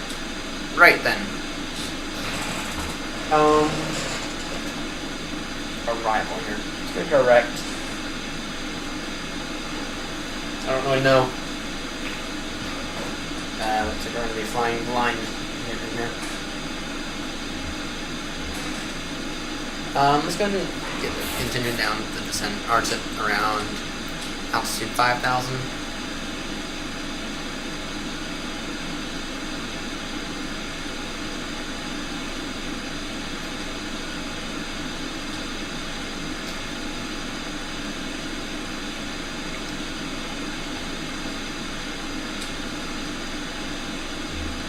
Schiphol traffic speed bed 57 Romeo.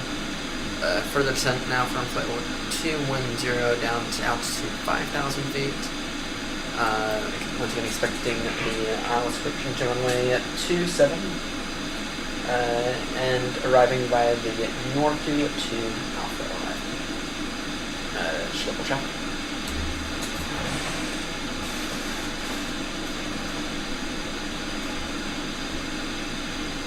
Okay, they've been runway.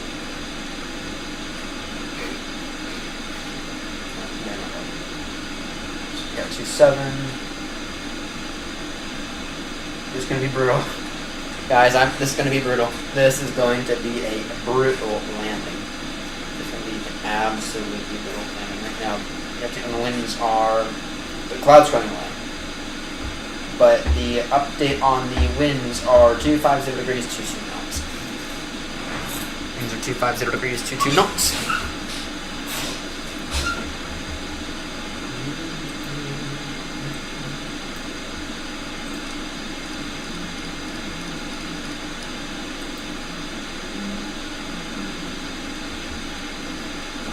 Again, to manage our speed a bit.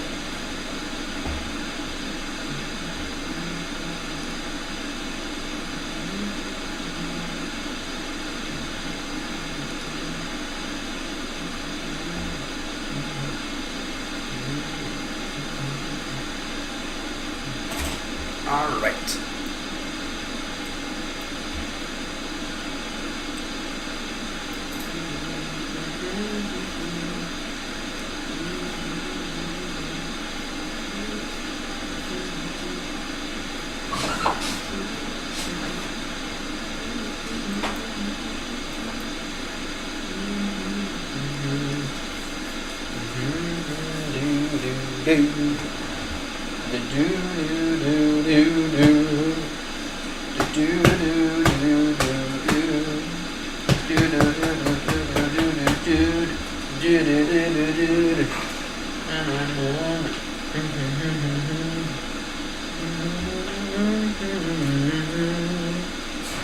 Clear direct departure.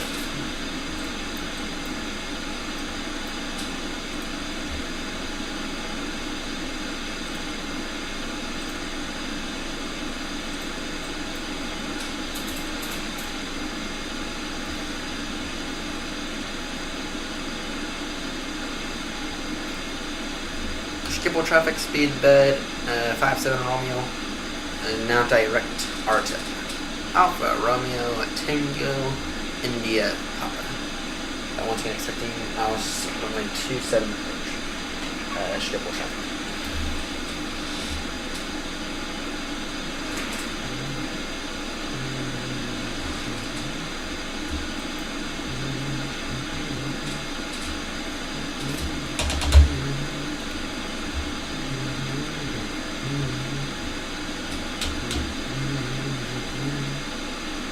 Speed 250 knots. Sorry, speed 245 knots. Yeah, we're gonna assume it's gonna be a Cat 3 until I determine it's not going to be. I'm expecting a little bit of a crab angle, but I'm expecting a potential go around. So in case of go around, it is climb runway heading up to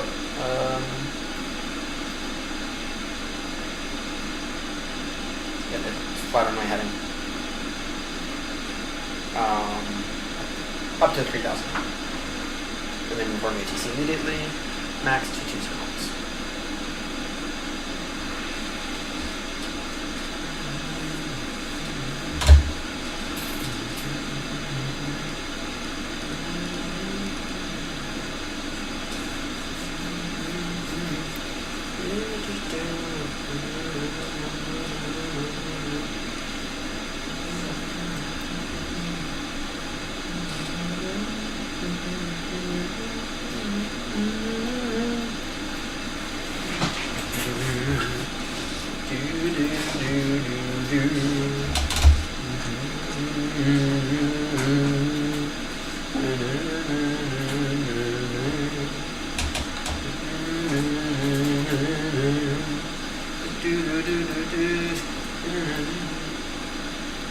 Landing lights on now.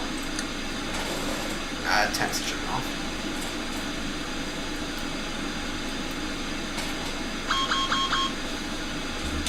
Yeah, you kind of need that. At least from my standpoint.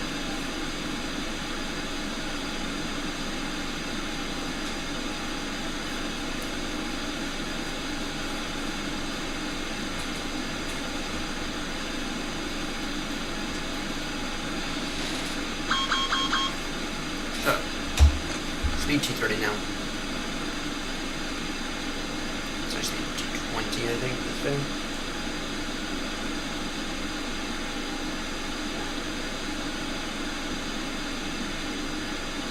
And it's struggling.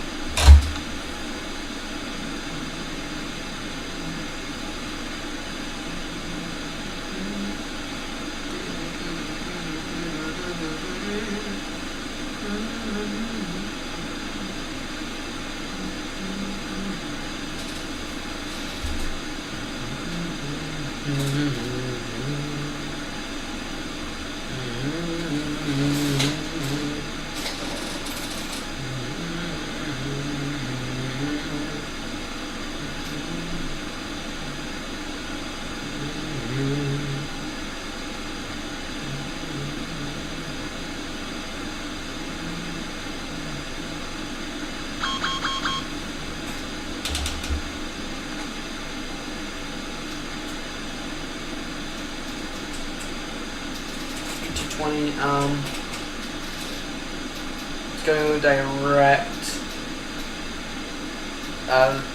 Direct now at Tidbo.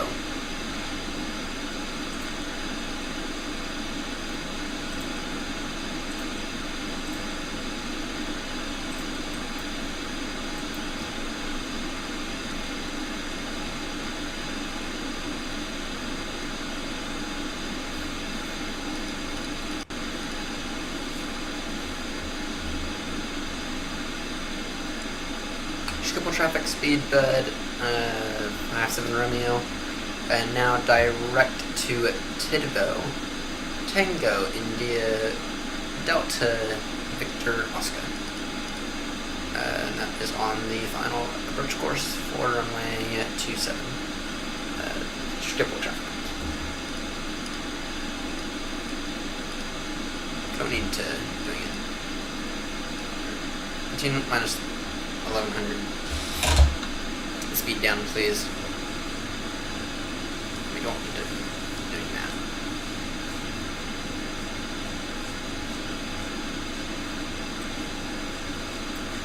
And I'm sorry, what was the transition altitude? 3,000. Really. And then the current QNH is 10, it's 1010. 1010 on the current QNH. 1010 on the QNH. Yeah, you kind of need it there, bud.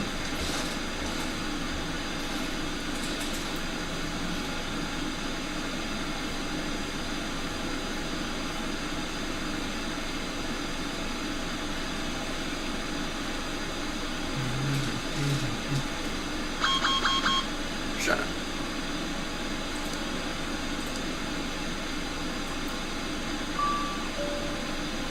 Cabin ready! Wonderful!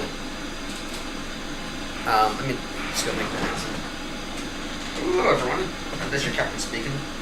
So, just a little warning for you. This landing is not going to be the best landing in the world. And the reason why is because it's windy. And we're still kind of trying to consider our best shot at approaching this. However, we can tell you one thing for certain, and that it is going to be a pretty bumpy landing. Okay? So, on behalf of British Airways, operated by Aeronaut,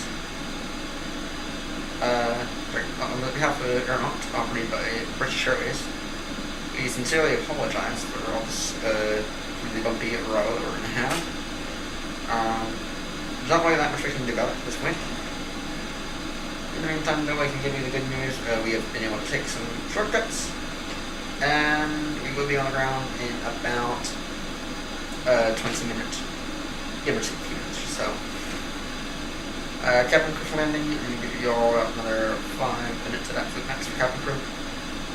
Hopefully we don't have to do government, but there's always an option. Show the traffic.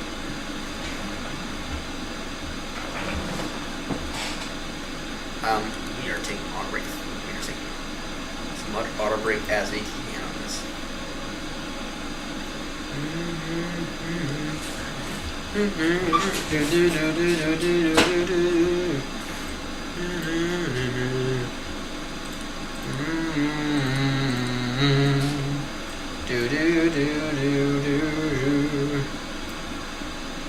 Buggy. It's creepy as fuck.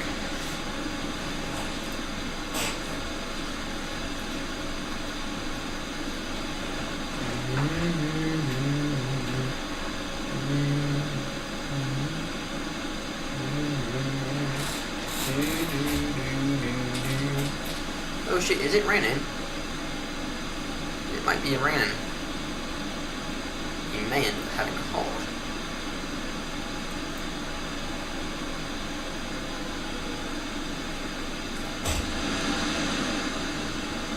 We research maybe just a tad.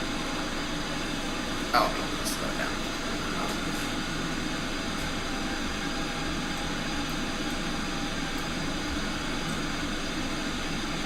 Is it raining? Like you spoke. Slam on the other rig. This is a 12,000 foot arm, correct?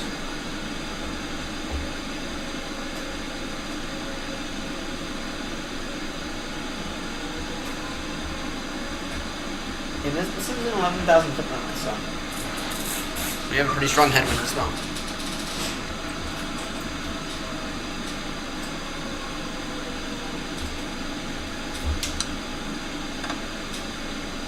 Take a hop 1, please.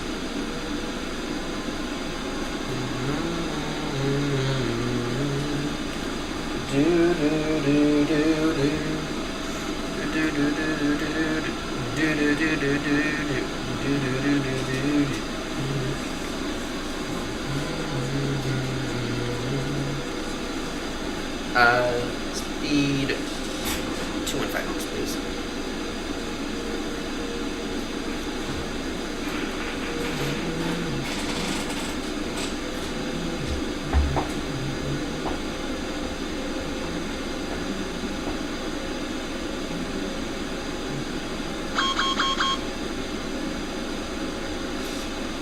Speed brake extended, I know. Don't bother me about it again, please.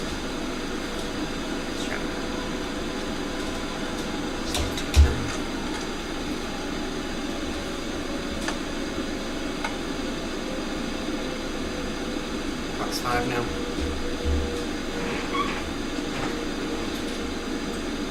Throw on approach mode.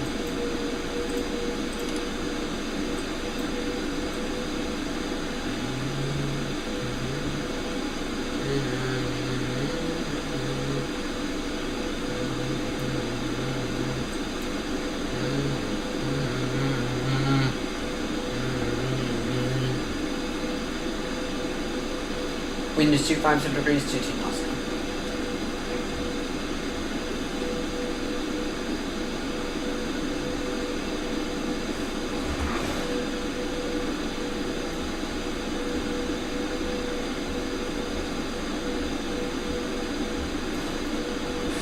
In other words, wind is variable, 20 knots, something like that. So if we don't do this, we're going to let this take it over.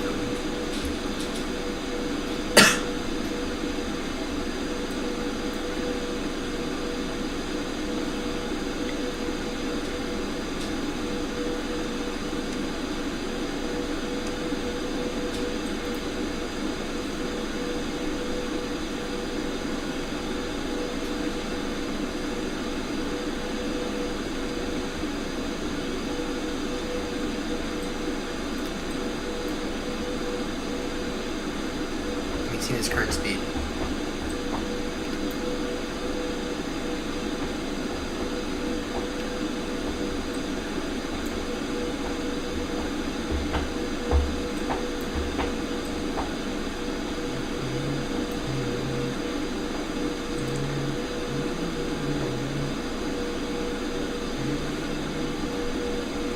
to verify.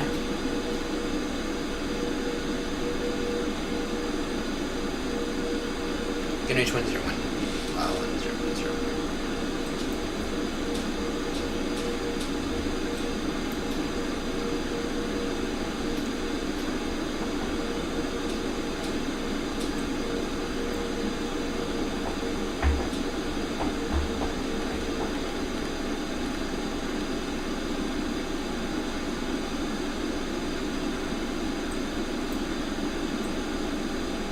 That's some rain. Schiphol traffic speed bird 57 Romeo is about 25 miles out for the ILS runway at 27 localizer. Schiphol traffic.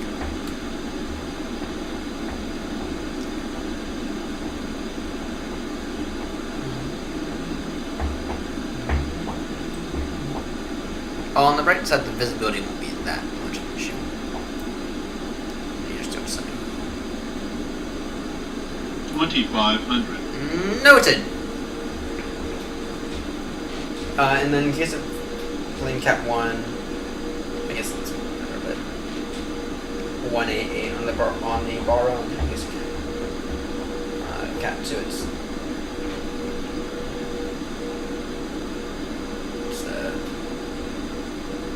88, so yeah, now we're just gonna chill out here until we're actually like on it. Let's make we're very, very low at this point.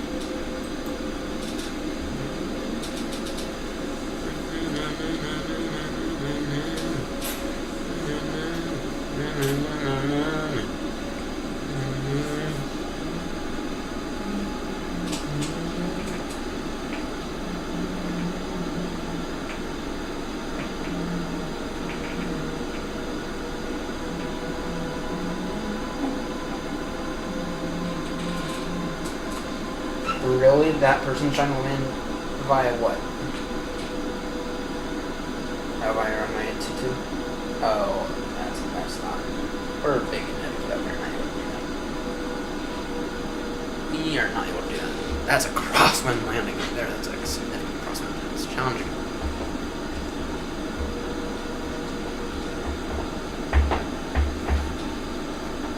Reducing final speed now. Reducing speed 180. And this is not a long final, guys. It's about 6-7 mile final. 170. So, more flaps.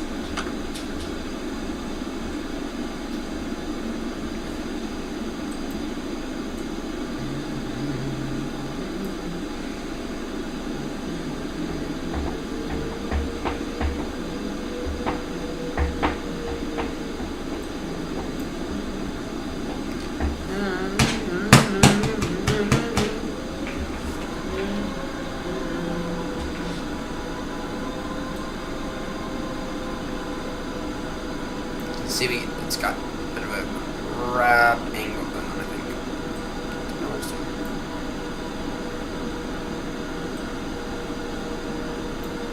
By the way, don't expect this guy to bash us that hard for it.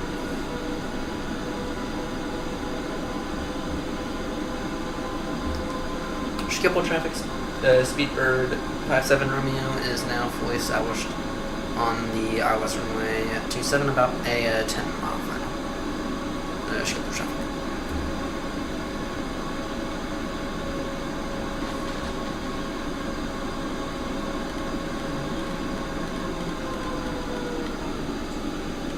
Doing 150 knots. And yeah, I'll wait an extra few seconds to get the gear down. We're just good for it. Breakage.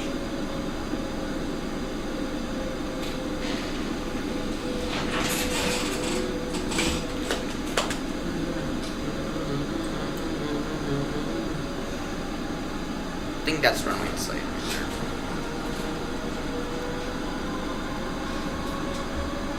They're taking full max auto brake today.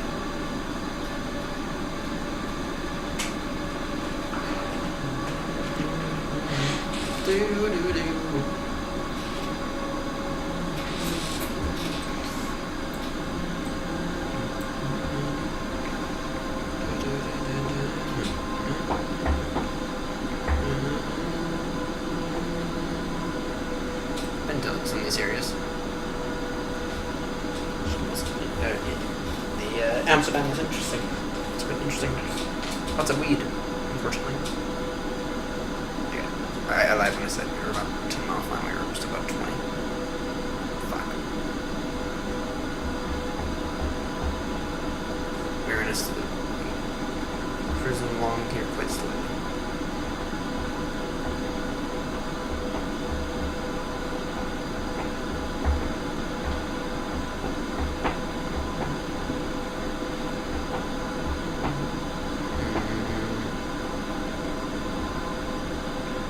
That said, though, it does have us established, and it's not handling it that badly now, is it? Skip traffic KLM 164, KLM 1601, that's taxiing on the 0.07, runway 24, via Alpha 9 Alpha. Skip traffic.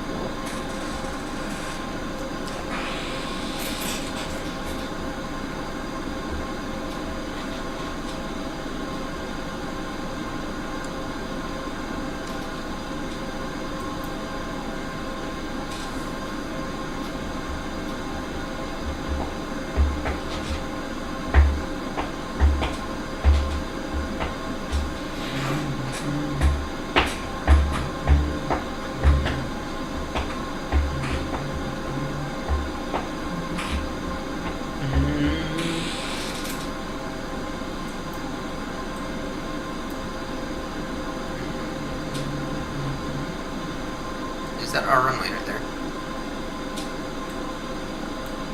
Don't think it is, but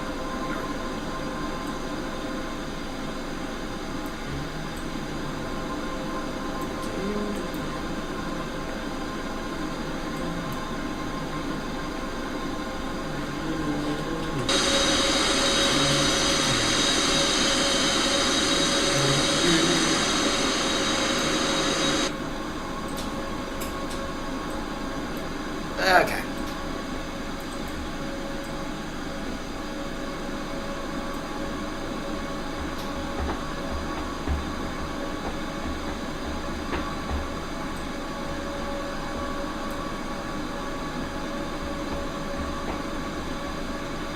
Okay, we'll wait until we're about to 7 mile final. I don't even have, I don't even know.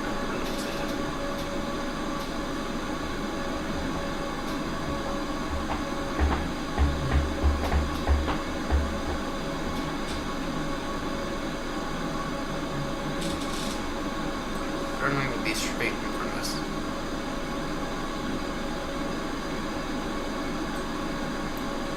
I see it. I think. Skip traffic KLM 1601 is landing up, runway 24, share a second. Skip traffic.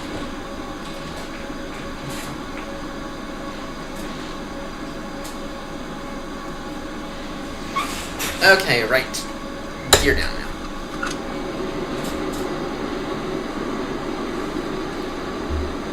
Schiphol traffic, Speedbird, 57 room, we had just spoke earlier. We are now a 10 mile final. Sorry, with that 8 mile final. ILS runway 27. Schiphol traffic.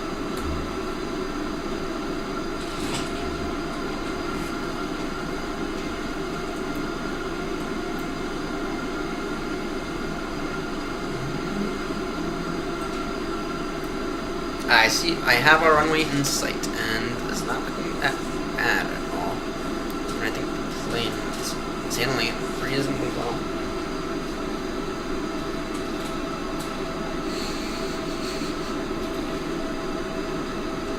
Winds are 250, trains to 2 knots.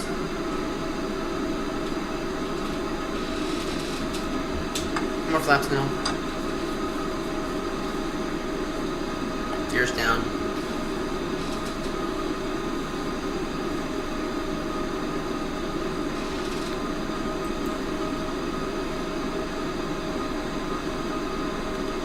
Introduce.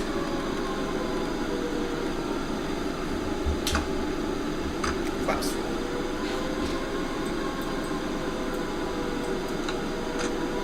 Arm that.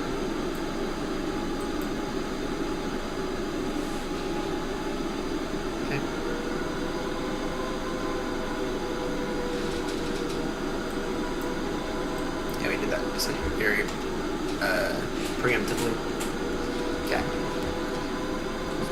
KLM 601 is taking off runway 24, runway 2 Sierra Yankee departure, climb initially flight level 60, Schiphol traffic. Schiphol traffic, Speedbird, 57 Romeo is on a 5-mile final now. ILS runway at 27, Schiphol traffic.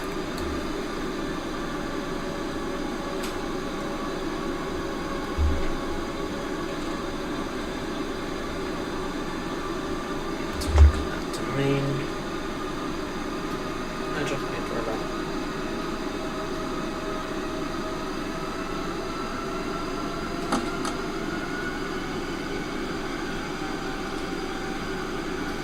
And we'll go ahead and take this over at our usual 700 feet or so. Okay.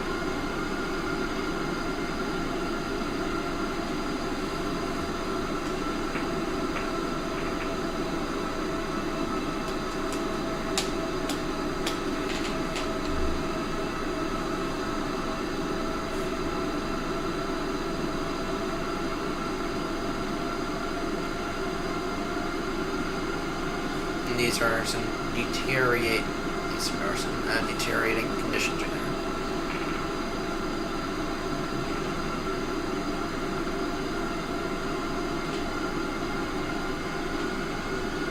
Schiphol traffic KLM 601 is passing 1500 for 60.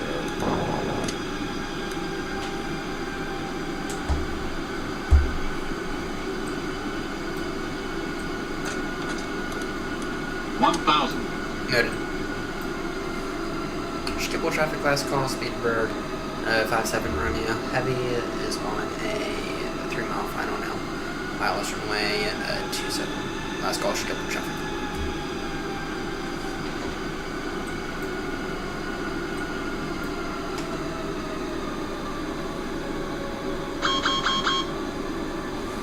What's going on with the auto brake?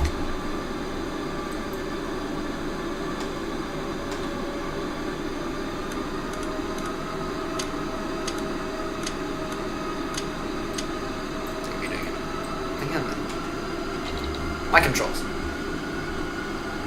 Schiphol traffic KLM 1601 is continuing climb flight level 130. Runway 2 Sierra Yankee departure, KLM 1601 for Schiphol traffic. Okay. Land.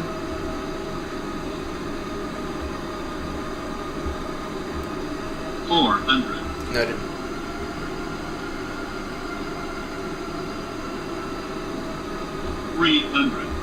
Noted.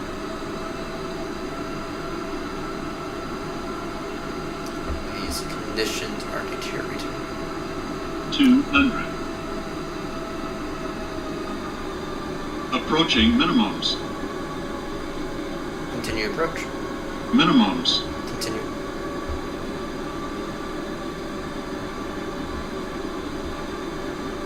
$30, $20, $10.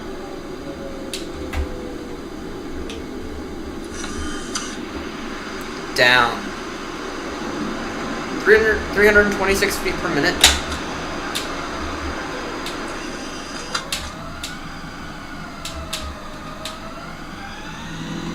Come on now. Why did we stop?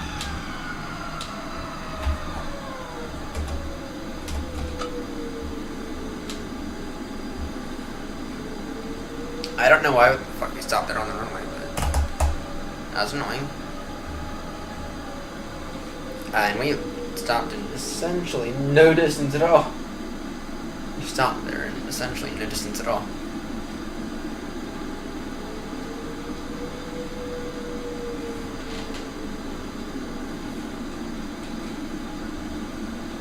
Why the fuck did we stop on the runway?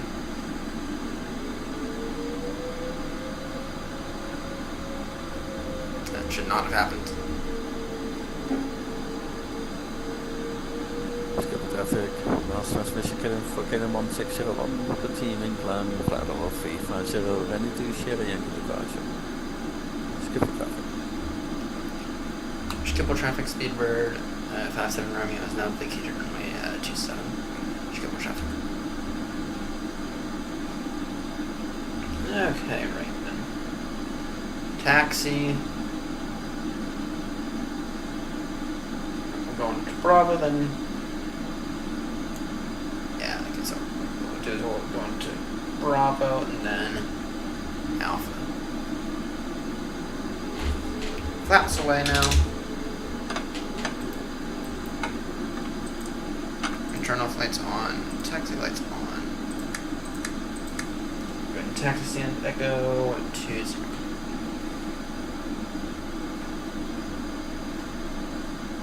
Echo 1. And Schiphol traffic speedbird 57 Romeo. Heavy's going to be taxiing via Alpha to stand Echo 18. Schiphol traffic.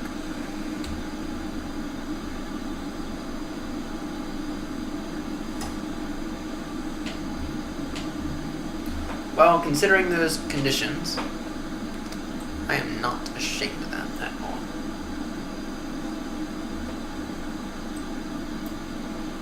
Considering the conditions, am I ashamed at all? Not one bit.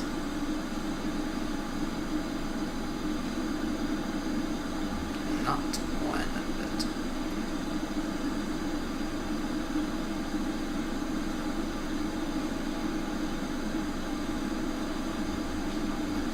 That might have been one of our hardest landings in the triple.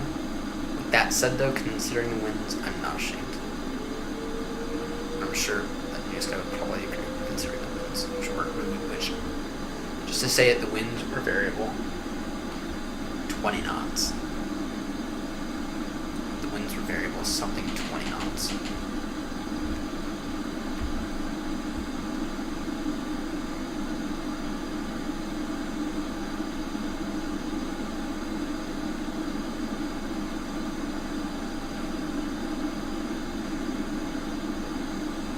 Oh no. Didn't you get?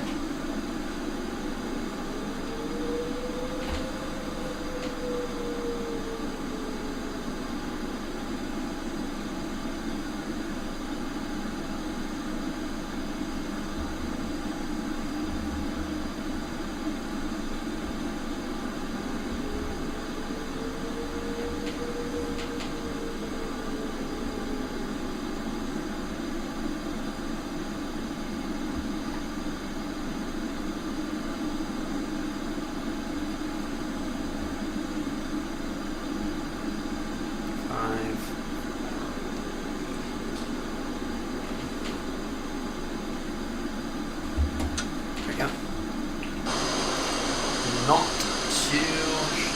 We can go in a little bit more. Let's go in a little bit more.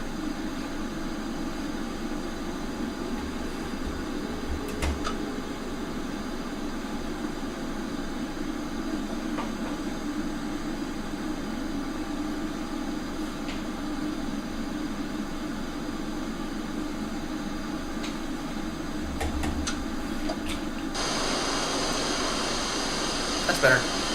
That'll do. Right. Taxi lights off.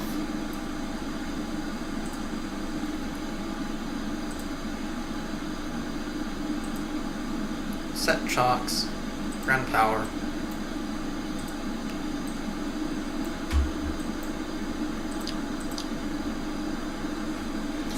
Okay.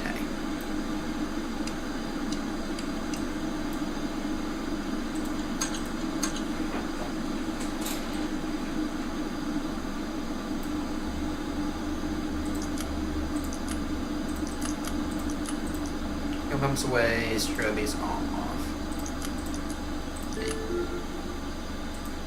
This way. 9.88. Often line takeoff, my word! But great touchdown in challenging conditions. Yeah, we started that percent way too quick. Okay.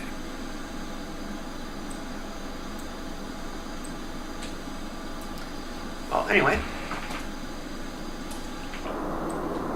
that is going to do it for me. Thank you all so much for tuning in. Especially Seb, part of too. He is one of the. He's been so far. One of our channel's best viewers. So massive shout out to him. Thank you all so much for tuning in. I'm gonna get some sleep now because it's 2:37 a.m. And yeah, now it's gonna be a few days before we resume the Euro Capitals. We have 3 more legs to do. I intend to knock all 3 of those legs out on Friday. Friday morning is the intention. Okay, tomorrow night, Embraer time. It's time to switch. It's time to try something outside of Boeing and Airbus. That is tomorrow night's stream. It'll probably go around 10 o'clock at night. I don't know yet. Anyway, that's the plan for tomorrow. Anyway, thank you all so much for tuning in. It's been a blast. And yeah, we got a pretty good landing in the triple. I mean, it's pretty good. I mean, and even this one was pretty good as well. Anyway, like I said, thank you all so much for tuning in, and I'll see you on the next one.